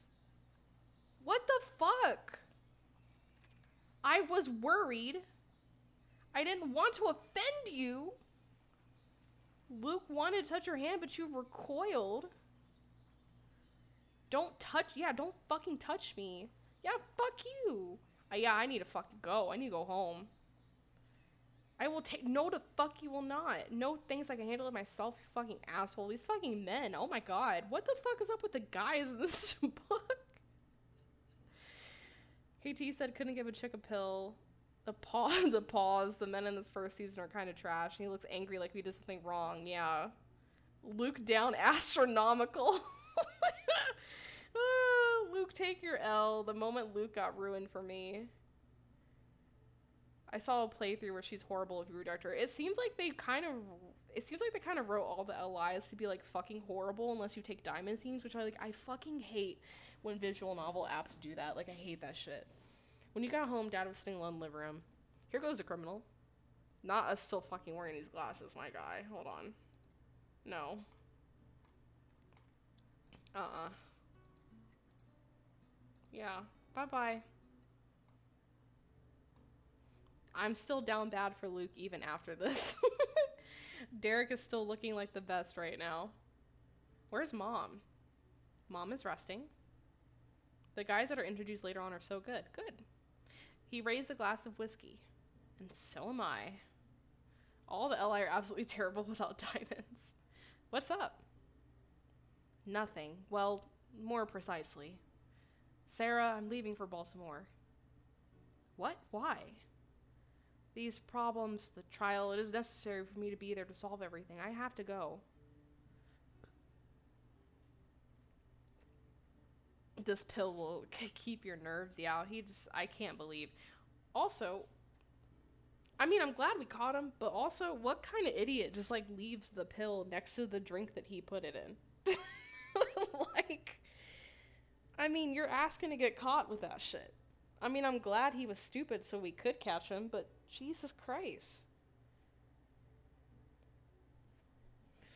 Dad cut that mustache respectfully. I agree. What can she say? She behaves like a fool. Fuck you, my guy. Get out of here. Dad wanted to get up but staggered and nearly fell. Careful. The phone rang. I'm fine. Get the phone. He picked up the receiver. Where did you go? This is the third time I tried to call. I just got home. Sarah, my dad's gathered up a bunch of people. They're gonna look for candy. Gonna comb the forest. They think that... I don't know. Bobby and I want to go too. Are you with us? Do you have to ask? Only Sarah, your parents should not be aware of this. Dad forbade us to tag along. There's also the curfew. Got it. We're meeting in the path gate in 15 minutes. Derek hung up the phone. Who's that? Derek? And what did he want? He asked me, said that he was sick and would not come to school tomorrow. We're all sick. Yeah, I fucking hate this guy. Dad took another sip. Sure, good night. You hurried up the stairs. So your parents wouldn't suspect anything. You turn off the light and fold the blanket as if you were lying under it. Let me know how romancing Derek goes. Seems plausible. You went out to the roof, out of your window, and climbed down the stairs. When you arrived at the forest, your stomach twisted with fear. Every time, something terrible happened in there. You weren't sure you could handle it again. But the guys are waiting for me. Well, at least we're not going in alone this time. One step closer and Derek jumped out. Fuck this guy. Jumped out from behind a tree. Ah! What's wrong with you? What do you mean what the fuck is wrong with me? Don't ask. Hey, hush, they're coming. You hid behind the trees. At first the light from the lamps appeared and then the sheriff came into view with the volunteers. Why are they doing this at night? Seems very weird to volunteer to do this at night. If you see something, blow the whistle. Now spread out. I want about 15-20 feet between people. I still don't understand how parents fall for that trick with the... Sorry, what do you... Oh, the covers. Yeah, no, it's always bad. It doesn't make any sense. Mr. Nixon and about a dozen more people pass by you. They all seem kind of tricky to romance at this point. Like, I'm not feeling great about any of them. Did everyone bring a flashlight? I got one. Sarah? Yes, sorry. Great, so the plan is, first of all, let's go to the place where Sam was found. I know that there's hardly anything there, but still. The unfortunate glade was very close. Nothing is here to remind you of Sam now. You pointed your flashlight to where he lay. It's so creepy here. The lantern lit up, but then faded. You knocked on it, and it popped back on. It was working properly. But as soon as you pointed it to the place where Sam was found, the light disappeared as if something was absorbing it. Oh, shit. All the sounds of the forest disappeared in an instant. A barrier appeared between you and the world. How quiet it is all of a sudden. Bitch, oh my fucking god, I almost shit myself. Oh my god.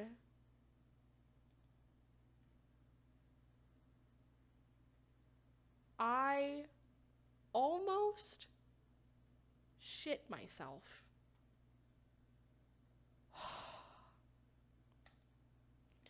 In absolute silence, a peal of terrible laughter hang out. Something pounced on you. Yeah, KT, I'm right. What the fuck was that? You fell, hitting your head on the ground. Oh, this is terrible.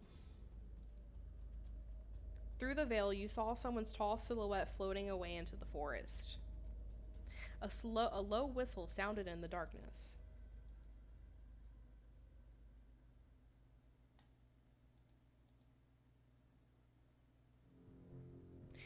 Okay, we have 6 courage, 9 caution, 9 image. Let's watch some ads so we can. Oh, damn.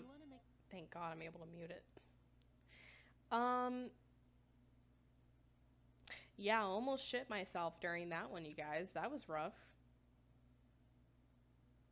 It was because the sound, I mean, the sound would have scared me regardless, but like it extra scared me because the text popped up before the sound did, so I wasn't expecting for there to be sound. That was terrifying. But hey, you know, I can't be upset because this is what I asked for. I asked for this stuff, right? Like I said that I wanted the scary stuff.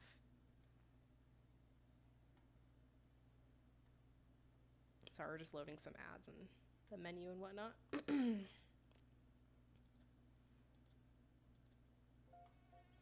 just gonna watch one more ad. Um, I think I am gonna play one more chapter. It's just really hard to walk away from this game, plus the fact that it's free diamond weekend. I don't know. If I did another stream sometime this weekend, I don't know if I will.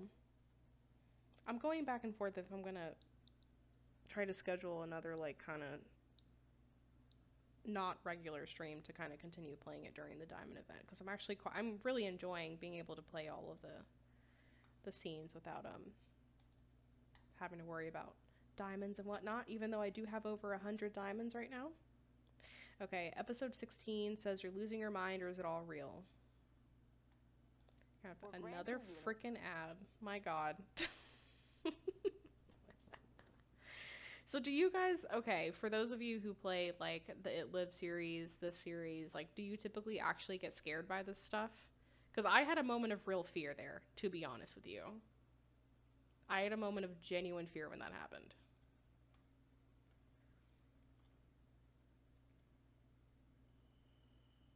Chapter 6, School Days. Through the veil you heard muffled voices. Sarah, are you okay? Help me get her up. That's it, careful. Dad, we're in such fucking trouble. Oh, playing in the dark? Oh, you're braver than I am. I will have a separate conversation with you. Everything plunged into darkness again. Absolutely. I don't even play with sound on, still get terrified of these, especially because I play at night. You don't play with sound? I enjoy playing these books with sound. I think probably the scariest moment that I've ever had was like I remember I was playing It Lives Beneath and they know the moment where it switches to like that scary music. It was the middle of like happy music and then it switched to scary music when you clicked on someone's dialogue option. It scared the fuck out of me. Horror doesn't hit the same during the day. Yeah, I agree. You finally came to your senses at home. Mom brought you a mug of hot tea. Nice. It's delicious. Kids are disappearing and you decide to go out into the forest in the middle of the night? I am usually watching things while I play, so I just listen to that instead. Gotcha. What were you thinking? I mean, it's my life. It's my life. Yeah, say I want to go help him find Candy. Yeah, and how'd that turn out? She's not wrong. Candy will be found without your help. You shouldn't get involved in police work. Let me just take a sip of water here.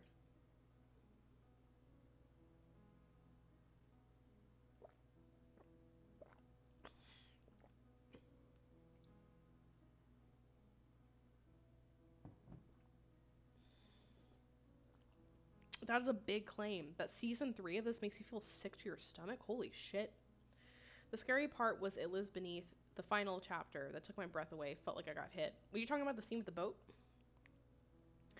And Robert, or whatever the fuck his name was? Or Richard. His name was Richard. Mom kissed you on the forehead, but you knew that she was still angry. Go to bed. You've got school tomorrow. I'd gladly sleep, but how can I? As soon as you closed your eyes, you heard the devilish laughter.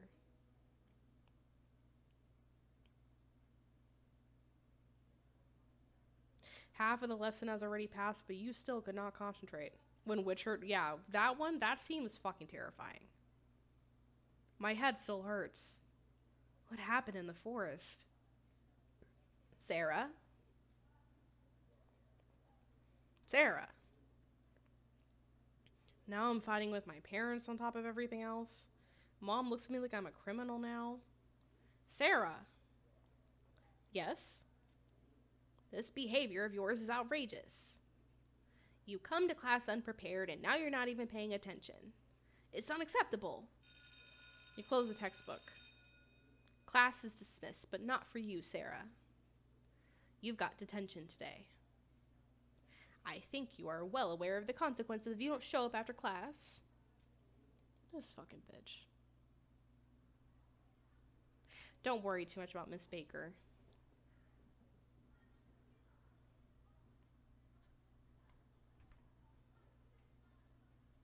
I don't even know what to say. I mean, I don't want to fall behind, but at the same time, I don't really give a fuck about this bitch. Even so, don't tell her that, okay? What about your dad? I don't remember everything, but I think he was very angry yesterday. Don't even ask. Anyway, I don't regret going to look for candy. At least we did something. Hi. What are you doing? Bobby almost got his entire head into his locker. Looking for my... Oh, God, this bitch. Looking for my inhaler. Shh, shh. Oh, that's what that sound was. Bobby took the inhaler and puffed it twice into his mouth. You're still sick? He has fucking asthma. Does that go away? I don't think so.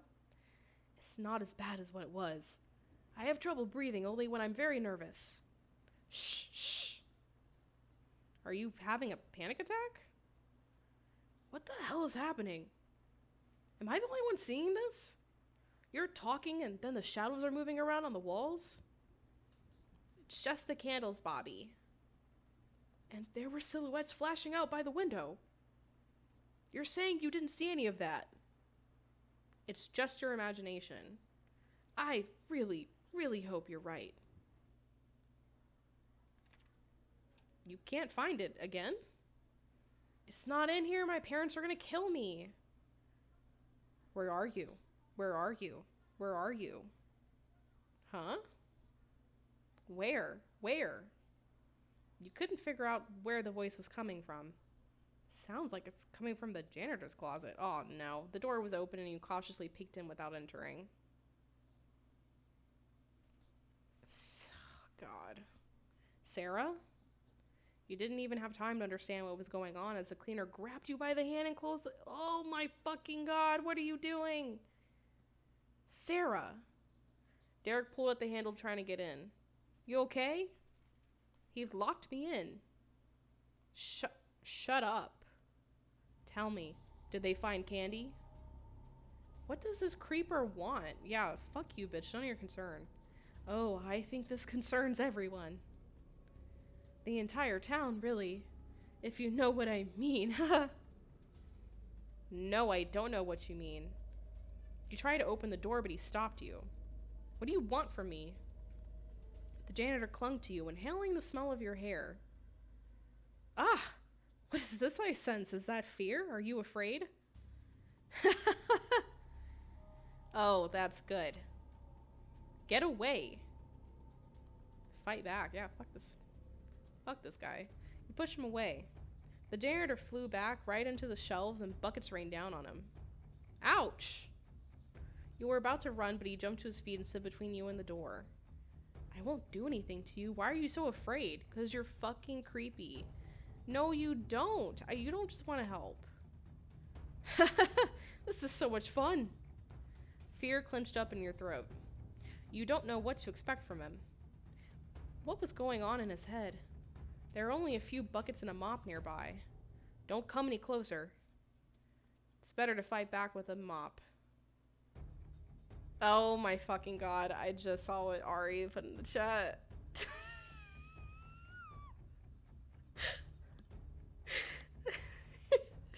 Take that. Like a swordsman, you lunge forward, jabbing him in the stomach with the handle.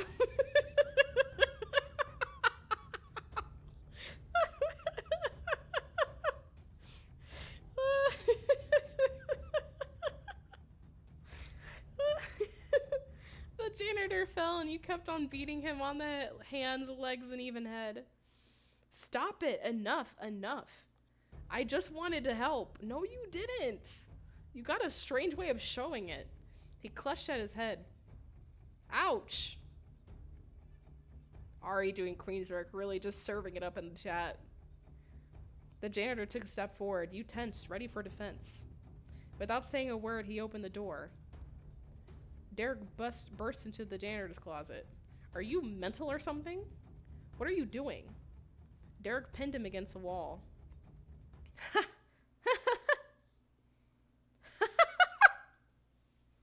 I can smell the fear on you. This is too much fun. He's mocking us. I think it's best to I don't know if what's the principal gonna do, my guy? I don't. There you go. I guess I'll tell the principal about it, but like I don't know if it's really gonna do anything. I agree. Why do they hire people like that? Sarah, no the fuck you didn't. Like you say you wanted to help, but then you have this I don't know, maybe he's getting overtaken by whatever spirit everyone else gets taken by. You attacked me. Yeah, this guy's fucking creepy. Let's see what the principal has to say about it. Oh, too late. Too late. Let me get this off screen.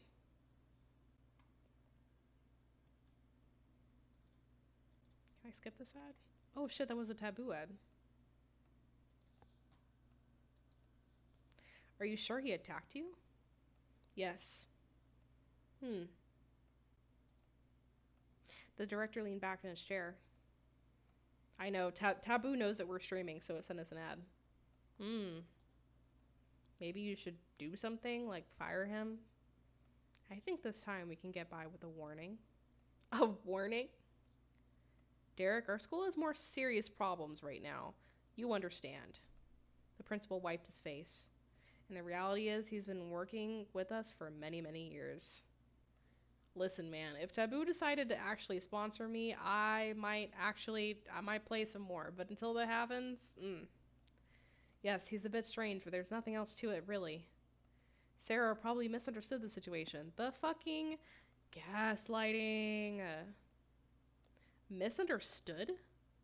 This conversation is over. But get back to your classes. Yeah, he really did say warning. After what happened, you decided to get some fresh air. Everything is all messed up since we moved to Saintfour. Candy's disappearance, worm pitch, psycho janitor, what's next? You felt something coming up behind you when you turned around. Yeah, I believe it. I believe it, Eric. What do you want? Nice to see you, too. Alright, fine, I'll just get to the point. You heard some rumors and without trying to understand the situation accused me. I didn't tell anything to anyone. Of course you didn't. Sarah, listen. Michael took you by the shoulders and looked into your eyes. I'll prove it now. Steve, come on. Steve came out from around the corner. Hello. What is he doing here? Tell her what you told me. Well, stop mumbling. You didn't have a stammer when you were spreading rumors. Michael didn't tell me anything. I just wanted others to think that we were friends. How did you know that? How did you know then that Michael and I were in the meadow? Adele told me. She's also the one that made up the rest of the fucking story. This fucking bitch. I really have nothing to do with it, Michael. I thought it was true. Get out of my sight. Michael. I said go. Alright. Now do you believe me?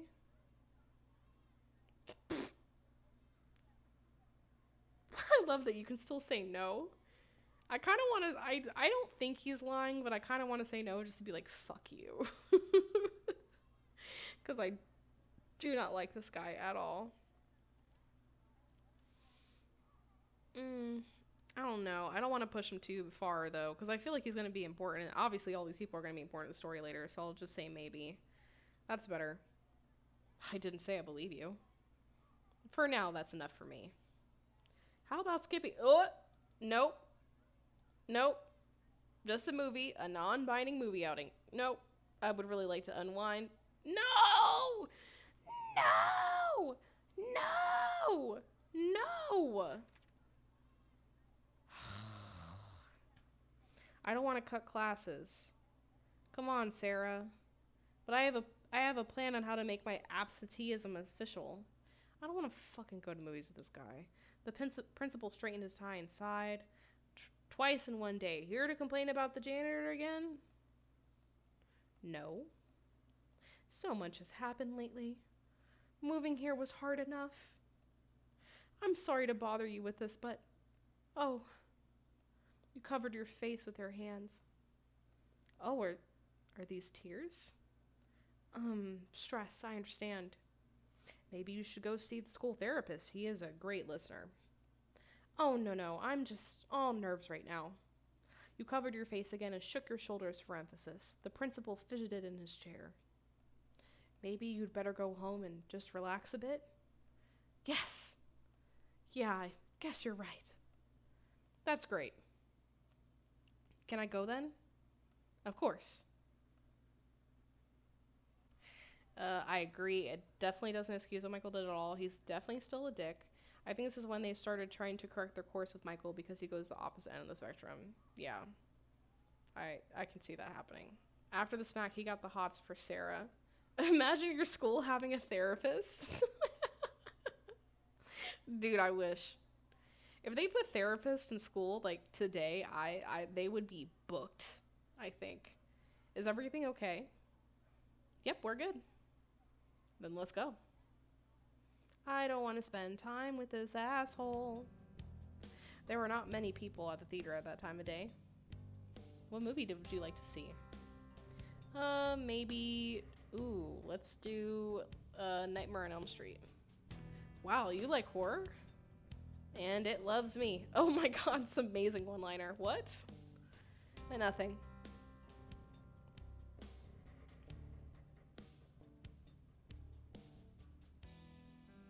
The smell of popcorn, dim lights, and a huge screen. You and Michael got the best seats. There was hardly anyone in the room except for you. Bam! You flinched and Michael just laughed at you. If you were so afraid, why'd you choose a horror flick? I'm not afraid of anything. Bam! Ah! I still even like this guy. You and your jokes. A girl screamed from the screen, "Help!" Freddy Krueger's shadow was approaching her. Michael and braced you and continued watching the movie. Remove his hand. I see, there won't be any touching. You said it yourself. Non-binding movie outing, right? I thought you might not be able to resist. This guy's gross. As you can see, I didn't. It really wasn't all that hard. My heart is broken. An irritated shh came from the front rows. Guess they don't encourage talking here. You watched the rest of the movie in silence.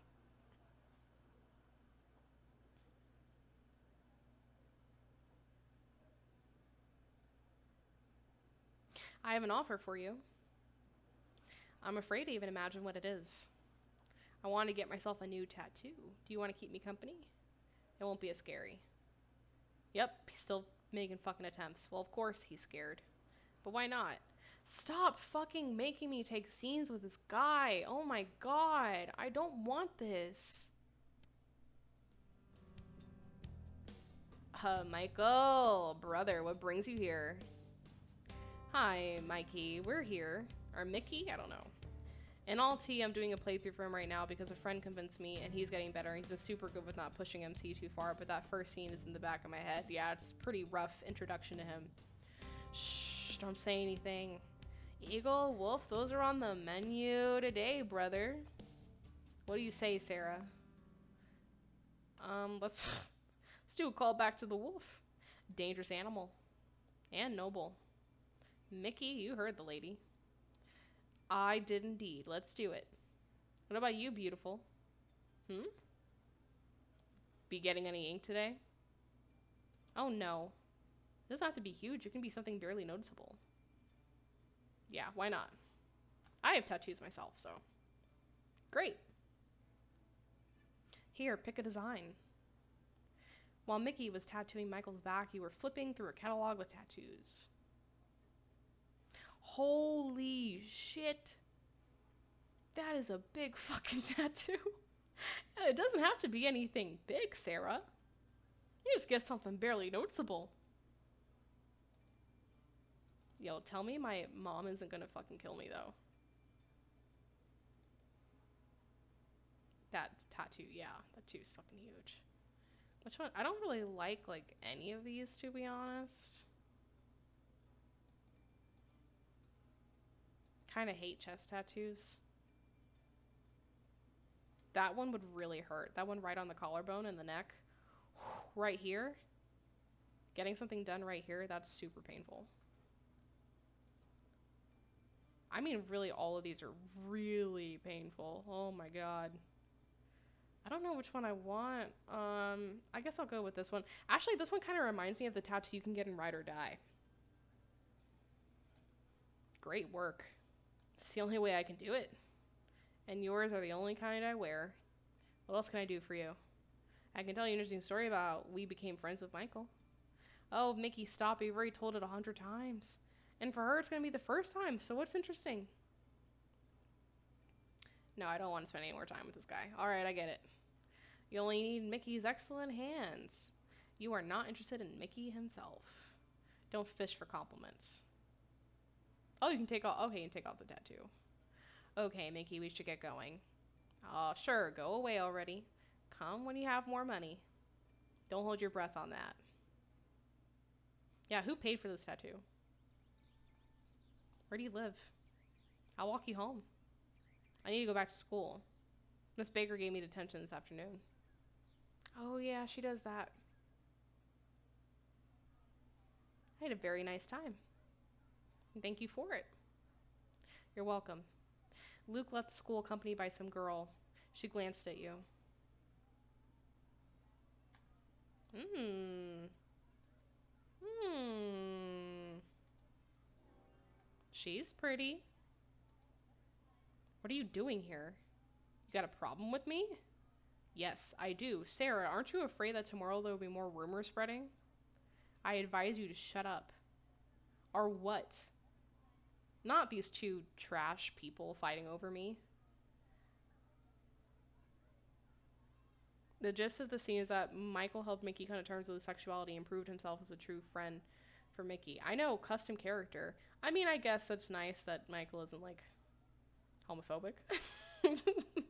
He's still fucking trash, but at least he's not homophobic trash. She is so fucking pretty. Have you guys seen on Netflix there is a TV show called I Am Not Okay With This? She looks like the best friend of the main character. She's so pretty. Boys, don't fight. Can you introduce me, Luke? This is Stephanie. We found her. We know each other. But she doesn't. Yeah, I agree, Ari. Her outfit is a lot very similar to hers. She smiled and held out her hand. Sarah. Nice to meet you. Her fingers began to stroke you. What gentle hands you have. I'm, I'm gonna flirt right back, bitch. Listen, I'm out of LI options. I can't do Luke anymore. I can't do Michael. Come on. Same here. Who are you taking to the school party? What? What party? We didn't know? We were celebrating Columbus Day. Ah, yes, we did that back in Baltimore too. Of course. So are you gonna go alone or with somebody? I think the boys are waiting for me to answer. Yeah, I know. Columbus Day, very, very big. Very big. Ooh. Very big. Ooh. I'm not going alone. Who are you going with?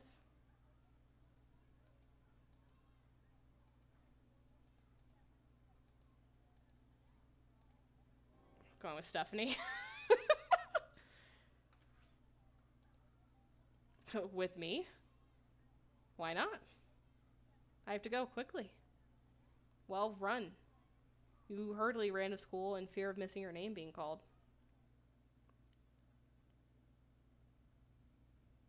Hello. You sat at your desk and opened your textbook. Miss Baker didn't even turn her head in your direction. I'll get through this as quickly as possible and go home. Time dragged. Why is it dark in here? Time dragged on slowly. For some reason, it was 6:06 p.m. on the clock. What do you mean for some reason? The arrows moved a little forward and the noise came back. Okay, it's probably broken. Finally, the last problem was solved. Freedom! Miss Baker, I completed all the tasks. Can I go now? Miss Baker? Squish! Squish! The sound of water gurgling and splashing came from the corridor. What's going on? Fear roared within you. What is it this time? Oh! You looked out into the corridor. There was water everywhere. Did we get flooded or what? In the distance, the hall lights flickered and a sloshing sound was heard. Yeah, Stephanie's pretty hot, honestly. You got the distinct impression you should turn around and go the other way, and yet you followed the sound. You went to dispel your doubts. There are no nightmares there. But your legs became heavy and the water got viscous. That's disgusting. This isn't water. Oh, it was blood. Dark maroon, almost black with the stale smell of iron. You froze, feeling something under your feet. If this is worms, I'll go crazy. You didn't dare to pick it up for a long time, but your hand submerged into the liquid. What is this thing? Your fingers felt the rope. Oh. We're gonna need bless that. The cross looked old and the string had already begun to rot. The smell of blood made you feel sick. Hey, what are you doing here? What? The janitor was standing before you, clearly not surprised at what was happening. You looked around, but the blood was gone and the cross in your hands disappeared. I stayed for detention. A pipe broke. So I advise you to get out of here. What if I attack you like last time? Listen. I'm not afraid. That's right. Fear does nothing but attract, if you know what I mean. I don't know what you mean. I have to go. You hurriedly return to class. I need to stay away from him. There was nobody in the class. On the board, there was an inscription seemingly scratched into the surface. It was just an inscription, but fear made the hair on your arm stand on end. Written on the board was, "Shall I sing you a song?" You ran out of school, looking back only once. The janitor was watching you from the window, grinning.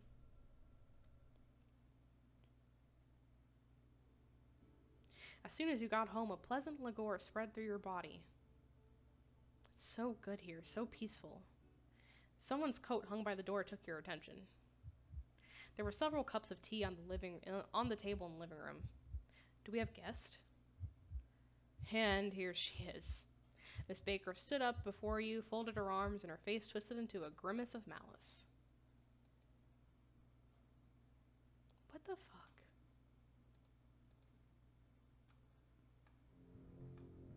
Okay, we have 9. Wow, I really upped the courage in this one. Let's go ahead and watch an ad. I'll switch it so someone else has to watch it with me. Jesus Christ. I'm glad we finally met Stephanie because, the boys are kind of ruined for me. I'll be honest, man. I got problematic, but I still kind of got a soft spot for Luke, to be honest with y'all. But I can't forgive him that quickly. He did something pretty fucked up. Damn, I thought I had changed the damn screen so you guys weren't watching the ad. But I'm gonna give Stephanie a shot. I don't know, maybe she'll win me over. Take me from the dark side.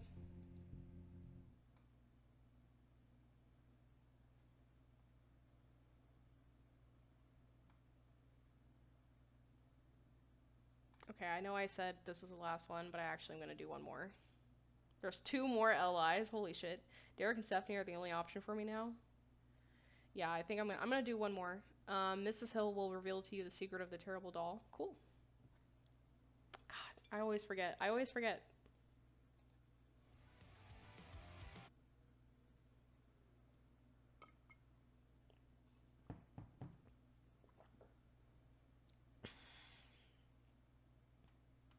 Oh, I keep forgetting to change the screen. Yeah. K-pop anime boys.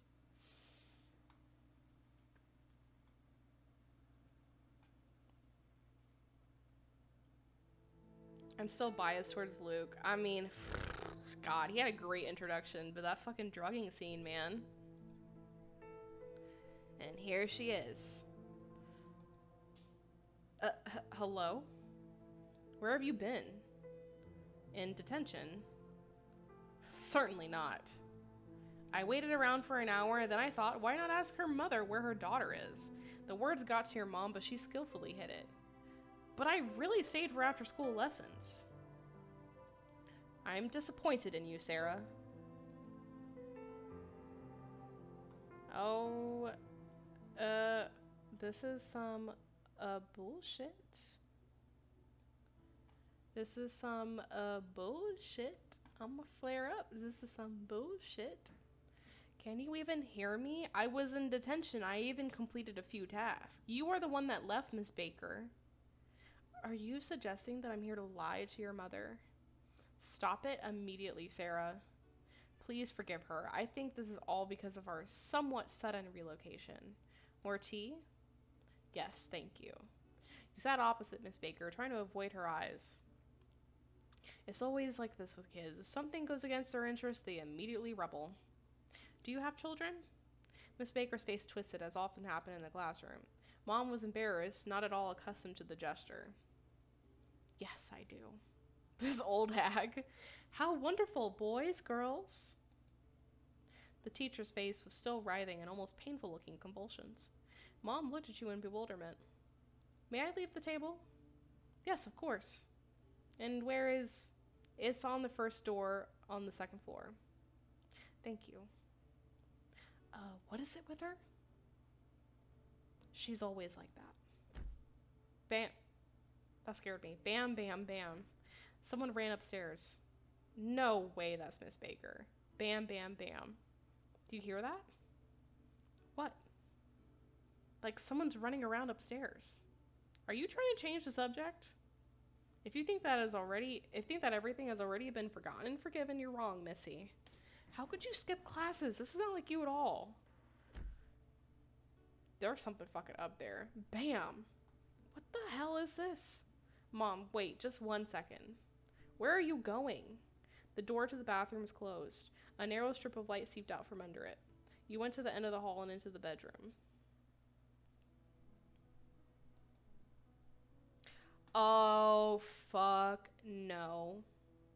Who's there? You went to the bed, picking up the doll in your hands.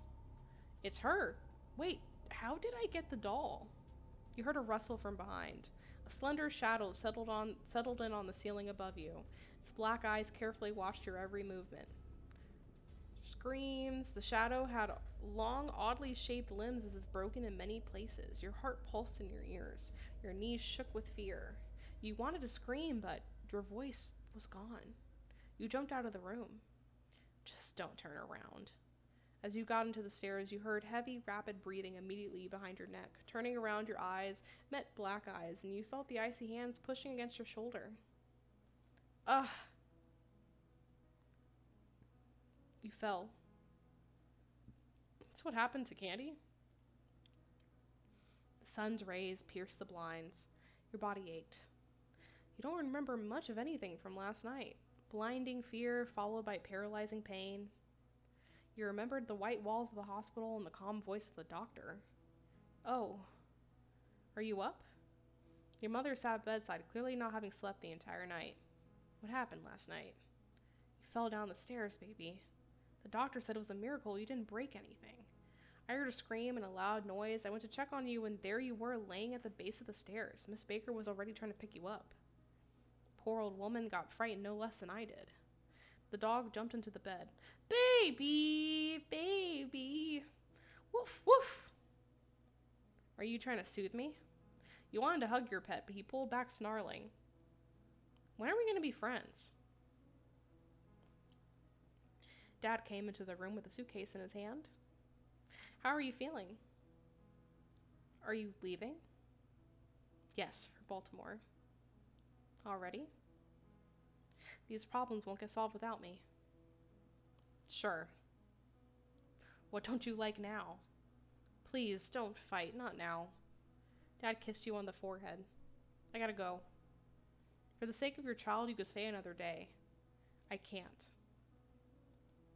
This is awkward. Dad hugged you, but tried to reach towards Mom, but she recoiled. See you later, then. His voice faltered. It was clear that he wanted to quickly leave the room. See you. After your parents left, you stayed in bed for a long time.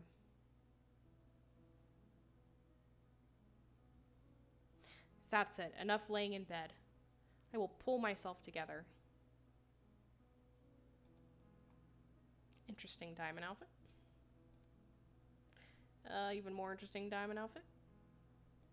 Okay, I guess we'll go with the first one. Yeah. Father of the Year award out here.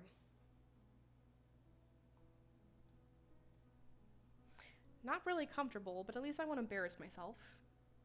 Derek called and said that he and Bobby were coming to visit you. Before, you wanted to stop by somewhere.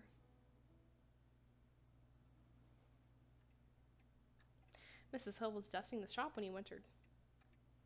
Oh, Sarah, come in. I haven't seen you and Candy for quite some time. Poor girl. Is there any news? Not yet. Oh, poor girl. Mrs. Hill sat down, put down the duster and sat in her chair. Did you need something, honey? Yes, that doll you offered to Candy. What doll? The creepy looking one. It fell on Candy, remember? Ah, yes, the Pisadaria doll. I can't find it anywhere. The Pisadaria doll? Well, in her likeness. It was believed that creating a ragdoll copy of the monster would protect the owner from whatever he or she fears. Once upon a time, these Egiphial puppets were created to protect oneself from Pisadaria. Who is Pisadaria? Oh, there are many legends about her. Have you never heard of her before? Let's go ahead. The first mention of her appeared in the 18th century. There was an awful legend about a family of slave owners whose youngest son was found on a plantation, forever frozen in a silent cry. The young slave that was taking care of the child that they bought from Ireland was also found dead. Oh shit. Go to sleep, young lord. I have told you, I am not a lord and I cannot sleep. Why? Your father will be angry if he sees that you're not sleeping. She is waiting for me to fall asleep. Who is waiting? I don't know her name. But who is she, young gentleman? I don't know. She stands just there in the corner. There is nobody there. If you want, I will leave the candle lit until you fall asleep. That will not help me. Young gentleman, you frighten me. Can I bring you some milk? Do you want some warm milk? No. I want her to leave. Tell her to leave. Oh, do not cry, I beg you.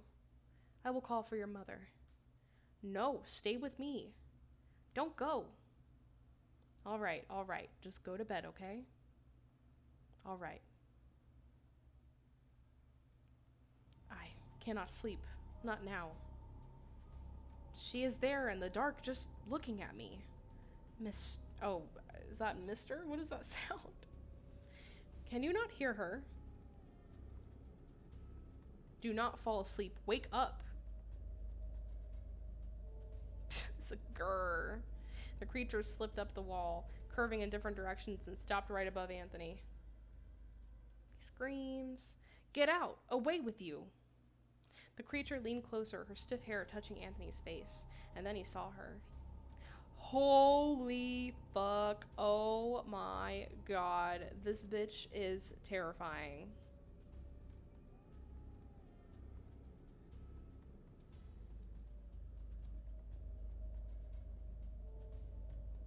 I'm sorry. I thought they were gonna do another noise like they did in the last chapter. Ah ha ha ha ha. I don't even know what noise to make. It's the hat. Yeah, basically it looks like the hag, right? Um, I'm gonna run away. The boy jumped, climbed over the girl, and ran out of the room. Pisadaria jumped from the ceiling directly onto the slave. Oh shit, do not look back. Mom, Dad, someone help. Anthony heard the creature scrambling after him rapidly. Oh, this bitch. Oh my god.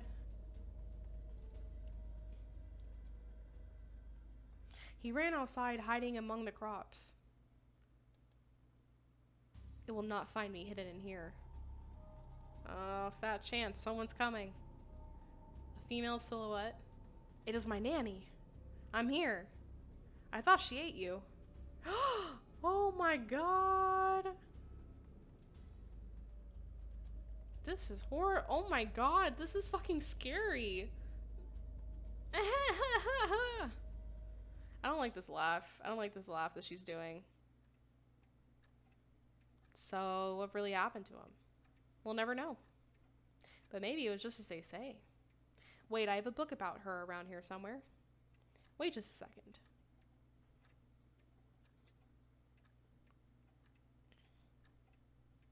Miss Hill brought out something wrapped in old canvas. Okay, an old book. Let's see. Mrs. Hill flipped through the book. Here. Pisidaria can be recognized by her black eyes and arched limbs. She has long arms all the way to the floor and similarly long, greasy hair. Seeing her, fear will inevitably paralyze you, and this will be your doom. She feeds on the fear of her victims. And if in the night you hear her laugh, sneering, gloating, there is no salvation for you because she is already coming. I've met her. Have I? Okay, let's not talk about that. Candy covered her face with her hands. You must overcome your fear, Candy. Easy for you to say. I endured the same you did. I know what it is to overcome fears. But I don't know, that's the point. I know what it is to wake up in the middle of the night from panic attacks. Ooh, there we go. What it is to try every antidepressant available one after the other. We all went through it to one degree or another. That doesn't make it any easier. Sarah is right, you have to face your fear. Catch! Something flew towards you.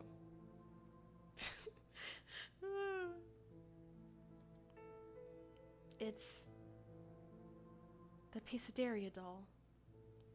Yep, I found it in the nightstand. What's up with that? I don't know. I guess I'll laugh. I don't know. To be honest, that scared me too. My heart almost stopped. Idiot. I remember being shocked that Candy was an ally. Yeah, I kind of was expecting her to be an ally at some point. Oh, come on.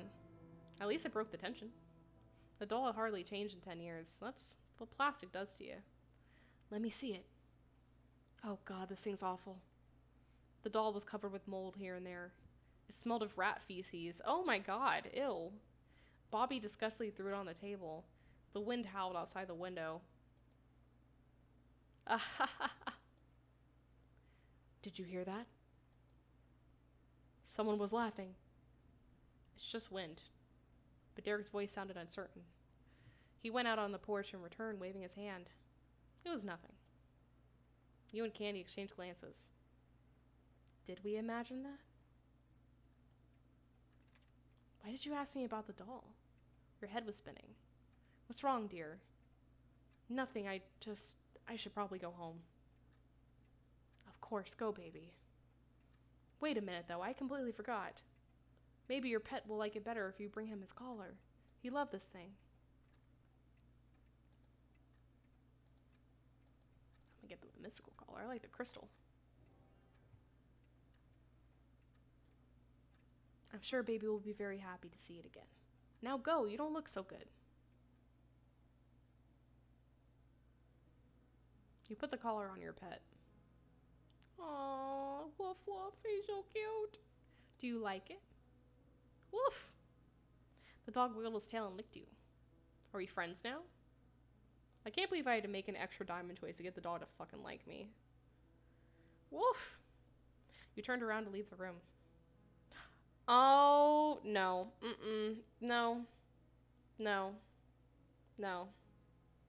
No. I don't like when animals talk to me. Be careful. What? Who's there? You asked the question to the room while continuing to look at the animal. I must have imagined it. Woof! Mom came into the room. Where have you been? At Mrs. Hill's shop? You need to lie down in your condition. I was just about to. Now you can't. Derek and Bobby are here. In the doorway, Derek's head appeared. Was the dog free? I guess it was. Yeah. Hey, are you alive? It seems so. So, what happened to you? Don't tell dry facts. You talked about hallucinations. You tried to explain each one of them and then ask the guys what they thought about it all. I agree that everything can be explained rationally. It's good that you're trying to think it all through. But everything sounds fantastic. I would say nightmarish. But that's not all. Mrs. Hill told me about a certain creature. You told them everything you learned about the Piscidaria. Okay, that just makes my skin crawl. Interesting. Everything matches up too well. In the forest, you heard the laughter, and the long figure that pushed you looked exactly like Mrs. Hill described. In that case, this Piscidaria obviously wants to get a bite out of you. That's not even funny, Derek. Look what I brought you. A walkie-talkie? Why do you need a radio? My dad doesn't want to tell me anything, so I decided to find out everything on my own. Derek turned on the radio.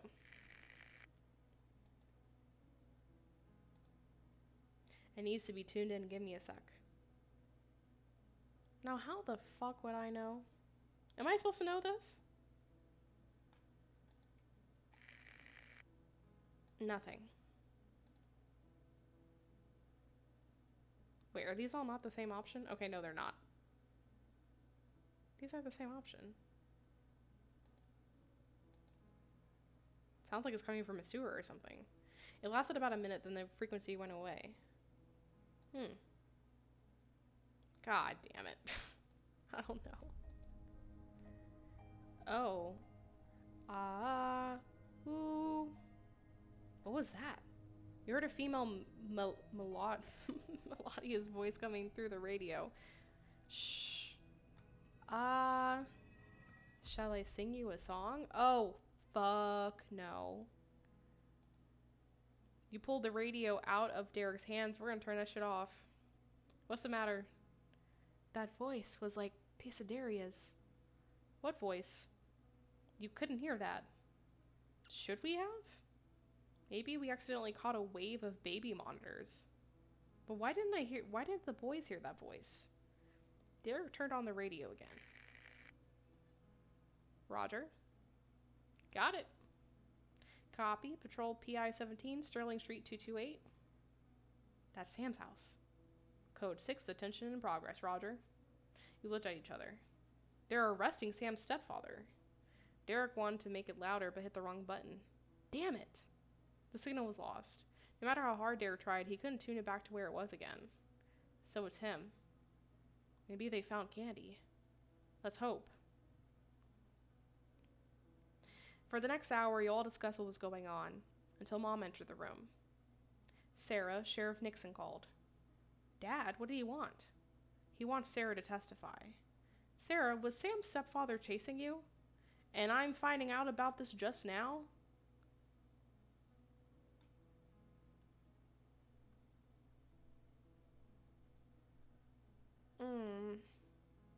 I didn't want to worry you. It doesn't concern you. I was afraid to tell you. I'm saying I was afraid to tell you. You've been real fucking mean with me lately. Am I really that strict with you? Yes. I was afraid that you would be all worried and stop you from going outside for walks. That too. Okay, well, come on, I'll take you. We'll talk about it later.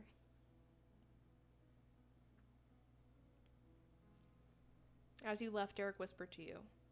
Try to sniff out the situation down there if you can.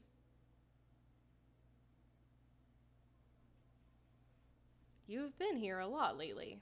Have a seat. Is this about the guy who was chasing me around?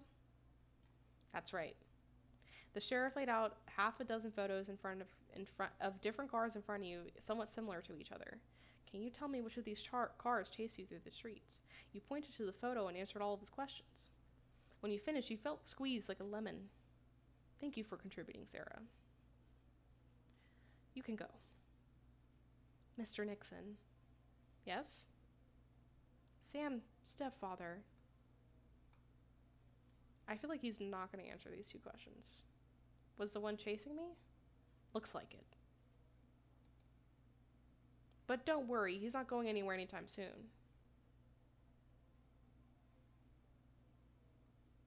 You said goodbye to the sheriff and walked towards the exit. A man in handcuffs was brought in.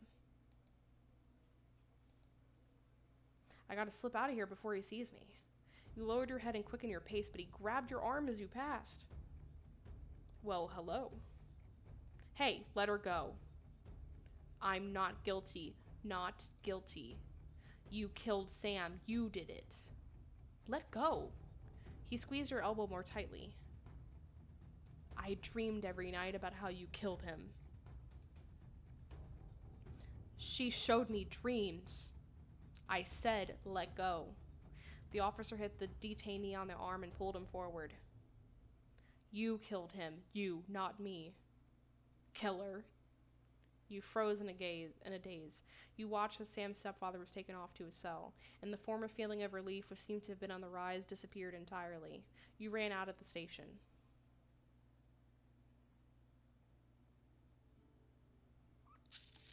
Okay, let's go back and just quickly do this ad. Okay. Hot tea and a blanket were waiting for you at home.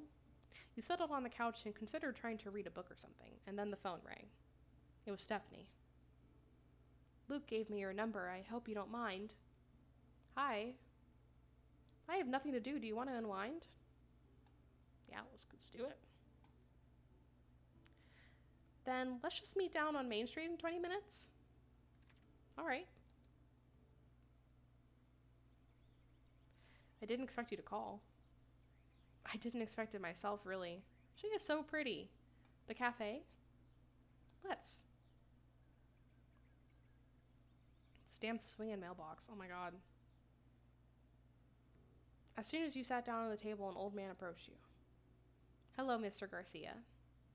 Order faster. I don't have time for your courtesy this evening. Where's Jessie? The slacker is sick, and now we need to work for her too. As if I don't have enough work as is. It was different in the 60s. I was working then as a professional dormouse. Well, go on. Stephanie laid her head on her clasped hands, preparing for the story. What is this about? Wait for it.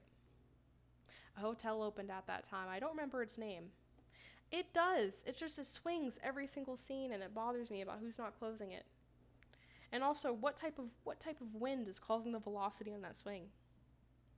I need to test their beds. I slept as much as I like, and on top of that, I got to complain about it.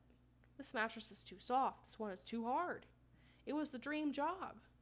Why'd you quit then? The hotel owners tried to be mobsters, and they were all shot by the cops during the raids. Or the hotel closed due to the crisis. It all got mixed up in my head. Here you are, distracting me again. Order something now if you're going to.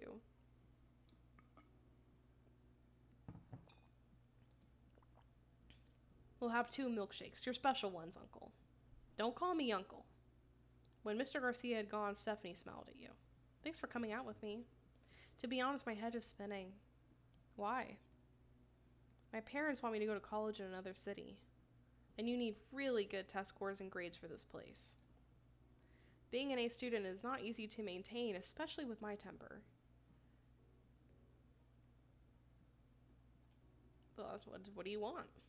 The problem is just that. I don't even really know what I want for myself.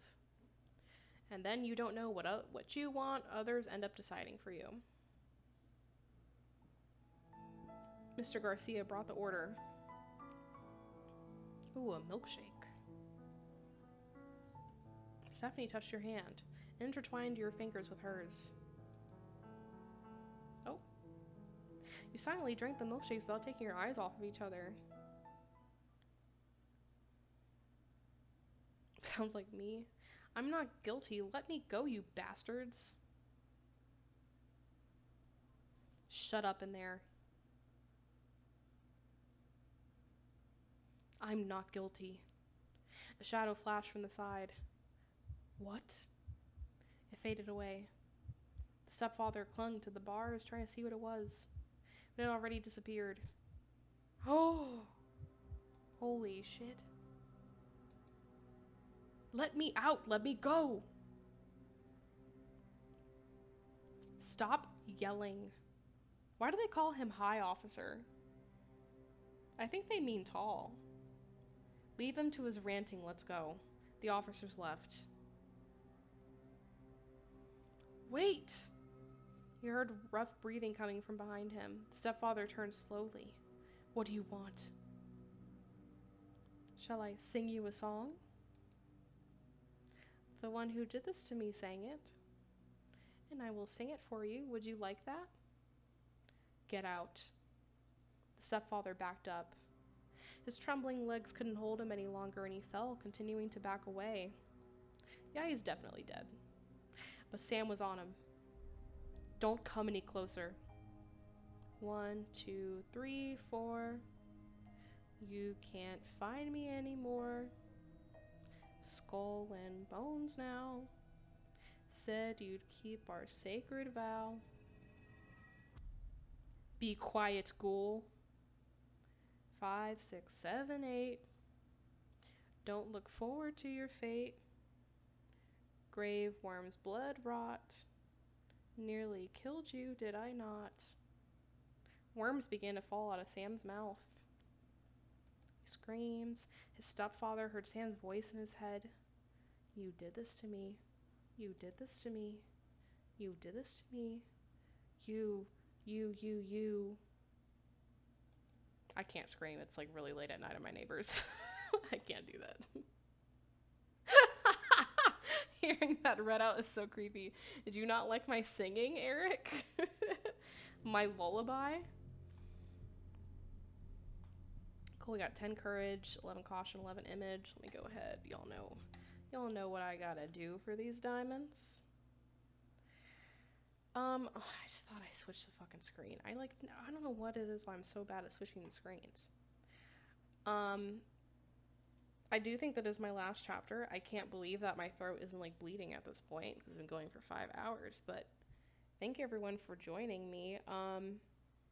So yeah, this is a good time to remind you, if you feel like following, please do follow the stream because it does help support the Twitch channel in general. If you're watching this replay on YouTube, if you want to join us Tuesdays at 7 p.m., we do a play of Heaven's Secret every week. I'll have to figure out what we're gonna do for it has been 5 hours. It's just not as creepy when you read it silently. Super creepy when it's read to you. Yeah, definitely. I understand that. So every week on Tuesday, 7 p.m., we do a readout of Heaven's Secret. And that's EST time, by the way, for anyone who's watching the replay. What else was I gonna say? I don't know what I'm gonna do for Shadows of Saintfour. I don't know if I'm just gonna wait to try to pick it up when I'm done with Heaven's Secret. I have no idea. Maybe I'll add an extra day to stream it. I will definitely join another stream this weekend. Yeah, let me look at my schedule. I have to figure it out. So now we will need to wait forever. I don't know about forever. Maybe I'll add like a shorter stream on a different day of the week. Because I feel like if I wait until I finish Heaven's Secret, I'm going to totally fucking forget like everything that I want to do. Or not everything I want to do, but more so the plot. So let me kind of look at my schedule and figure out what's a good day to kind of do Shadows of Saintfour. I don't think I'm going to completely abandon it. And yeah, I don't know. If I do another stream this weekend for it, if I decide to, I will announce it on my socials. So if you're waiting for that announcement, if you want to see if I post something, you can follow us. You can see, you can actually, thank God I have it on the screen. It's Play Choices Podcast on both IG and Tumblr, and Play Choices Pod on Twitter. That being said, if you haven't listened to the podcast, or if you do listen to the podcast, our next episode is actually going live in 51 minutes. So tune in for that. The podcast is available on like pretty much any platform you can imagine. And I will be posting this replay on YouTube as well. So if there's any point that you had to like step out and you wanted to like watch a certain scene that I did, I'm going to be posted on YouTube. pod streaming and life is busy. Absolutely. So keep tuned. Thanks for joining me. If you feel like following, then please follow, and I will just talk to you guys later. I know y'all don't want to hear about Luke again, but his date scene in this chapter is kind of amazing. It sets up this whole puppet theater thing, and it's super romantic and stuff. Podcast to walk to, yep. I don't know what I'm gonna do. I don't know what I'm gonna do. Like, Luke just has this charm with me because I've played so many scenes with him. Um, Thanks for tuning in, everybody. But Stephanie, I don't know. I don't know. I'll sit on it. I'll think about it. I'll think about it. See y'all later.